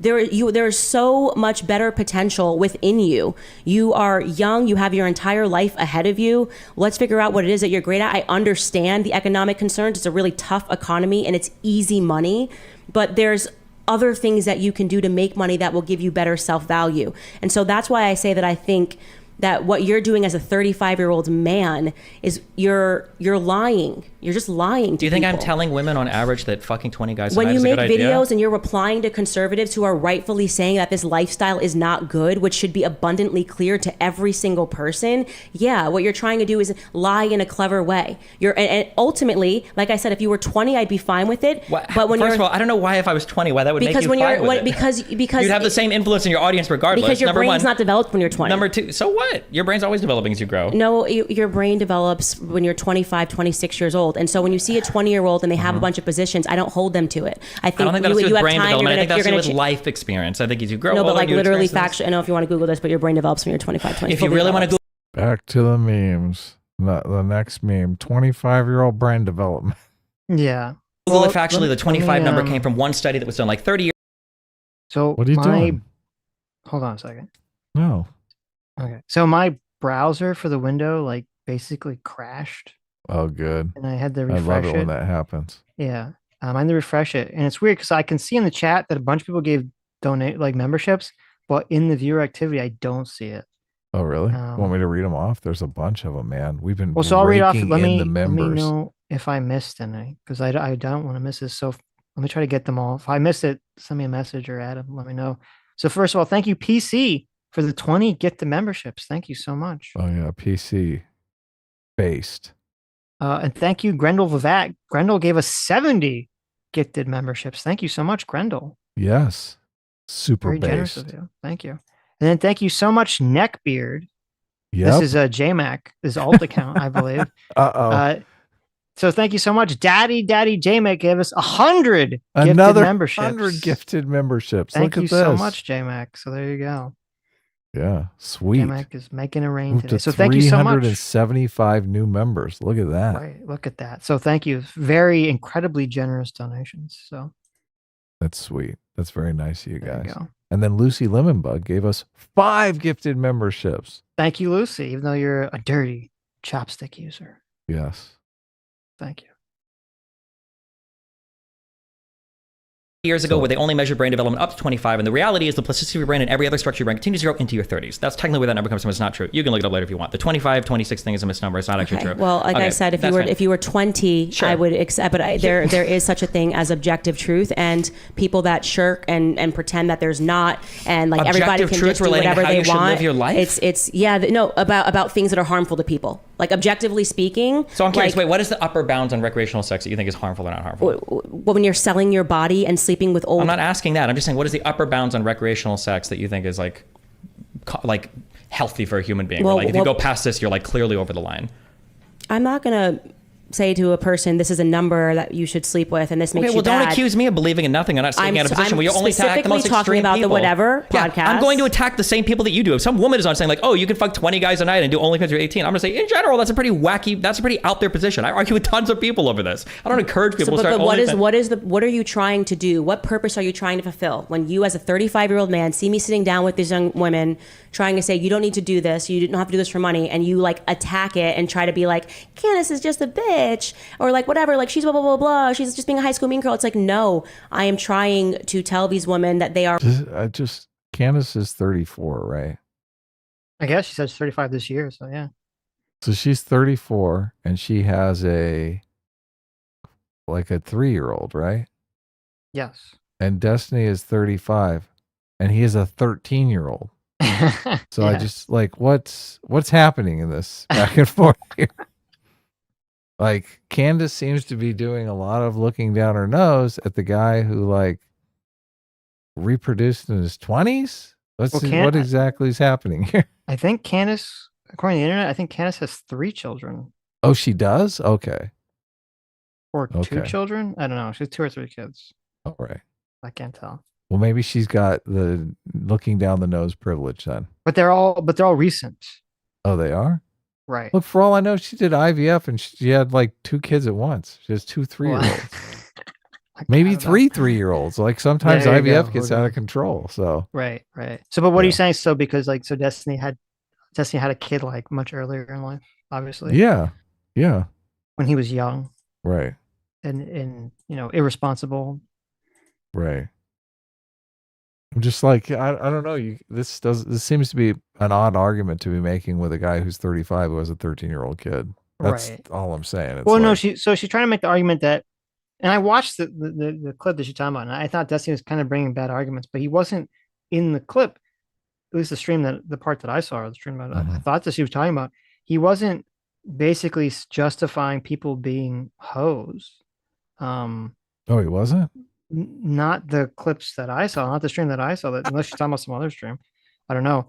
And I do think that Candace was making bad arguments on the whatever podcast in terms of advocating for her position. She came off very much as like this classically conservative church lady moralizing against, like literal sex workers. But that's sort of, I think Candace is kind of putting herself on like a pedestal here, because it's like, okay, the entire point of the whatever podcast essentially is to sell OnlyFans. Well, it's twofold. It's to sell OnlyFans, right? But it's also to like bring women on the stream that you can essentially have like young men look down on because they say crazy shit, or they're like prostitutes, or they're OnlyFans girls or whatever, and you can insult them, and then guys can feel better, who are maybe angry about girls can feel better about themselves watching this trash, and then also subscribe to their OnlyFans like after, right after it's done. I know. So like the whole thing seems like, so to be part, so it's actually kind of bizarre for Candace to want to even partake in the whatever podcast, because if the only reason OnlyFans girls go on the whatever podcast is if they think it helps their career, then why would Candace want to participate in that? Right? Because she doesn't know any better. Okay. She doesn't know that that's the system that's going on. Right. Yeah. But she did participate in it. You're exactly right. Right. You got to read that last super chat. It's pretty hilarious. Anna Kasparian, look at that. The actual Anna Kasparian for $10. Thank you so much, Anna. Anna says, Brianna Wu wanted to make sure you guys got her super PAC payment. Enjoy, boys. Well, thank you, Anna, for being the go-between and thank you delivering so us the Brianna Wu bucks. Thank you so much. The Wu bucks are coming in, guys. There you go. Nobody knew it would happen this sooner or later. Nobody clip this and send it to Spoon or Aiden. Oh, yes. So, there you go. Proof confirmed. There it is. Yeah, exactly. If Aiden gets a hold of this, there's going to be a lot of crying. There you go. We got the Anna bucks. We got the Wu bucks. So it's all coming clear now. Are worth more. And when I said to that girl at the end of it, which I'm glad Anna came in at the part of the conversation right when I was talking about people masturbating. I know, masturbating to your mom. I know. I know. Anna has impeccable timing for coming in right when I'm saying something crazy. Yeah. Right as things got out of control. Yes, thank you. Which I don't believe you showed, that I will pray for you and that you can do much more than this. That came from the heart, actually. No, that is the most condescending thing a religious person could say to a non-religious person. I will pray for you. Okay, you can deal with your, I know that you went to a Jesuit school and you've got some issues with somebody. Why do you think I have issues? But I meant that because I loved my high school. I think it's fine. Because for me to say, like, I meant what I said to her, that I would pray for her. Like when she was describing Why her do you life, need she was to very tell her that upfront you'll pray for her? because I did pray for her. Then do it privately. Why do you need to tell her that? You're only telling her that because you think you've got such a condescension about you. You've got such an air of superiority that you're going to pray for her. Air of to your superiority? God. Because Yeah, I of said I would. God forbid someone says they'll pray. That's obviously an air of superiority because they're saying they're going to include you in their prayers. Well, I mean, like, when you say something God that my forbid, but like quite literally, God forbid. Isn't there a whole story of a lady going to a temple and quietly putting like 2 percents or whatever the fuck into the tray? Versus the guy that rhetoric. What is anti-Christian about this? If you say, I'll pray. So, okay. This is so good, Sitch. Look, Okay, I well- talk to God, and you're a harlot. Okay. So when I first watched this, I was on Destiny's side with okay, when you tell someone in like a kind of a debate context or someone who's like doing some behavior you don't like, right, and you I'm tell gonna them that pray you'll for pray you. for them, it that generally paints in your mind the image of like someone being condescending to that person, right? Of course, yeah. Right. So I was originally like yes, she's probably being condescending, but I admit that when I watched the actual clip, I did not get that was not my interpretation. I don't think she was being condescending. Yeah, I think she was being sincere. At least my interpretation of her tone and kind of the way that she said it, that she was being sincere in the statement. So I don't think she was actually being condescending. Nice. Though I do agree. I don't know. It is weird. I think it's if you're a person who's religious or you're a person who prays and you're talking to someone who is not religious and doesn't pray, it is always weird to be like, "I'll pray for you," right? It's like a weird thing to say. I think. I mean, Sitch, will you pray for me? If you want me to, Adam. That'd be great. Adam, I do pray for you every day. What are you talking about? Do you really? Do you I pray? do, of course. Yes. Look, I was religious when I was younger. I haven't prayed in a long time. I think I would feel silly praying, but well, that's fine. I think that's I would fine. feel. Look, I think I would feel great if you were praying for me. Adam, I pray for you every day. Okay, good. There you that go. makes that makes me laugh. And I say it in a non-condescending way. Okay, good. Okay. Let me know when God answers back. I pray every day that Adam will realize that S-Class is bus class. Oh my God. That the Lord will show the light that A-Team is in fact not supreme. Wow. That's how we know that God is not listening. I pray every day that Adam will finally understand why his name comes second in the title of the stream. Yeah. Yes. Because Sitch can't read. We agreed to do it alphabetically. I pray that every day Adam will just acknowledge that every opinion I have, every take I have is correct. And anytime we disagree, he is in fact wrong. Oh my God. I pray Really? this must be the longest prayer ever. I mean, it takes like 20 minutes. So, Okay. it's a long time. Jeez. It's a long time. Pray for you. It's obviously you trying to be better. It's like, no, why are you even reacting to that? I'll pray for you. I'll pray for everybody that listens and watches this show. When people say that they're going to pray for you, they actually mean it, you guys. They just mean it. There's no double entendre thing going on there. And anybody that can go back and watch that clip, you will see that I was not speaking above her. I actually genuinely responded to that girl because she was so honest and she was so forthcoming.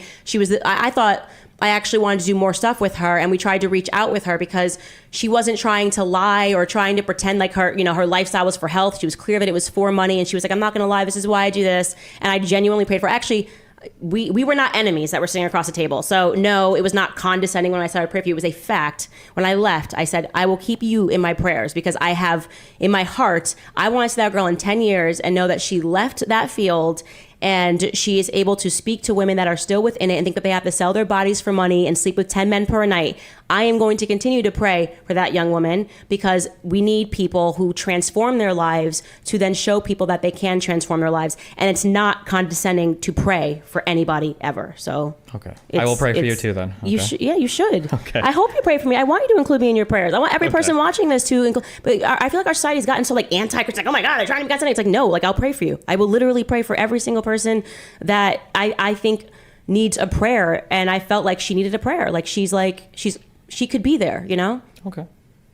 You should watch it. Her and I had there was no beef between her and I. I do, so we've been beating up a Candace a lot, but I do think that she's being sincere here. I do think that when she said about praying, that she was being sincere. I don't think she was being condescending. So. Well, that's nice to hear. It actually is. Yeah. Look, I don't look at these OnlyFans girls on whatever podcast and think, oh, that's a great way to like start your life. Right. Yeah. Right. So, yeah, maybe a little prayer for them is good. There you go. You're telling me I did watch it and I responded to it. So I remember watching and responding to you. It was going over the TikTok clip. I don't remember. Praying is cool, you guys. Just so super dope to pray. Yeah. Telling other people you pray. I'll pray for you. A little bit cringe. Look at that. But it's not cringe. There's nothing cringe about being a Christian. It's actually never said there was anything cringe about being a Christian. Never said that at all. The dopest thing you can do is pray in public. Talk about your faith and your Christianity. There's nothing cringe about being. I mean, listen, as someone who does pray every day. Do you really pray every day? I feel like you're gaslighting me a bit. I do. Every day you pray? Every day. On a schedule? Is it like on a schedule before bed? Before I go to sleep, yeah. Okay.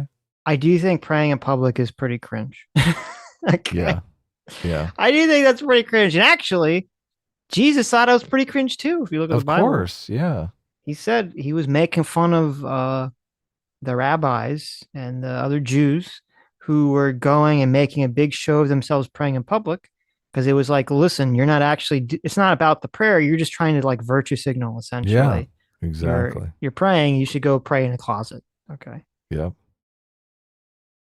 And about being they became Catholic. A Christian. There's nothing cringe about. I get it. Praying for others. There's nothing cringe about getting on your knees and praying to God when things are wrong in your life. Yes. And so that culture needs to come back. Yeah, and I think that's totally everything fine. that's going wrong in the society is by people being like told that praying. No, there's nothing constant about it. It's dope. It's cool. I don't know about that, This is the new this is the new wave. Well, listen, I disagree with everything you say. I think you're harmful to America. You think I'm harmful. That's fine. No, I do appreciate didn't say you you're talking harmful to to America. I just said that it is harmful when you do things like that. When you know something's wrong and you still try to like find a way out. And I just think that we can all acknowledge that selling your body is not a good thing, and we should encourage people to do it. Okay. If people want to find you, or if you want to direct them to anything that you're working on, where would they? Listen, if you are a super not Candace Owens fan, if you're like the biggest non-Candace Owens fan. Yeah, babe, where's the OnlyFans? Come on. You've won me over. I want to see you praying. And I really challenge you to not believe the headlines that you've read and just watch one episode of my show. You don't have to commit to anything. Just watch one episode and actually listen to what I say out of my mouth and not how it's being interpreted by other people.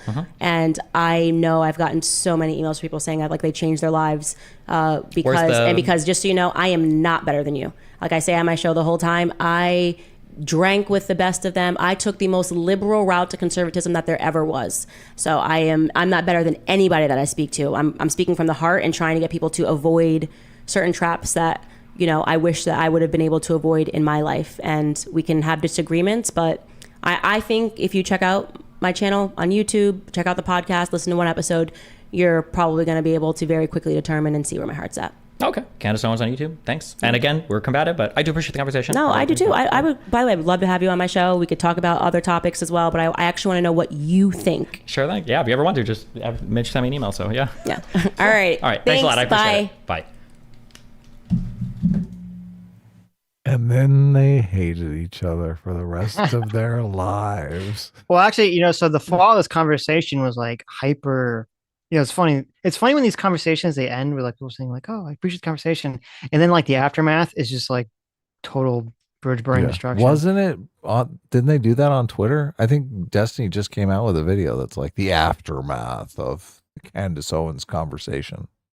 Yeah, well, yeah, the aftermath of this conversation is like super bridge burn between the two of them because, she started attacking him for like online, especially for the stuff about her.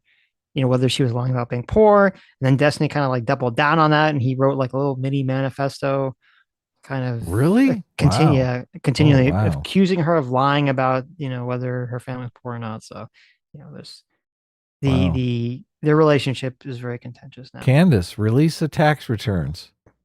There you go. Obviously. We want to see. Yeah, want to see the reality of the situation here. Okay. This was good. We found out a lot about Sitch. Oh, really? Like I pray for God to show you the light. Is that what you found? Do you really? Yeah, that you To realize show that S-class me is the best light? class. Oh, Yeah. okay. Well, that's subjective. Right. I don't think God takes sides in the S-class A-team war. What do you mean? I'm one of the chosen people, and you're just a dirty atheist. Well, I mean, you have to accept Jesus as your personal Lord and Savior before you can really know God. So, I heard the Jews are special. Okay, that's what I heard. So I'm gonna stick with that one. right. All right. Anyway, let's enough of this read religious stuff. Some supers. Yeah. So, what's the first super you have? Because the first one I have is from Brian. I thought there was one before that. Can't you just go to like the super thing? I mean, you were bouncing all over the place, so I don't know. I could. I'm just asking if that's the first super you see. Let me From see. Brian Bishop. Let me see. No, the first yeah, okay, I got it. The first super from Wooster for $2 says Mr. Bonelli. There you go, Mr. Stephen Bonelli. Really? Yes. Is that what I don't Norman have that, Finkelstein called Stephen? Did he call him Mr. Bonelli? The first super that I have is a $10 super, but maybe mine are messed up. Maybe. $10 from who? Hentai OJ. Oh, okay. T Taco. I read that one already. Right. $10. Aren't these the same people that agree that Jet from Avatar is correct? Right. Lol. I talked about that. Yep. Oh, we did? Okay. Yes. Good. Go on. Mitch for 2 Aussie bucks says, Mitch. "What are your thoughts on the Legend of Korra?" I think Korra is terrible. I think Korra is a good example of the same thing that happened with the Star Wars prequels, where it shows that the creators of some property were idea people and not writers. And they basically needed someone who's a professional writer to flesh out their ideas and make their ideas kind of work properly. They're good at generating the original ideas, but then they need a writer to kind of string them all together. And I think that was Korra's massive flaws. Korra was a horribly unlikable character. The characters, most of the protagonists were all horribly unlikable. They did the thing where they basically made all the original cast awful for no reason. They don't really understand what made their show popular. They don't really understand their fan base. It would take me too long to go into why Korra is just so awful. But ER's videos on Korra is pretty good. But they don't interact with any of their fan base. So I've noticed that some writers they write something very popular, very big. Right. And they don't know why. Well, there's two things. They don't know why their thing is very popular, but also as a writer, their emotional attachment in view of their work is very different than like a fan's emotional attachment. Oh, that makes sense. Yeah. And sometimes for creators, they can have a stronger emotional attachment to their work because it's like made them famous or they really have strong feelings for it. And then sometimes they can have much less emotional attachment to their work because they can just view it as like a story. Right. And so it seems to me very clearly that the writers of Avatar were on the latter. They had a much less emotional attachment to their universe than the fans did because they basically so Korra takes place many, many years after the original Avatar Adam. And you find out in Korra that all of the original people in Avatar basically became horrible, shitty parents and adults when they grew up. Ooh, ouch. Yeah, and a lot of people are like, that's super fucking weird. Like, why would you write, you have like this beloved series about a beloved, cast and crew of people that when they're like young, they go on this great adventure. And then in your next series, you basically write that they're all terrible adults and they're awful parents. Like, that's super weird, right? That's what they did to Luke Skywalker. They made him just a total shit. Exactly. Yeah. So very weird things. Brian Bishop for $2 says, "Hey, Sitch, got any capes?" Yeah. No capes. No capes, Brian. Oh. No capes. The Dark Conservatarian for $20. Thank you so much. Sorry, I missed this one. I don't know why I missed one from the beginning. I didn't see it. Said, "I listened to the whole debate myself. What was the weirdest thing to me was when Candace would hijack Destiny's stream to preach to the viewing audience as if it was like her own show. Like, woman, Destiny's right next to you. There you go. Yeah. There's some good weirdness in there. I liked it. Right. Hey, Shady. Yeah, the main writer, Aaron Ehas, I think his name, who was like the head writer for Avatar, didn't work on Korra. I think also Aaron Ehas' wife wrote a bunch of episodes of the original Avatar too, and she wasn't involved with Korra either. So was Korra one of the characters in Avatar? Or? No, Korra is the reincarnation of Aang after Aang dies. Oh, really? Yeah. Okay. Avatar. Wow. So it takes place like, Gender I don't know, swap. like 80 years later or whatever the time span is. Right. So she's the Avatar. She's the new Avatar, right? Right. Okay. Wow. Dr. Diddler for $5 says, vote Diddler this November and I will deliver the people's elbow to every socialist in America. I also vow to remove fake holidays like Kwanzaa. Wow. That would be great. Yeah. Clear out the calendar. Why do we have all these fake holidays? There you go. But you got to keep St. Patrick's Day. That's like a legit holiday. Sitch. I mean, you could vote Diddler. You said you're not going to vote for Biden or Trump. So that's true. Yeah. Well, I don't know if I write I'm voting for Diddler this November, that might give people the wrong impression. Write Dr. Diddler in and see what happens. See if you end up on an FBI watch list. It's gonna put me on a list. Yeah. I don't know if I want to do that. There you go. Let's see. I read that one. Kid Truck 91 for $10 says, honestly, didn't care much for Destiny versus Candace. I disagree with both of them on so much. What is cool is how Tim Pool corrected the record on the TikTok ban and called out Massey and Paul. What video did he do that in? Because I'm actually curious to see that. And curious what you mean by that. So yeah, we had a knockdown, drag out debate on the TikTok thing last Thursday, I think it was. Well, I wouldn't say it was a knockdown, drag out. What are you talking about? We had a debate on it, but. Oh, okay. You wouldn't call it knockdown, drag out? No. I mean, there were some moments that got heated. Oh, okay. But yeah, what video is that? Because I'm curious to see that. Bring it up. Cocoa Beans for 6 months says, please have Malarags and or Freon soon. Been rewatching the XQC React EFAPs again. You guys have great chemistry. S-Class is the best class. Well, thank you. Let's see. Mike Hassan for $10 says, happy St. Patrick's Day. Reminding everyone to like the stream. There you go. Smash that like button. Look at that. The Adam and Sitch show. Terrible. Look at that. Terrible. Music to my ears. That's right, Sitch. I'm an ass man. What? Ass standing for the Adam and Sitch show. ASS.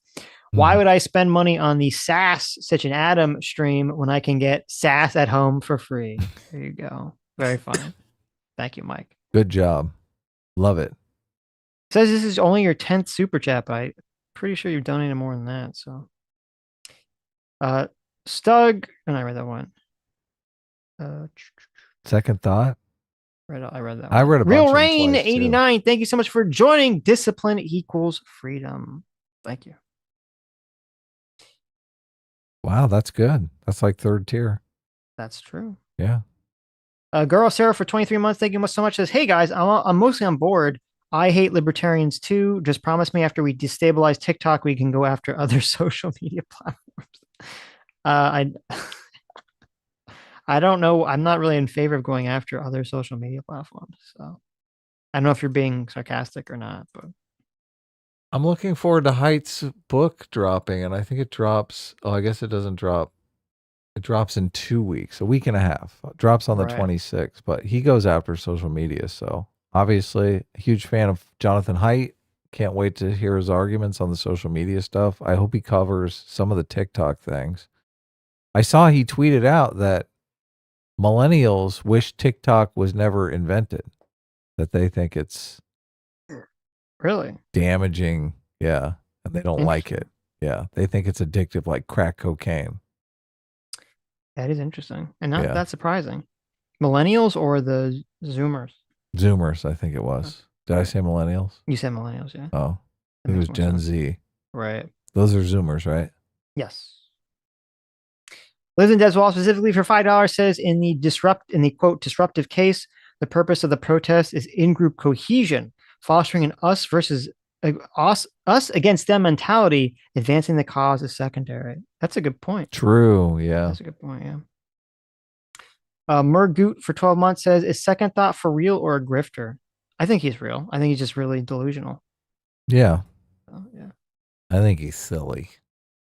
Andrew Clark for $20. Thanks so much. Says Mr. Darlington was a U.S. lawyer and university professor. He shot and killed protesters in Panama blocking traffic. Oh, that's right. That was that guy. I remember that. Yeah. Yes. I don't know what he was like in normal life, but if you can't convince a university professor, you've lost. Oh, that's a good point. That's an excellent point. Can you imagine? A university professor. I'm a gender studies professor. Get out of my way. Bam, bam, bam. Let's see. Twitter sucks for 14 months. Thanks so much. Says, I will never understand how tankies complain Republicans weaponize free speech, but turn around and harass normies for being complicit with the fascism. There you go. Yeah, who is complicit about fascism?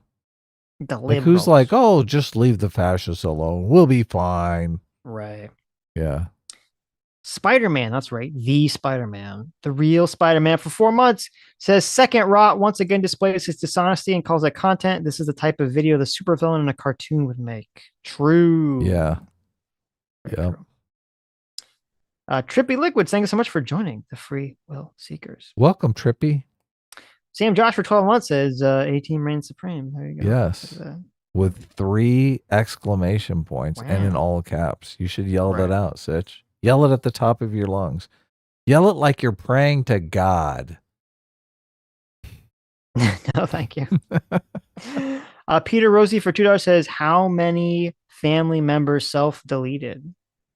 I mean, just like in general, you're asking me and Adam specifically? I mean, 0, fortunately for me. So yeah. For me, none. Dan, or I don't know if there's a comment. Second thought. Dan Richards for 1 month says, how can they be for open borders but against Jews moving into Palestine? At least what they call Palestine. There you go. True. Stuck for $5 says, they may say they're okay with gay people, but they're still going to engage in wars with foreign powers. These two things clearly contradict each other. Exactly. That was Second Thought's argument. Yeah.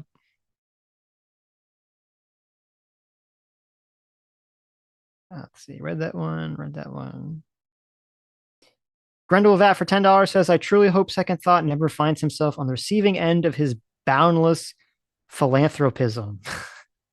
There you go. True. Midas Matthews for 12 months. Thanks so much. Says the majority of what people complain about as capitalism is just the reality of being alive. They hate not living in the Garden of Eden. True. They're raging against God, nature, and their existence. Sad. MA566 for 4 months says, look, the Israelis are just bringing cultural enrichment to Palestine. Wow, terrible. Lives in Deswall specifically for $5 says, what's often overlooked in the power analysis is that reality itself will always have more power than whatever you can browbeat out of the populace. That is true. Reality was always the hard stop at the end of the day. Philip Cogans for 14 months says, innocent people on both sides die in war. Why are people surprised when war things happen in war? That's what makes it so terrible. I mean, that's fair. Yeah. Well, they want the war to come to an end, but right.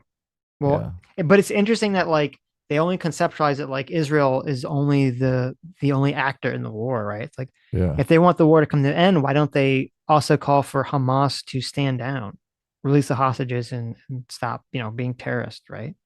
If Hamas released all the remaining hostages, it would be tough. It'd be a lot tougher on Israel to keep continuing the war. Yeah, that's true. That's true.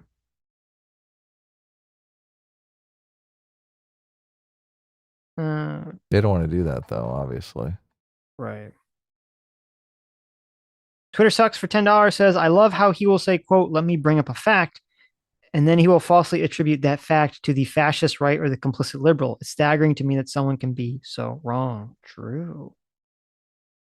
He didn't And source funny. anything that he was saying. It was all just lies. But Radically Milk Toast for 4 months says, Happy St. Patrick's Day. You'd think Second Thought was drunk on Guinness and whiskey, but no, just on his ego. True. Think he's an egomaniac, Sitch? Easily. Okay.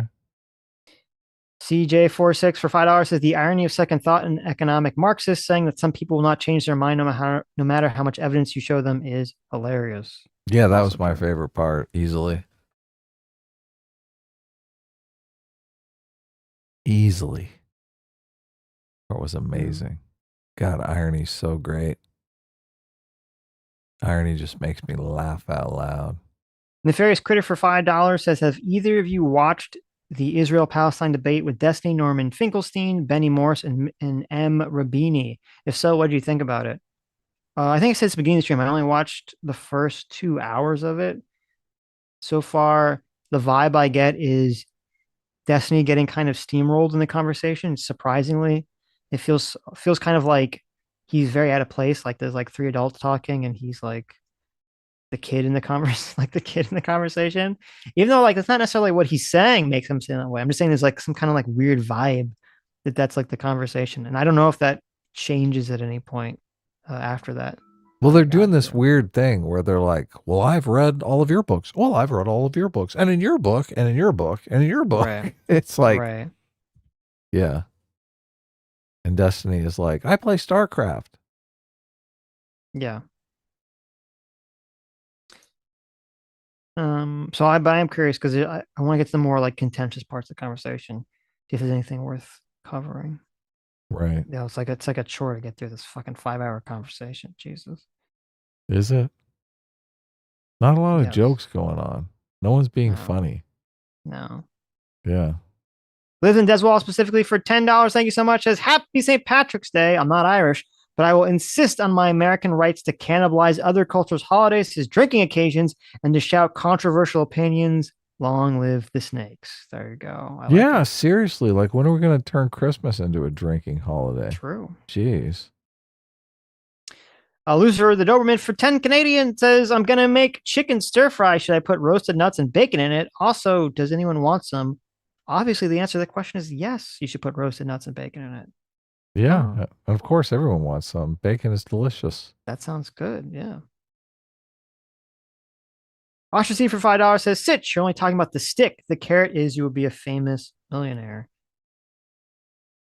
Was that in relation to, I don't know if that was in relation to the rap thing OnlyFans? or... Oh. I think that was that was when we were talking about the rap stuff. I guess, right? I don't know. Let's see. WS for $2 says Kamala replied. Kamal. I keep saying Kamala. Sorry, Kamal. Kamal replied with a yes to come on your show. Well, there you go, Adam. That's awesome. Spencer Harmon for $10 says an example could be the beginning of COVID-19, the vaccine. She's actually way closer to anti-vax than someone like Ben Shapiro. There you go. Really? Wow. Kiwi Farmer for $10 says, afternoon, gentlemen. I found a breadcrumb tuber a while back named Sheep in the Box. They brain dead made a video about hating and deleting a centrist in Minecraft. S-Class is the best class. Should we investigate? I can look into it. He's got a pretty tiny channel, but I'll look at it. I'm curious. I don't like covering people that are like smaller than us generally. Sitch doesn't like punching down. I don't like punching down. Punching down is better. They can't really do any damage to us, Sitch. I don't know why That's we just... true. Yeah. That's true. That's a good point. Yeah. I mean, I do see that he dared attack Anna Kasparian. Oh, really? He's done then. You know, he's who done. who is paying us lots of money. So we're obligated. We're obligated to be the Anna Kasparian Defense Force. Exactly. How dare he attack our queen, right? Exactly. Yeah. It's over now. Okay, it's over. I'll check it out. I'll get to the bottom of this motherfucker. All right. I'll show him what for. All right. Where was I? Oh, Vosh. There you go. It's Vosh. The real Vosh. Okay. The real Vosh for $246. Saying, my tallest, hey, my tallest, hey, hey, my tallest,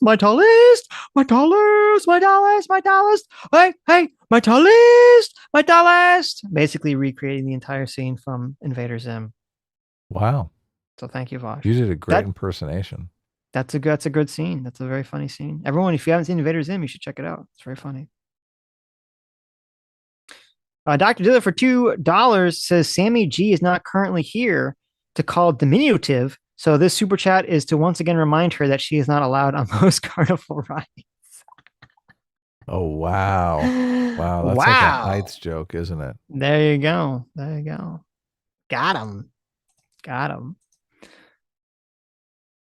None Dr. of us Diller know for how tall Sammy G really is. She could be like 6 feet tall. She could be. That's true. Who knows? It could all be a trick. Yeah, trick photography. Dr. Diller for no $2 says if society worked the way Second Thought figured, why would the government and his all-powerful CIA not just kidnap him in the dead of night and suicide him with 2 in the back of the head? It's not like socialists are popular. Yeah, I mean that's another question too. Is if it all worked the way he said, why is the evil government put up with him in the first place, right? Yeah, throw him away. Right. So. I don't know if I read this one, but I'll read it again. Dr. Dealer for $2 says, what's funny is that neither right nor left lays out the left and right revolutionary forces fighting the streets. Didn't agree on much, but they both hated liberalism. No principles, only power. True. Dr. Dealer for $2 says, all this from the people that brought you the most quantum grade copium ever penned to paper. False consciousness. Nobody agrees with me. They must all be brainwashed. True. Wow. True. That's a lot of cope. That's a lot of cope. Dr. Dealer for $2 says capitalism in decline, but wait, I thought wage inequality was getting higher. How is the US GDP still getting higher every year? So many questions. Help us. No thought. There you go. Uh-oh, looks like Sammy G was in chat. Was she? Yes. I pinned a couple of her chats, so. There you go. CBT Enjoyer. Oof. I don't know about that name. But thank you for the $20. Says Sitch, spill the beans. What's your beef with Destiny? I mean, it's not, everyone knows. I thought that he was very unfair to me and Adam in our conversation. So yeah, there's nothing more complicated than that. But it's kind of par for the course, though. To be honest with you, I mean, Dr. Dealer for $2 says, isn't this kind of racist? Candace is implying black people are all stupid and easily influenced, letting whatever plays on the radio completely change their worldview, except for her, I guess. Also, this only affects blacks. Yeah, that's what's weird is that, like, why is it only affect black people? Especially when a lot of, like, rap music and other things that she's talking about, this degenerate culture, is, like, the most popular things among white kids as well. So. The most dope for $2 says, you guys hear about the Daily Wire war on gamers. Started with the Sweet Baby Inc. stuff. Seems like it's all just Puritans on the left and right fighting for supremacy. Also, as usual, the only proper path is enlightened centrism. So I don't know, this is what you're referring to. What I heard about, and let me know if there's something different, was that I know that like Matt Walsh was kind of coming out and he was attacking the fact that they're like woke video game designers and woke game developers, and that they're trying to basically infuse games in wokeness. And a lot of people, both in the anti-woke space and on the right and gaming space, they all basically attack Matt Walsh, saying like, you've always attacked and made fun of video games, so shut the fuck up. You don't get to suddenly like defend video games and attack, the Sweet Baby people because you actually hate video games, so shut the fuck up about it. Like, you're just as bad as them. So that's what I heard. I don't know if there's something deeper, some new wrinkle to the story after that. But people on the right hate video games. Matt Walsh types hate video games. Well, like older conservatives, even though I don't think Matt Walsh is that old, but like the very like classic conservative people do hate video games. But there's a lot of people, both centrist and on the right, who are more like in the video game sphere, who were like just shitting on Matt Walsh for his previous takes. Right. Let's see. Solo for $5 says Ramstein said the only thing that could shock people nowadays would be an on-stage unaliving. Really? It's hilarious. That would be shocking. That would be shocking. Well, I mean, didn't we just witness one of those recently, and people were actually very flippant about it? True. The Oh, you guy mean who the lit guy who himself burned on himself fire. alive? Yeah. Yeah. People were not Maybe. very shocked by it, to be honest. That's a good point. That's a good Yeah. point. Yeah. I read that. Did I read this one? I read that one. Chuckle Desk for $2 says, wait, why can't a song win more than once? I mean, a song can win, and I imagine a song could win the VMAs more than once. But if Kanye and thus Candace's argument is that there's some kind of conspiracy that's preventing Beyonce from winning, that wouldn't make sense when she literally won Song of the Year award, right? From the same award thing that you're saying is like conspiracy against her. That wouldn't really make any sense whatsoever. So I see that the chat is just full of people making fun of Sammy. Oh, really? Yes, it's kind of funny. Ouch. Is Sammy fighting back? You all will rule the day. Rue the day. One day. There you go. Okay. Matt Walsh getting dragged. Yeah, Walsh is getting dragged pretty hardcore. Okay, let's see. Valme Go for $5 says there's a CRT-ish progressive strain taught university that celebrates black degeneracy as resisting whiteness. That is true. Yes. Soladoge, the deep stuff. Probably read that. Who knows? I read that one. BMO's art. Thank you, BMO, for $20. Says Kidda had Warren Smith on her recent podcast. He's a cool guy if you haven't seen him. Yeah, I'll check that out. He followed me recently on Twitter, and I followed him back. So maybe we'll have him on. That's very cool. Yeah. I'll check that out. Kidda probably was selling us, which is great. Yeah. Thank you, Kidda. Assuming you did that. Even if you didn't. Thank you anyway. Thank you anyway. Automata for $5 says, back in the 90s, I was listening to nice, wholesome music like Geno Torturers. Adam should look up a couple of her albums. I have a feeling it was not nice music. Torturers? I never even heard of this. So. Let's see. Zorlag for $5 says Candace Owens is a textbook grifter. The more I look at MAGA, whom I used to support, the more I realize nearly every MAGA influence is a grifter. Interesting. Yeah. I mean, yeah, that's my take too, but happy to be proven wrong. Jacob Membrino for 7 months says, this is a reminder that Joe Rogan is back on YouTube. His Spotify deal eclipsed and his channel is active again. Really? Wait, really? Nice. Like, wait, what happened? Did Spotify not renew the contract? It was too expensive. They didn't make enough money. I mean, that's good for us. I never listen to Joe Rogan anymore now that he's not on YouTube. Right. Yeah, I don't really either. So look, we're loyal YouTubers here. Let's see. It says Joe Rogan renews his deal with Spotify, but it will not be exclusive to the platform. Interesting. Good. I wonder why. Because he's like, nobody ever watches my show anymore. My numbers are way down. Yeah, but if he's getting paid, like, it says the deal is estimated to be worth $250 million, including revenue sharing. He's like, who cares if no one watches it? Okay. Sitch, it's not all about the money. I mean, yeah, when he's at that level of success, that's true. Yeah. But you think that he would take a pay hit? Like, usually they'd be like, okay, you don't have to be exclusive, but we're going to pay you like less, right? It is interesting. It's so weird. Like, what do you do with that much money anyway? That's a good question. I mean, you can basically do whatever you want, but like, how many mansions can you buy? I mean, just got to get old, man. You put it in you put it in causes that you support, businesses that you want to support, I guess. I mean, but that could get boring.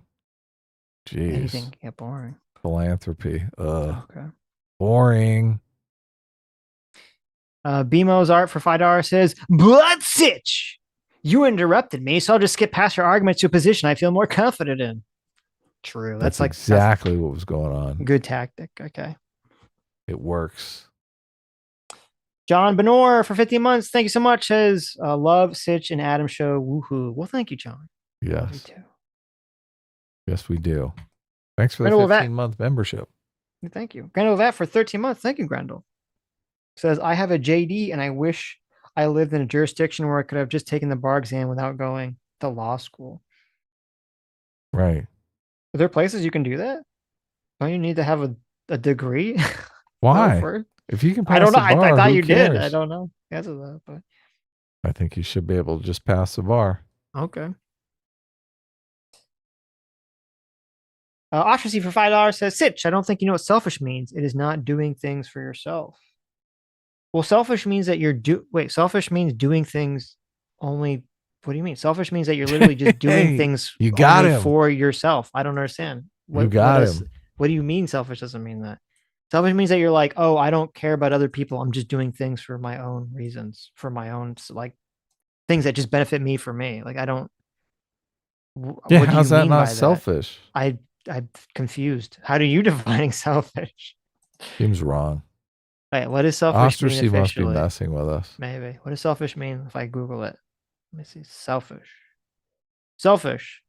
A person, action, or motive lacking consideration for others, concerned chiefly with one's own personal profit or pleasure. Okay, isn't that exactly what I said? Doing things for yourself. Yeah, okay. Stug, thanks so much for the one gifted membership. Yes, I'm dying to know who got that membership. The Wooster for $5 says student loans are inherently predatory. In my opinion, Candace is still dumb though. There you go. I agree. I do think student loans are predatory. Andrew Clark for $2 says, Adam, check DMs and think about it. Okay, I'll do that. Okay, there you go. Lucy Lundbug for $5 says, a mother's sacrifice is the purest form of selflessness, for we give without expecting anything in return. There you go. So sweet. Very sweet, Lucy.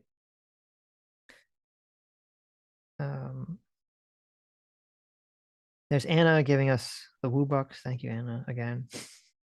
Yeah, very funny. I laughed my ass off as soon as I saw Adherent it.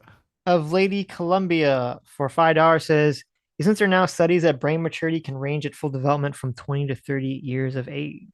I believe so. I think that's what Destiny was kind of referring to. So, who cares?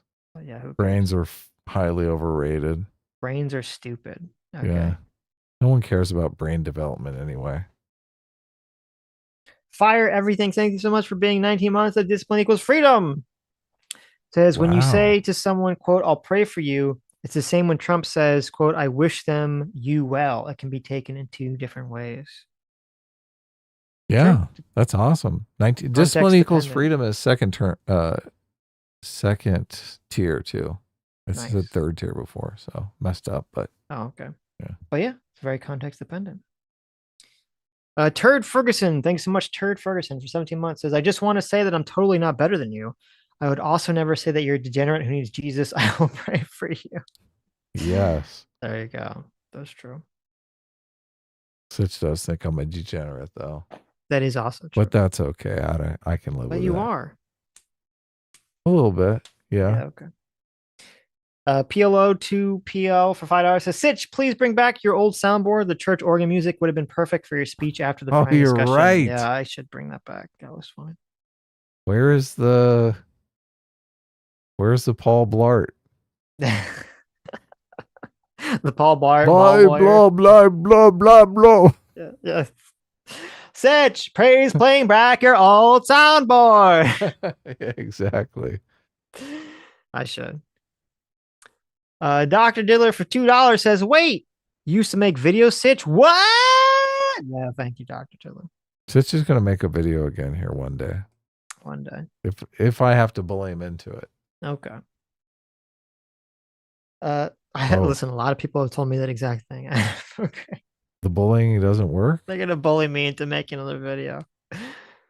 Yes. I mean, I did successfully bully you into did. making some videos, some She-Hulk. I had to help, but I mean, it worked. True. Yeah. Sulla for $5 says, before you left the liberal bubble, did you know conservatives in real life, like friends or family? Of course. I did, yeah. Of course, yeah. But I always looked down my nose at them like they were just... Me too. Yeah. Right. Now I just look down my nose at everybody. Oh, sad. Drew the I try Dogman for it. $2 says a vote for Diddler would just go to Biden. Yeah, that's probably who they think you're writing in, isn't it? Right. They'd be like Biden with the hair sniffing thing. They'd be like, "Oh, this is a vote for Biden." Yes, There you go. he's the diddler, the Dr. diddler in chief. Dr. Diddler, in response to that, for another $2, says, "How do I cast a super chat into the sun?" Oh There you wow, go. I like that. Guess he didn't like that super chat. No. Grendel Vat for $10 says St. Patrick Day on Sunday seems like a waste, but happy to share it with all you Enlightened Centrist. Slante Bon Aline. I probably said that wrong, but there you go. Thank you. Is it normally not on a Sunday? It's isn't it always the 17th? So it just Oh, it gets is? different every Okay. year. Yeah, I don't think it's the first or the Interesting. third Sunday of March or whatever. The 17th. No, because I mean I remember when I was in like school, it would sometimes fall on school days. So it's just gotta always be the 17th, I guess. Yeah, it comes every year, and I never really consciously think, oh, it's this day of the year. Yeah. So kind of funny. It's okay for $2. Thank you. Says a new idea. Only prayer. Buy your prayers from Sitch and Adam. There you go. You like that? So only fans, only prayer. Oh, that's good. I like it. There's got to be a service like that where you pay people to pray for you. Mm-hmm. Does There it probably work? is. I don't know. That's a good question. Asha C for $10 says, if I invite you to a baseball game because I enjoy your company, I can say I'm doing it for myself. It's not selfish because I'm not doing it with a lack of consideration for you. I mean, You got the sigh. You got the heavy sigh. You got the heavy side. It is, you could definitely, I disagree. You can make the argument that you inviting someone to a baseball game is done for selfish reasons, even though it's not really a lack of consideration, assuming the person would like to go to it, right? You're doing it primarily because you enjoy their company, even if they also would enjoy doing it. So, right. But what happens when my wife invites me to do stuff all the time that I don't enjoy doing, but she just wants me to spend time with her? Well, that is selfish. There you go. Yeah, exactly. Right. There Exactly. Yeah. But I want to hang out with you. Regardless of what, if you want to fight over the definition of selfish, which to me is kind of a waste of time. The point is that Candace's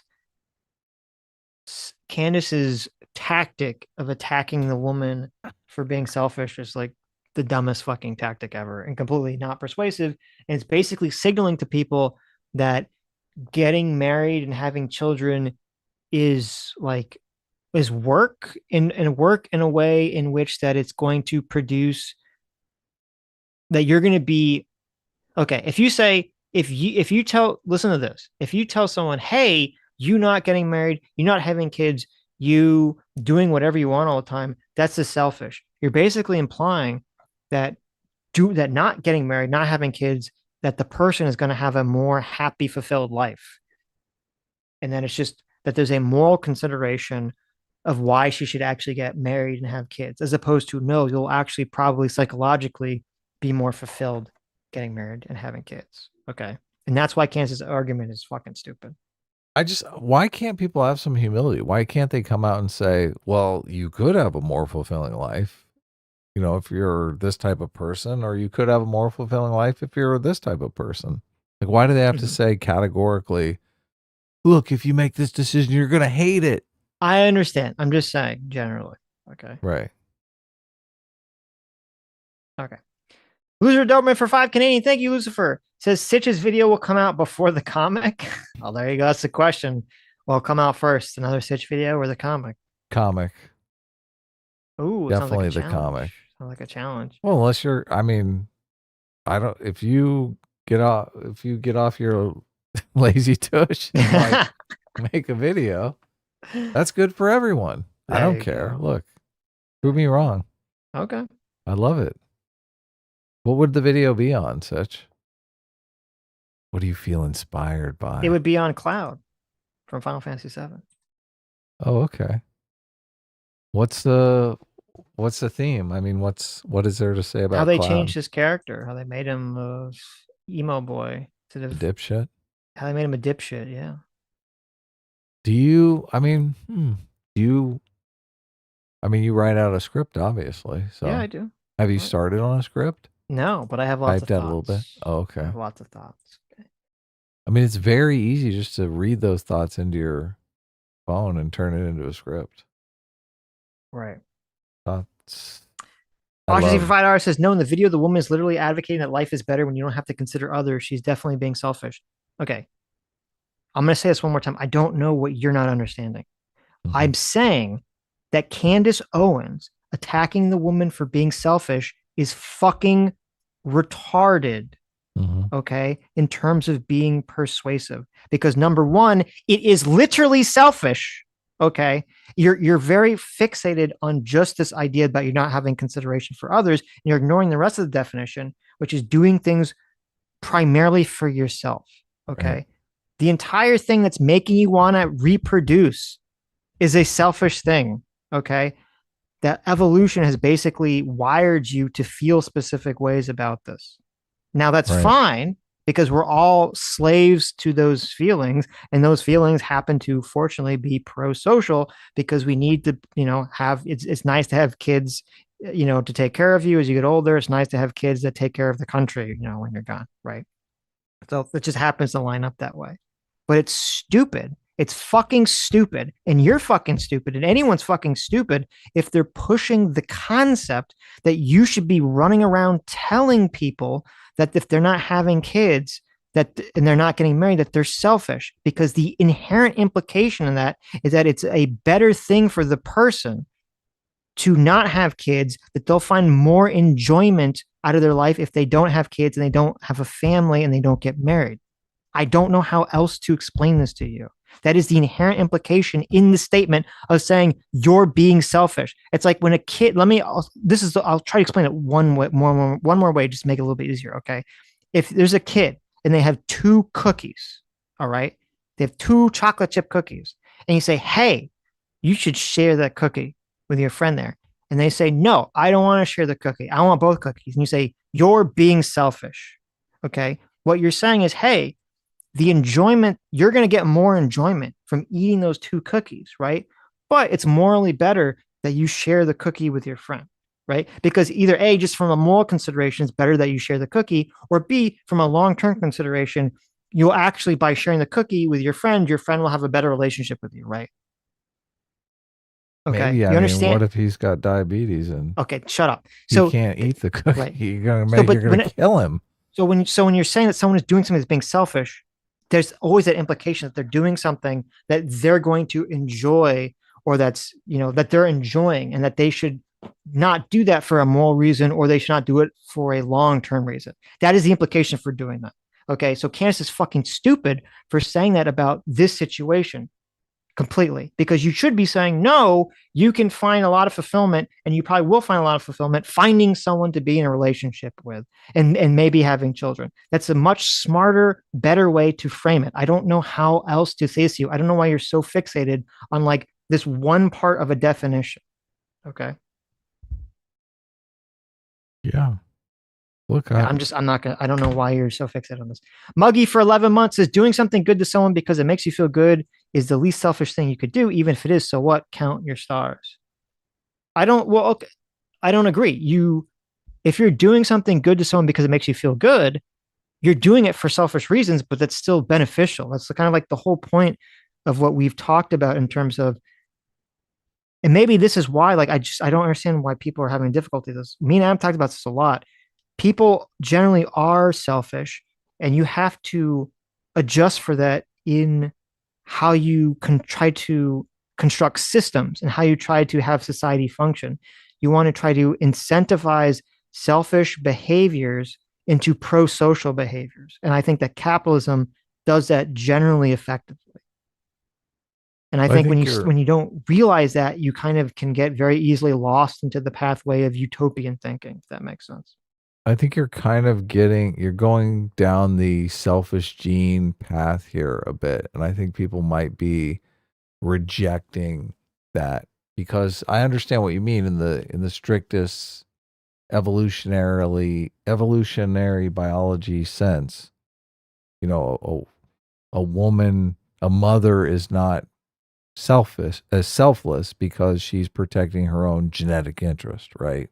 Right. But that's just not a really satisfying way to look at it from a human perspective, because we want to think, mothers make the ultimate sacrifice for their children all the time. It's a beautiful thing. Right. And we want to see the beauty in it. We don't want to reduce it down to just some biological imperative. So I think that's really the disagreement that's going on. People want to frame it as ultimately selfless, and then you're coming in here and saying, no, biologically it's not selfless. They're spreading their genes in the world selfishly, right? Well, I mean, I think you're probably right in terms of that. People want there to be a greater artistic, greater good, poetry or a greater moral good to a lot of these behaviors, and that I generally have a more cynical perspective, which is that there isn't, or that you have to kind of like trick people essentially into doing that, or that biology is essentially trick people into doing that. And that's why I've always talked about things in a pragmatic way, is that you need to structure society and structure systems to understand that people are going to be motivated in these kind of negative ways. And that's where I think the great failing that the socialists always make is that they don't. They think everyone's going to be this high-minded moral person, and you're just going to teach them to do all this nonsense. And it never works out that way, because at the end of the day, people are going to behave as selfish actors who are just trying to get what's best for them most of the time. And you need to structure society around that. You have to try to use that impulse to create pro-social behaviors, essentially. Yeah, but there's so much selfishness in the world. Like, we're kind of drowning in selfishness. That the few places where we can point to, and sure, in the strictest sense of the word, it still comes down to selfishness. But you could, squint your eyes and go, this is a beautiful act. I understand. I feel like we should cheat a little bit and say, it is actually a beautiful thing. Okay. Yeah. A mother making sacrifices for her children. I mean, it's beautiful, right? Candace Owens is not doing that. I mean, the nanny is making sacrifices for Candace Owens' children. Right. But, I mean, I think she probably had them, right? She didn't have a surrogate. I get it. That's not going to make people happy, but that's just the way that I look at it. Okay. Yeah. Okay. That's just cold, calculating Vulcan here. Terrible. That's okay. Sometimes you need that.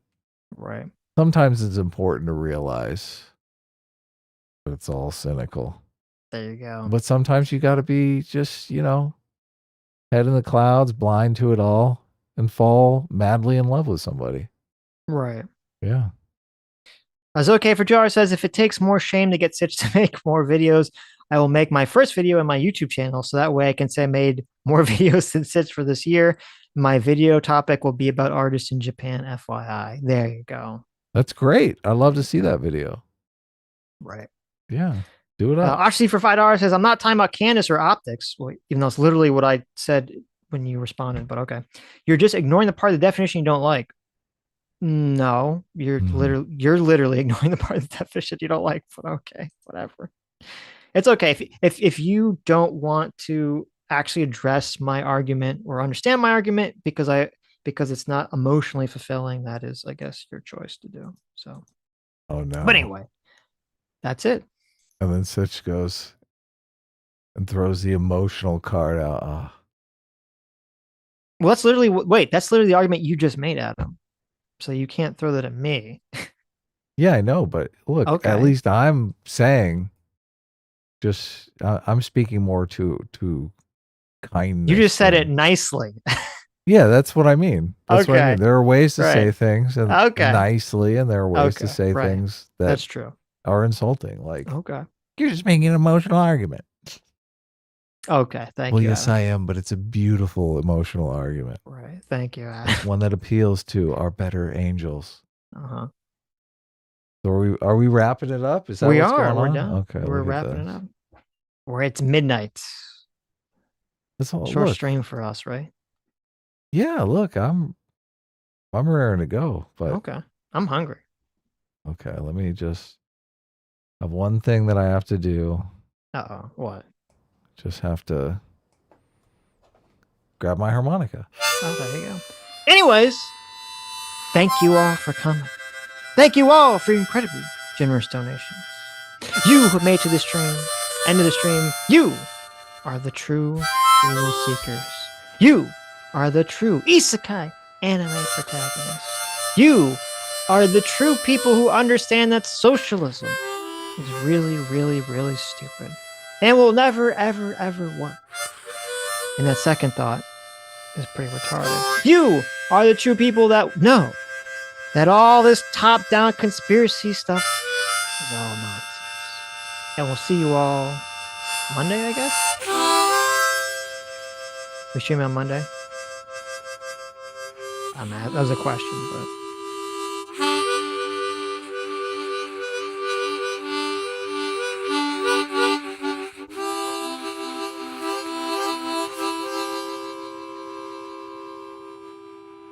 That's right, Monday! Okay. Bye-bye!